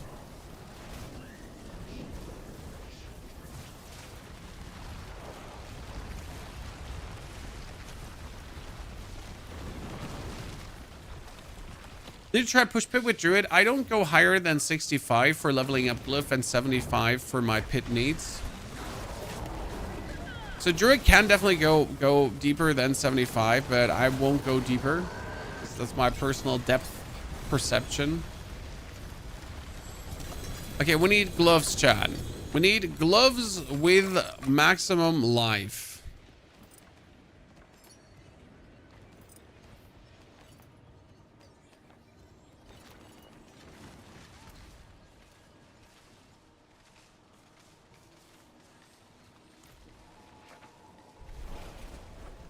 Kind of stuck at 95 at the moment. Feels a bit weak. Sir, you do know that 95 is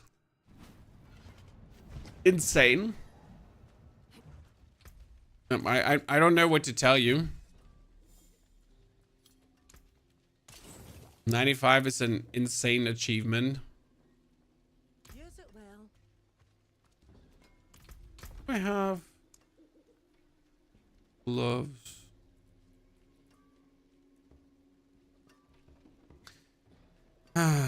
I really didn't want to do that, but I just don't see what else.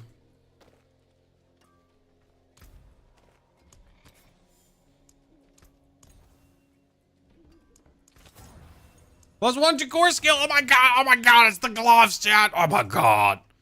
Sorry, had a moment. I'm good.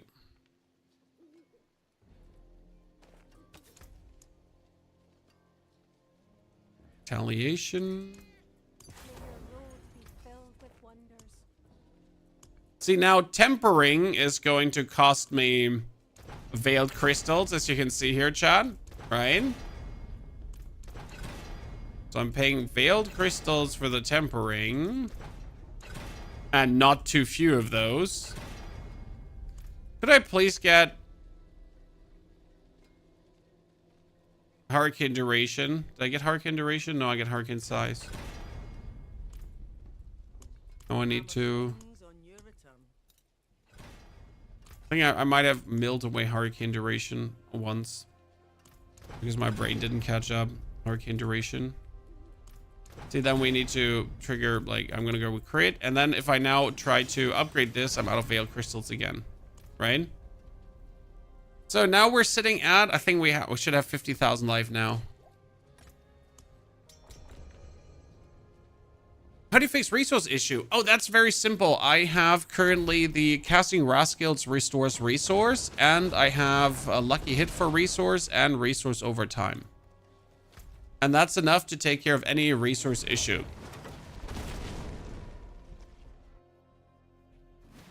Sykes, with Starless Skies and the Raskills resource cast, you should be good. Okay, now we're sitting at 57,000 life, guys. We were sitting at 45,000 before. Right? So 57,000, there you go. Feels good. And if I had a weapon with a greater FX life, I could get the 60,000 life, I'm pretty sure. And we're also having the barrier, right?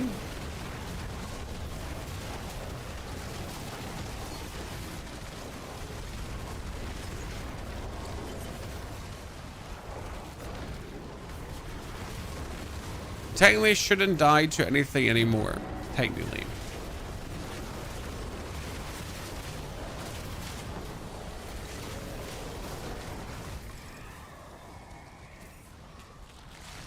Okay, Burning Rain is a good start. It's a good start.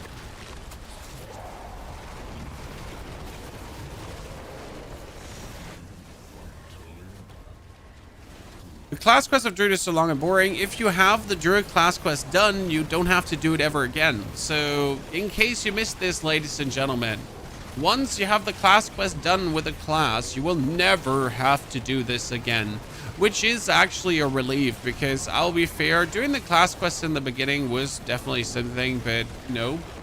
By the way, that was a 4 billion hit, ladies and gentlemen.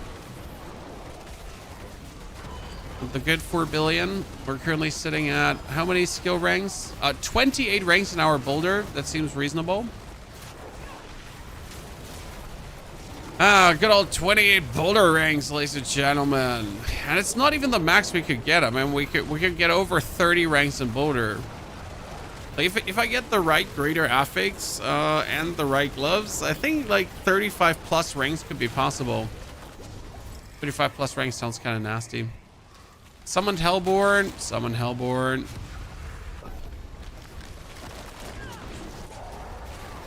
With that life pool, well, you can still die with this life pool. Because we don't have the full armor and we don't have the resistances. So that there's technically a world where we die. But we're currently coping or compensating with Fortify into Barrier.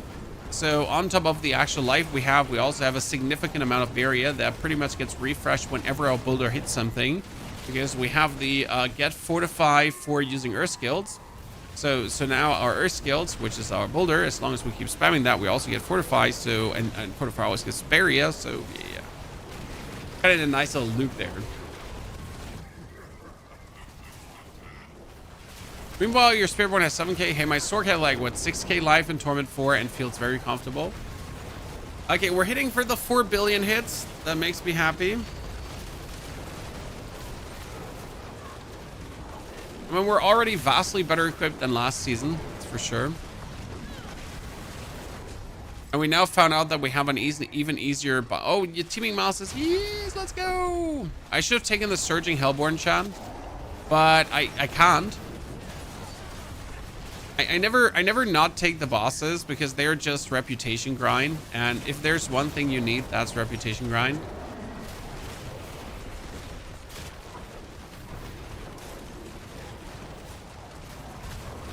An Elon approved build? Oh, god damn it. What would I do without the approval of our Lord Elon? I saw a post this morning, chat. Twitter recommended me a post. You want to know what the post was?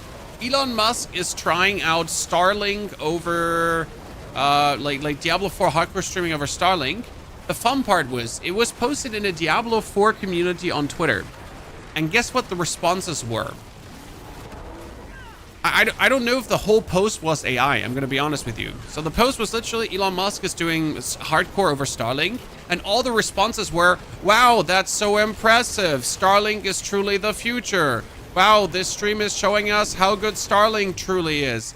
The capacities of Starlink are astounding. And like it's like I don't, are you real people? You know, did Elon just create a post on Twitter just glazing himself and his product? And did I like it? Like I'm like, what was that? You know. The whole it was so good. I was like, how about, does anyone actually buy this? Like, does someone read this and it's like, yeah, this it seems legit.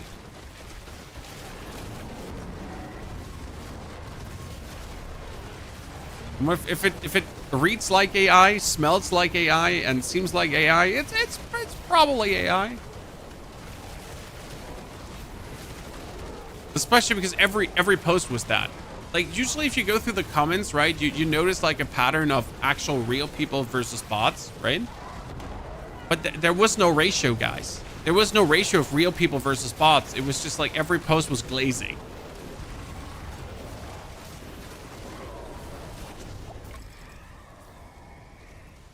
When I mean, if I was owning Twitter, I would do the same.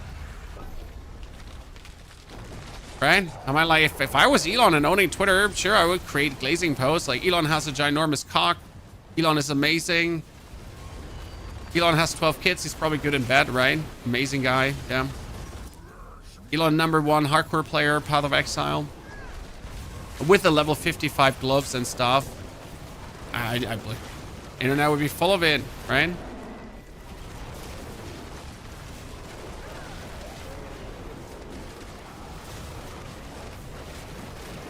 Good, that's enough. Poor Elon.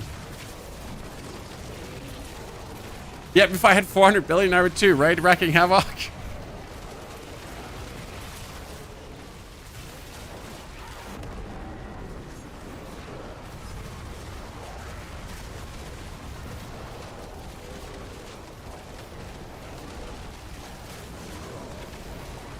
So yeah, let's do our horde and get 1,000 this time. This one is looking better because the last one we only ended at 800. What's your high score this season, by the way, Chad? Did you get like 1,500 horde? Something truly impressive. I think last season, what did we do, Katie? I think we pulled a 1,300 last season. We always try with our team, like with Katie, me, Neil, and I don't know who helped us, but we tried to get like the max, right? Not actually pick up Ether Lords like I did there. 1,420, damn, 1,420 is crazy. 1,471 solo as a death trap rogue. I am not surprised by that. Yeah, 1,000, like that sounds reasonable as a death trap rogue. I mean, if you get the Hellborn together as a death trap rogue, you can stand in the middle and pull like Hellborn from every corner of the map together without actually having to go there.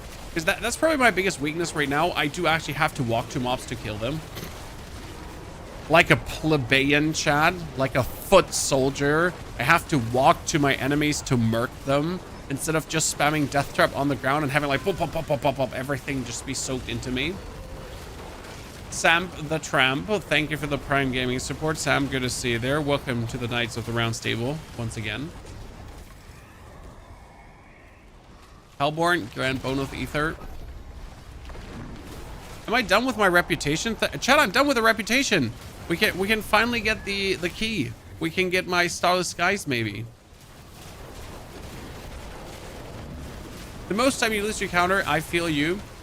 I wish at the end of a Hell Infernal Horde, when you're done, it would kind of show you an overview. You know, like these fighting game screen that's pop up that show you like this and this many combos done. You have gained a score of 20,000. I wish there was a score that is applied at the end due to the amount of enemies you have killed, due to the amount of ether you've gotten, and that score for my loving could go into a leaderboard. I don't understand why we don't have an Infernal Horde leaderboard, chat. Like, fuck the pit. I said it, I'm not taking it back.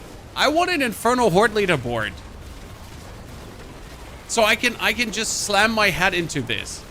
Enemies killed, etheric masses done, soul spires, bosses, like all of this, like some arbitrary score excited to that, and then you just spam it out like there's no tomorrow. And then you can fight against all the other Infernal Horde nerds and like I don't know, give people every week, reset that leaderboard and give people some rewards for it. It's a simple, fun thing. Because obviously at week 6 I'm not going to care about being the #1 in the leaderboard anymore. But that being said, I could still do it if I wanted to. Or I could give other people the chance to do it.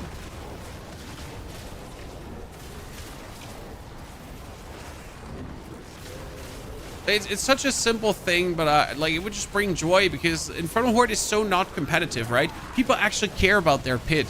Because if something is overpowered in the pit, people are like, oh man, no, this is not okay. Like, this is bugged in the pit. He's clearing 20 tiers more than me. I'm so mad at him. Now Necromancer is not allowed to have this. He can clear pit 134 and I can only do pit 120. You need to nerf this Blizzard right away. Like, people take their pit serious. But Infernal Hordes, people don't take that serious. It's fun. It's silly goose fun. Surging Hellborn, we could have had 2 of those. I mean, people took their gauntlet serious. Chad, do you remember the gauntlet? People were privating their accounts so you couldn't see their clears. No, people were not only privating their accounts. People would clear the gauntlet. People would get the #1 gauntlet position, and then people would change their equipment so that when you look up their profile, you would see different equipment than they were actually using. So you couldn't steal their strategy. I'm sorry. That's too much. Yeah, it's a video game, end of the day. We're trying to have some fun here. If you go through that lengths to hide your achievement, I don't know what to say.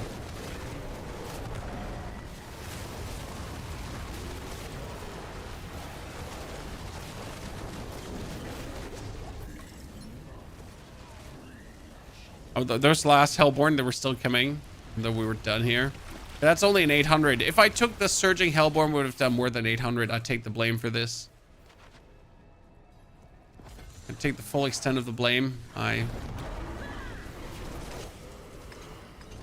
wanted the Lords for the reputation grind.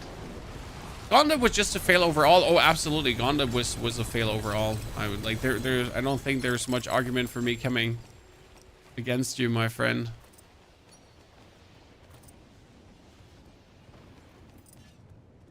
Okay, let me buy my spark, hopefully. Shard, that.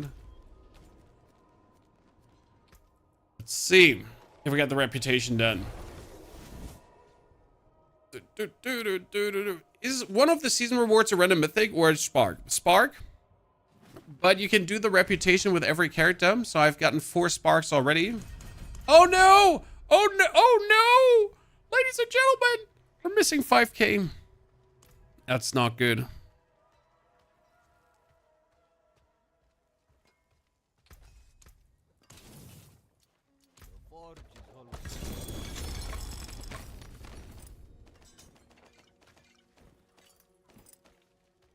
Oh, it's the Dolmen Stone thingy, right? It's actually a good roll. Gotta keep you for the time being.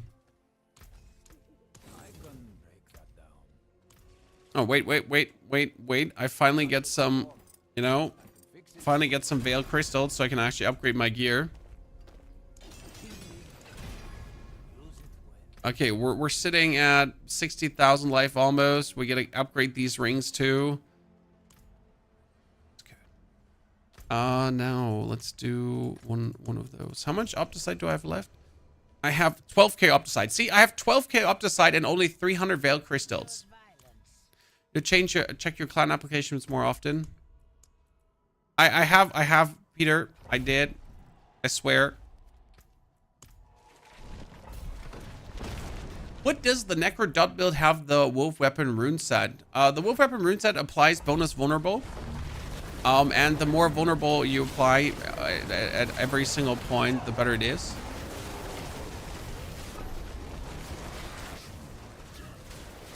You can use that for goodies.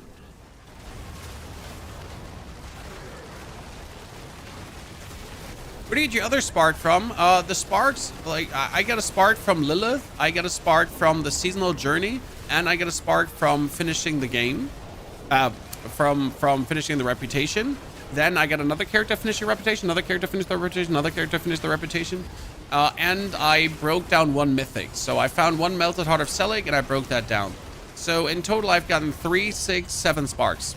That means I have 1 spark spare right now. That one is in my inventory. And I'm currently waiting to pick up the next spark from the reputation again. And this one should at least give us 1 Ether Lord. And then I get my reputation grind done on this one. And then we're also ready for the Barbarian. So this is like the Druid. We did Sork, we did Rogue, we did Necro. Technically Barbarian is the next one I have to do because I'm not looking forward to do Spiritborn. And after I'm done with Barbarian, I'm actually kind of done with everything the game has to offer this season. It'd be kind of sad because I don't want to be done with this season, but I kind of would have done everything. I mean, there's like only the one or the other exotic build you could pull out of your ass, but that's about it. But I'm genuinely surprised though how much time we have had from this season, because right now it's almost 3 weeks, right? We started on the 29th. We're starting the 3rd week. And we're still playing. I mean, usually it's over after 2 weeks for a content creator. You know, after 2 weeks, these videos are starting. Diablo 4 is in trouble. 10 things I would fix in Diablo 4. Blizzard needs to change this right now. Player numbers are dropping. Why I stopped playing this season?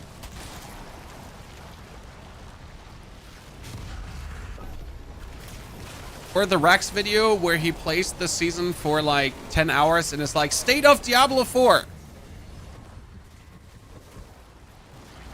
Why I stopped playing and went to another ARPG. What rogue build do you use? Death Trap. Death Trap is just king. It is so much fun. I know it sounds generic. Everyone and their mom is using Death Trap. You don't feel like you want to use Death Trap because everyone is using it and that makes a cookie cutter. But trust me, you want to. You want to. I started the season 4 days ago. That's my point often. I have played this season now for 2 weeks, 14 days. I have 4 characters, right? I've put all my time in. But there's a bunch of people that just started. And they're still trying to have fun. They're still looking for creators. They still want to talk about it. Because they're just right now experiencing it all. Not everyone starts on day 1. I mean, there was still Clair Obscure 33 to finish. Right? Before you actually started with the Diablo season. I mean, if you don't finish Clair Obscure, why are you even alive? And there's no rest for the Wicked. That's still waiting. There is a new Path of Exile patch coming. That's supposedly there to fix the game even more. But I'm kind of waiting for a new content patch for PoE 2 right now. Because I don't have any builds to do. Are there one-button builds to start Necromancer? Death Trap is a one-button build, Lysis. So in order for Death Trap to deal maximum damage, you need to press Concealment before Death Trap. Because that would increase every single Death Trap damage by another 75% and even more additive damage. That being said, even without spamming Conceal, you're doing billions, billions, and billions of damage. So technically, yeah, Death Trap is just a one-button build.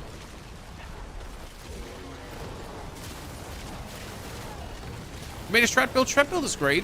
I just personally find the Shred playstyle boring. That's why I choose to go for Boulder Druid. It's just an absolute joy to play. Also from a farming perspective, because I'm pretty much holding down my left mouse button and I'm spamming left or right mouse button for my whirly twirlies.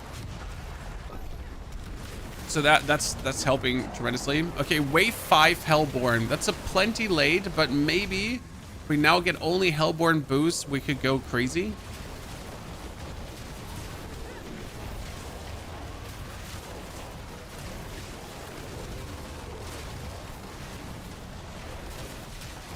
I'd say right now you have Bloodwave Necro, one button build. You have Death Trap Rogue, one button build. I mean, I technically hear this is a one button build too. When I have to press Cyclone every how many seconds? Every 20 seconds I have to press Cyclone.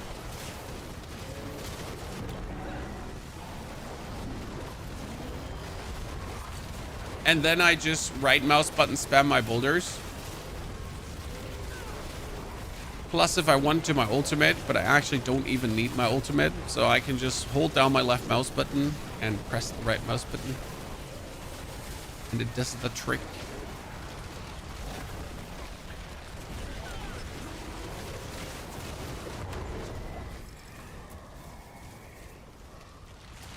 Unstoppable elite. Let's go.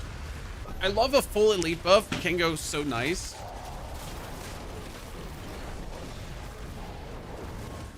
If Diablo runs out of ideas, they should just bring back Diablo 3 seasons.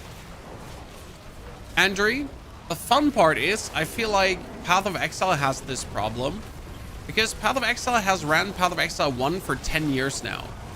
I mean, in Path of Exile Run, you have pretty much had any kind of season at this point, right?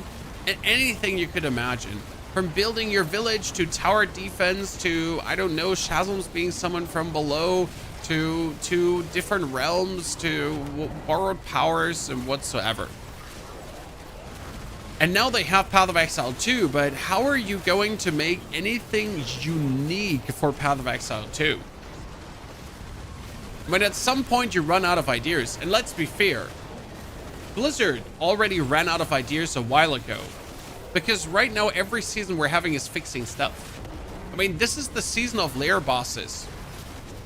That's not a season. That's them fixing their lair boss mechanic.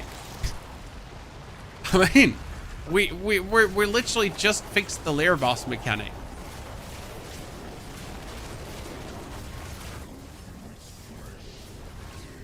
Death Trap is so good that I never played a season this much. Just done 12-12, the perfect Mythic setup with 2-3 and a couple of 3-3s. It's the best time I've ever had in any RPG in over a decade. Yes, and that's how I think too. Death Trap Rogue is something I can just log in and have fun with. And it just always feels good. There's no compromise. It's just a powerful, good feeling build that is just really visually pleasing, gameplay-wise pleasing, mechanically. It's also from a mind perspective pleasing, setting it up, right?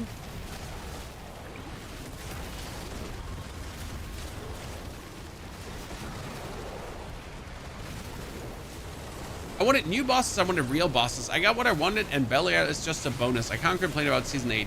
I'm still not sure how I feel about the bosses. Like, I really never want to fight Duriel, I never want to fight Andariel, and I never want to fight the Harbinger of Hatred.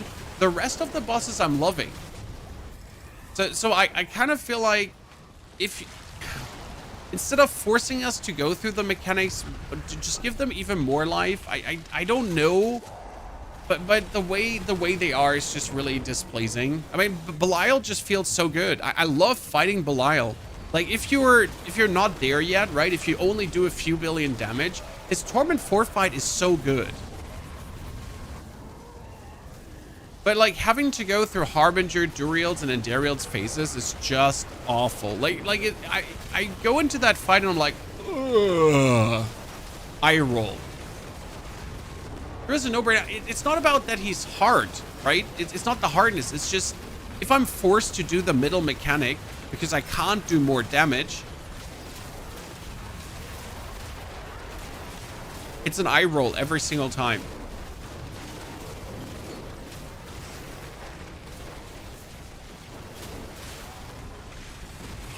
Is Diablo known to be laggy? My internet is 230 plus 20 ping. Everything runs great in my house, but I hop on Diablo, play my hour, and can't get it so laggy. I can't even play. Memory leak? Your PC shit? I really don't know. Like, I'm surprised because Diablo is like, from a performance standpoint, it's just running very good on the PC.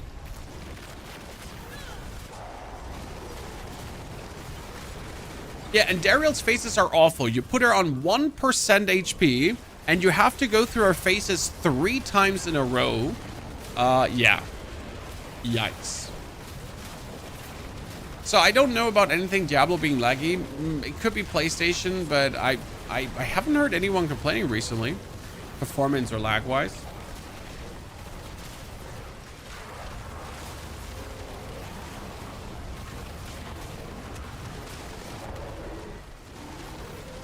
I feel like this horde was awful from like the amount of thingies we've gotten. But yeah, we're actually making good ether. I'm not crazy ether, just good. Where are my balls? They're there, chat, I swear. The problem is, so like I have 10 boulders going around me, but it's just that so much is happening in this horde that like they're invisible. There's so much happening in the horde that they'll just phase out. There's too much shaboink happening. Okay, even more elites. That is wave 10. I am surprised. Like, I felt like I picked up only god awful affixes, and yet we are somehow almost at 800. It's pretty PogChamp. Not actually mad.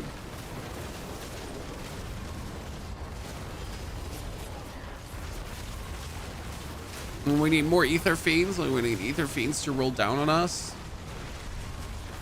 Because one ether fiend gets like plus 12 or something at this point.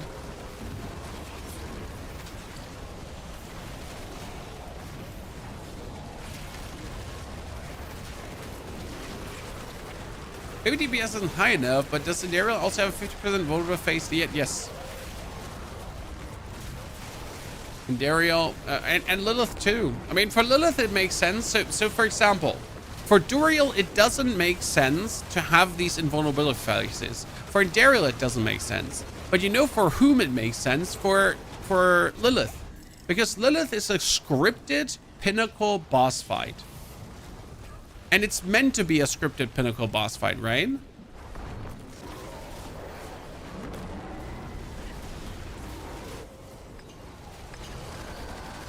So for that, it like, always makes sense for me that like I want her to be somewhat scripted, right?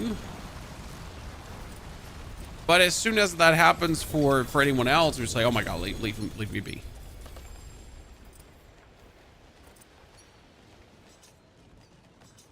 I need to pick up all button.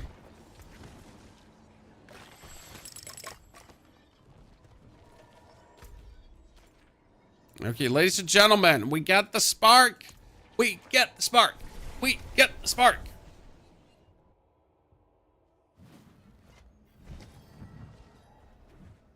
Okay. Whee! Okay, that was my last horde too. Thank you very much.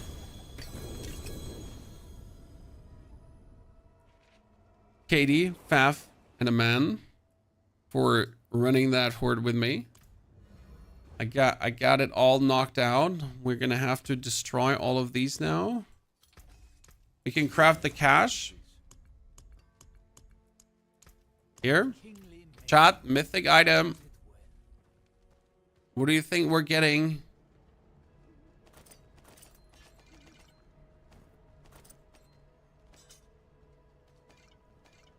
Okay, I got a ring. Maximum life and vulnerable damage. Don't need. A Vasili's Prayer. This is the better Vasili's Prayer, right? Chad? Because it has 4.3% fortify. And I like that because it's going to give me more barium. Because it says your earth skills are now also werebear skills and fortify you off your maximum health. And this one says whenever you gain fortify, additionally gain 30% of the amount of barium. So having 4.3 or 2.9 is like, it matters. It matters tons. Ah, robbed. Can use that for leveling the barbarian if I want to. I'm not mad. I'm not mad. I'm just really sad.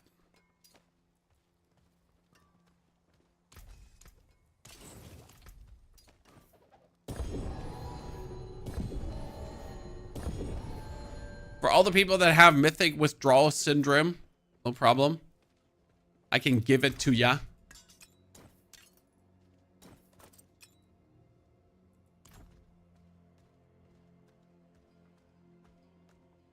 There was a random mythic box. Yeah, we just bought it. No. We just bought it here. We went to the smith, mythic unique cache. You have a build guide for the new video you put up for the Necro Golem minions. Yes, it is uploaded. It's in the video. If you go for the video on the channel, here, this is the channel in case you have not seen it. This is the video. This is me talking. There's the planner. You go on the planner. The planner shows you the build. With the Zangavas. No problem. Buenos noches.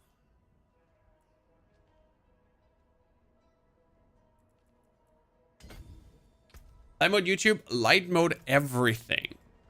You misunderstand, my friend. This is not light mode YouTube. This is light mode everything.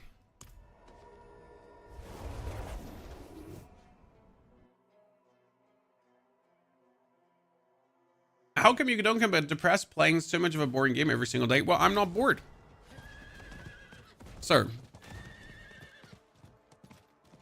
Also, I did actually play Dune Awakening the past 2 days.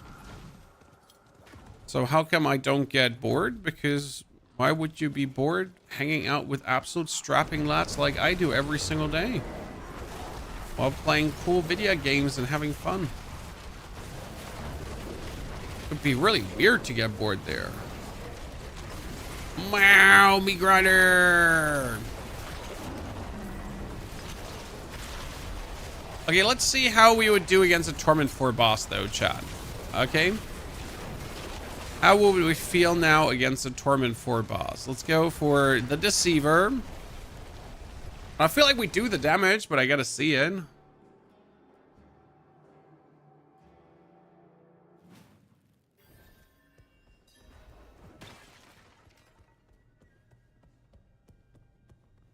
With all this stuff for Lightning Spear Sword, even the Mythics, and I can barely kill tier 2 bosses. I don't know anything about Lightning Spear Sword. So I cannot tell you where you're lacking or not. 56,000 life, chat. And that's like, I think we're actually at 60,000 life. Wait a second.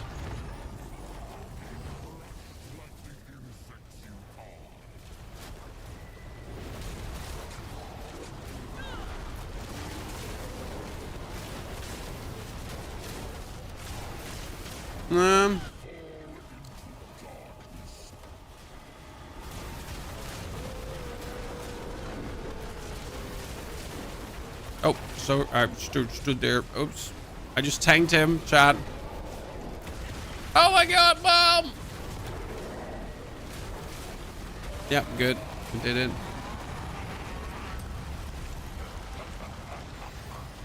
What item am I trying to get, chat? A better... Oh, I wanted to get a better Vasilis. No, I got a better Vasilis. I wanted to have an Insatiable Fury. Yep. If I could get one of those and better, that would be great. So, we need to go for Gregoire. Maybe I could get a double greater affix one of that. Chat told me if I'm looking for Veil Crystals, I need to go for this anyways. What build is this? This is a Boulder Druid. Why is it called Boulder Druid? Because it literally has a boulder rotating around it like this. And these boulders, they overpower. You can see how our good friend here is just being smack-a-doodled by a bunch of boulders that overpower like there's no tomorrow. So we're just rotating around him and just hitting him with that. It's really fun because these boulders are hitting for billions of damage. Just gotta make sure to actually have the boulders like hit for the billions. And then you stand AFK because they're rotating around you and just smash them into pieces.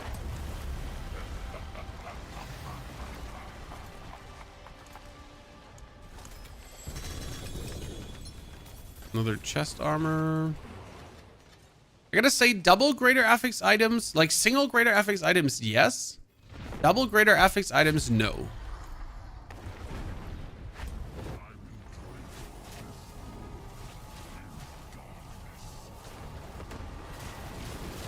Anyone else feel that way?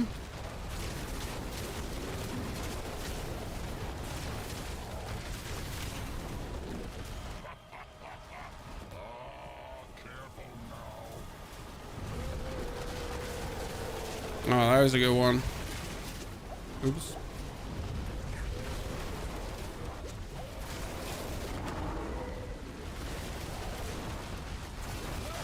Whoop.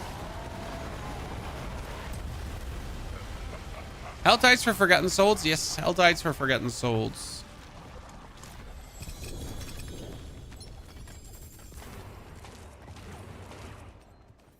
Okay, still no Mythic. I'm sad. Why does your char not do damage like others I see? I have the Paragons, I have some of the items needed and still do 0 damage. Can you explain why? I don't know what build you're applying. So, no, with this limited set of information, not really. Generally speaking, if you're not doing the damage you expect to do is because you maybe didn't understand something about the build. And you're pretty much missing out on like, stuff. For Death Trap, it could simply be that you don't have the amount of resource needed. For Death Trap, it could be that you don't have the amount of life for the Overpower to matter. It could also be that you don't have good Beastfall boots, because your Beastfall boots are actually using your resource to multiply your damage upwards. So if you have a 0.35% Beastfall boots or a 0.75% Beastfall boots, it's going to be a huge difference because it's 0.35% more damage per resource point. And if you then have 275 resource and it's a 0.75, and it's 0.75 times 275 instead of 0.35 times 275 on cast. I'm not sure if you have watched our whole video on the Death Trap topic. We have one that breaks it all down to you, every single step of the way, every single thing that you really need to look out for. So I generally recommend that one because we have really broken it down.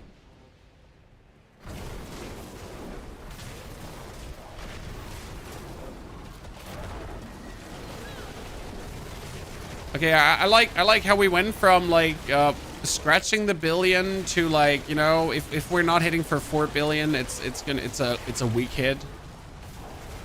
Right? Like 1 billion used to be our top end damage. Now 1 billion is our low end damage, pretty much.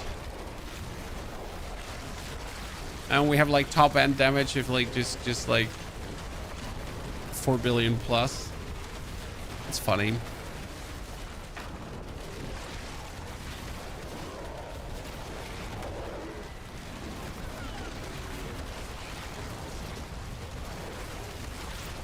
Ten seconds cooldown is possible, yeah, but you don't need 10 seconds cooldown. Everything below 15 seconds is useless.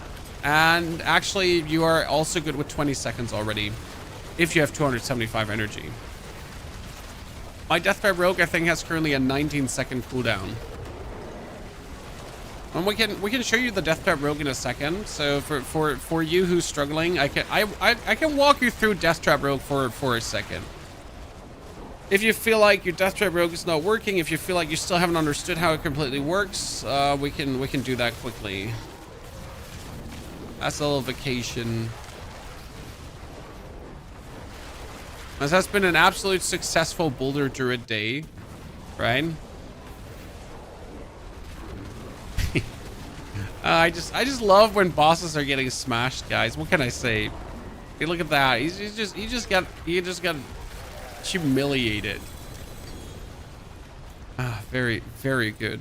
Very, very, very good. And we still have to get our most important glyph leveled up, because this is going to be our willpower glyph that pushes us willpower-wise forward. Boulder's hitting hard. It is! Okay. So what we have, a Death Trap Rogue for the people that haven't understood Death Trap yet. Let's quickly do that. Trap Mommy.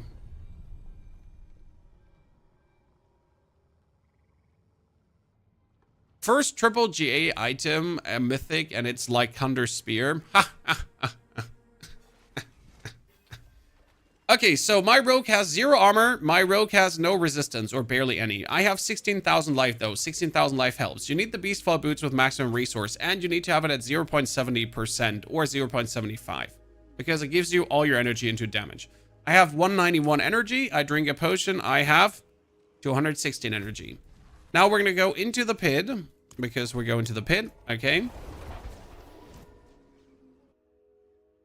We also do play...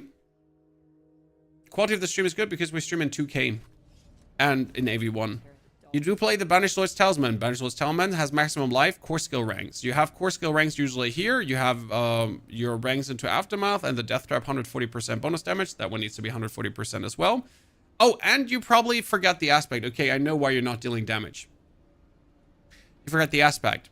This says your Death Trap is a stun grenade too and gets the stun grenade benefits. That means Death Trap gets 38% bonus damage. Death Trap gets 36% bonus damage. Death Trap gets 40% bonus damage. And Death Trap gets 39% bonus damage. That's what you need. If you don't have the Trickster aspect, you're fucked. Because that one makes it just work. Let's do Pit 65 or 75, because 75 is the one you would actually have to finish for whatsoever's. For the seasonal journey. Good. If you have that aspect, you need the other aspects too, because that is where the damage really goes up. And now you need to get your energy up, because my energy is currently at 225. So now my energy is at 242. Now my energy is at 248. My energy is at 280. Okay, perfect. Now I can just jump in, do concealment, death trap, concealment, death trap, concealment, death trap, concealment, death trap, concealment, death trap, concealment, death trap. So I'm pretty much actually holding down my death trap button, and then I just spam concealment. So I jump in, hold down death trap, and spam concealment. And since I have 275 energy and the Banished Lord's Talisman, every single one is an overpower. And again, like, I don't even have top end gear, right? I mean, this is really like my gear is acceptable. Like, we have some 12 masterwork. We have like okay greater affixed items. It's fine. Like, we do a couple of billion, but nothing too crazy. I don't even think my glyphs are all 45 yet. So it matters your glyphs too, but I think I'm probably the perfect example for glyphs not mattering, because I think on my Necro and my Rogue, yeah, we have 2 glyphs on 45. The others are 28, 16, and 15. So there's a lot of damage you can get there, bonus to go. And obviously, if you want to do even more damage, you could also throw down your Caltrops, because your Caltrops is another 45% bonus damage. So yeah, this is kind of like Death Trap Rogue in a nutshell. But funny story is, like, we're not even that much faster than the Druid. I mean, somewhat faster though than the Druid, because you can teleport through the area.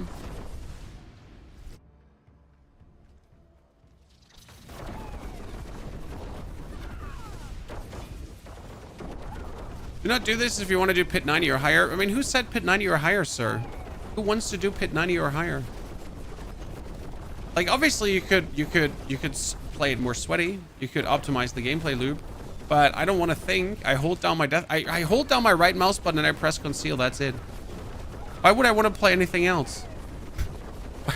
What do I want to optimize further?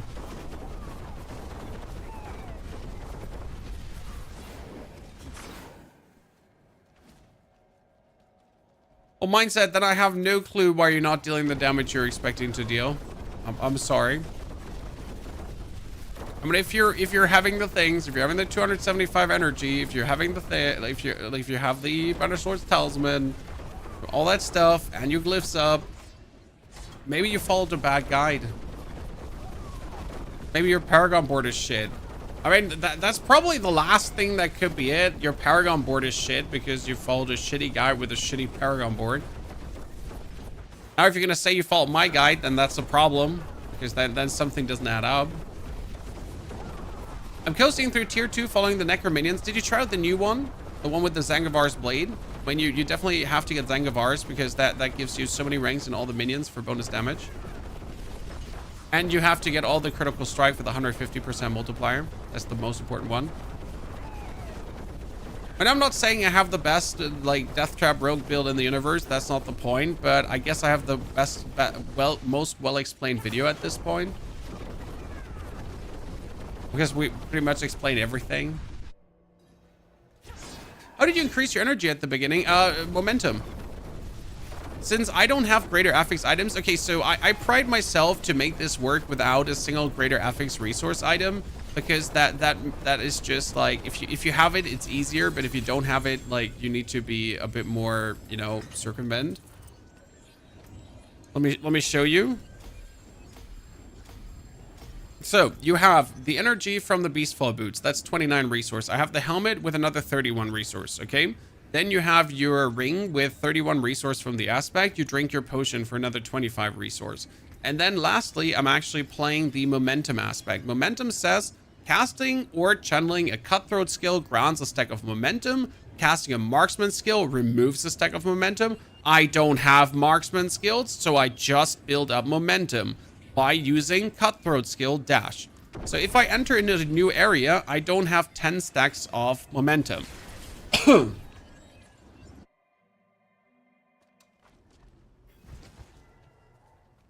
And if I then go into another area again, like here, Varshan's area, for example.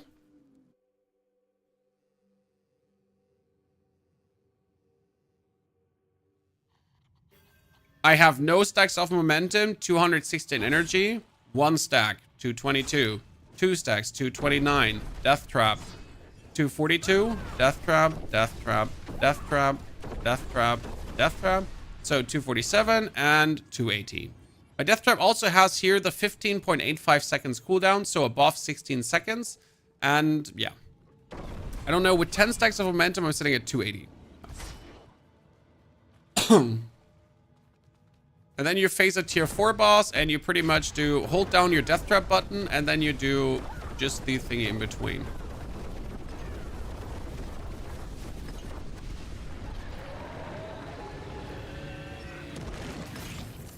That's why I usually do my bossing with this. This is so convenient. You put Shadow Step off to spam Flurry? Yeah, you could do that. Certainly possible. Don't see why not. Like, absolutely an alternative. Maximum life? Sure, we'll take that. Good. Now, that being said, chat, what I'm going to do now is We were all here for the druid. Okay, Chan? We wanted to go over the druid for the people that wanted to know how the druid works. Then we wanted to go offline and give you the druid planner to make the druid video for tomorrow. Okay. How does the druid work? Easily broken down. You can get tier 1, Torment 1, by just using the Belial I-Beam leveling, okay? So I don't want to hear it, like, you don't need a build for tier 1. You just literally throw together the most random skill points ever. It doesn't matter at all. You get there, right?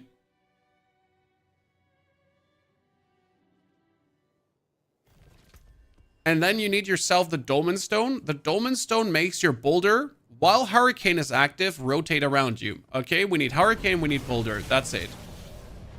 Cool. Now we can just spam Boulder. But you can only spam it if you have this aspect, the Metamorphic Stone, which makes Boulder a core skill. So now Boulder is a core skill. As long as Hurricane is up, Boulder will rotate. And it actually rotates for how long? I think the duration is 4 seconds? I don't actually know. Now, if you manage to make a Boulder overpower, the Boulder will be overpowered for the whole duration.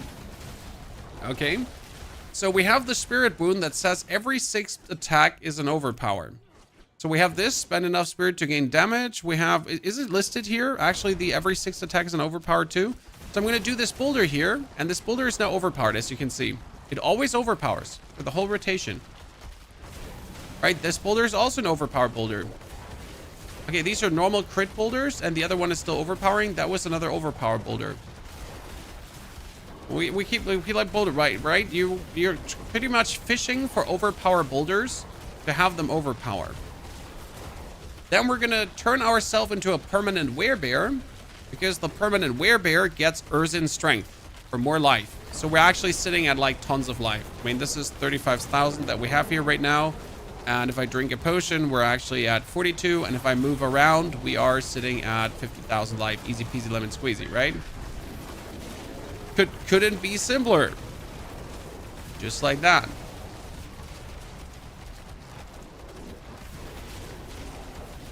And last but not least, we have Azili's Prayer, which says my earth skills are now werebear skills. So we're always in werebear form, which always gives us the 40% bonus life, which always gives us the bonus overpower damage, which also always fortifies us, which then always buries us because we're having the boss power to bury us.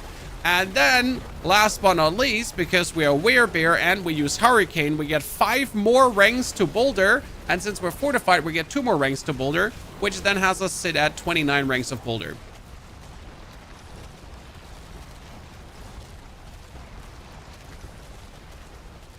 Ta-da.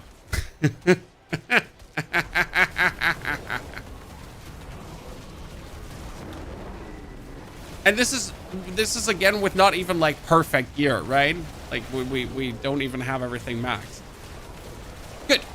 Now that being said, I will make the planner. I'll put the planner into this YouTube video, guys. Okay, on YouTube, this video will go online here. This is the thumbnail. This is what you're gonna see, T1 to Tier 4 Druid.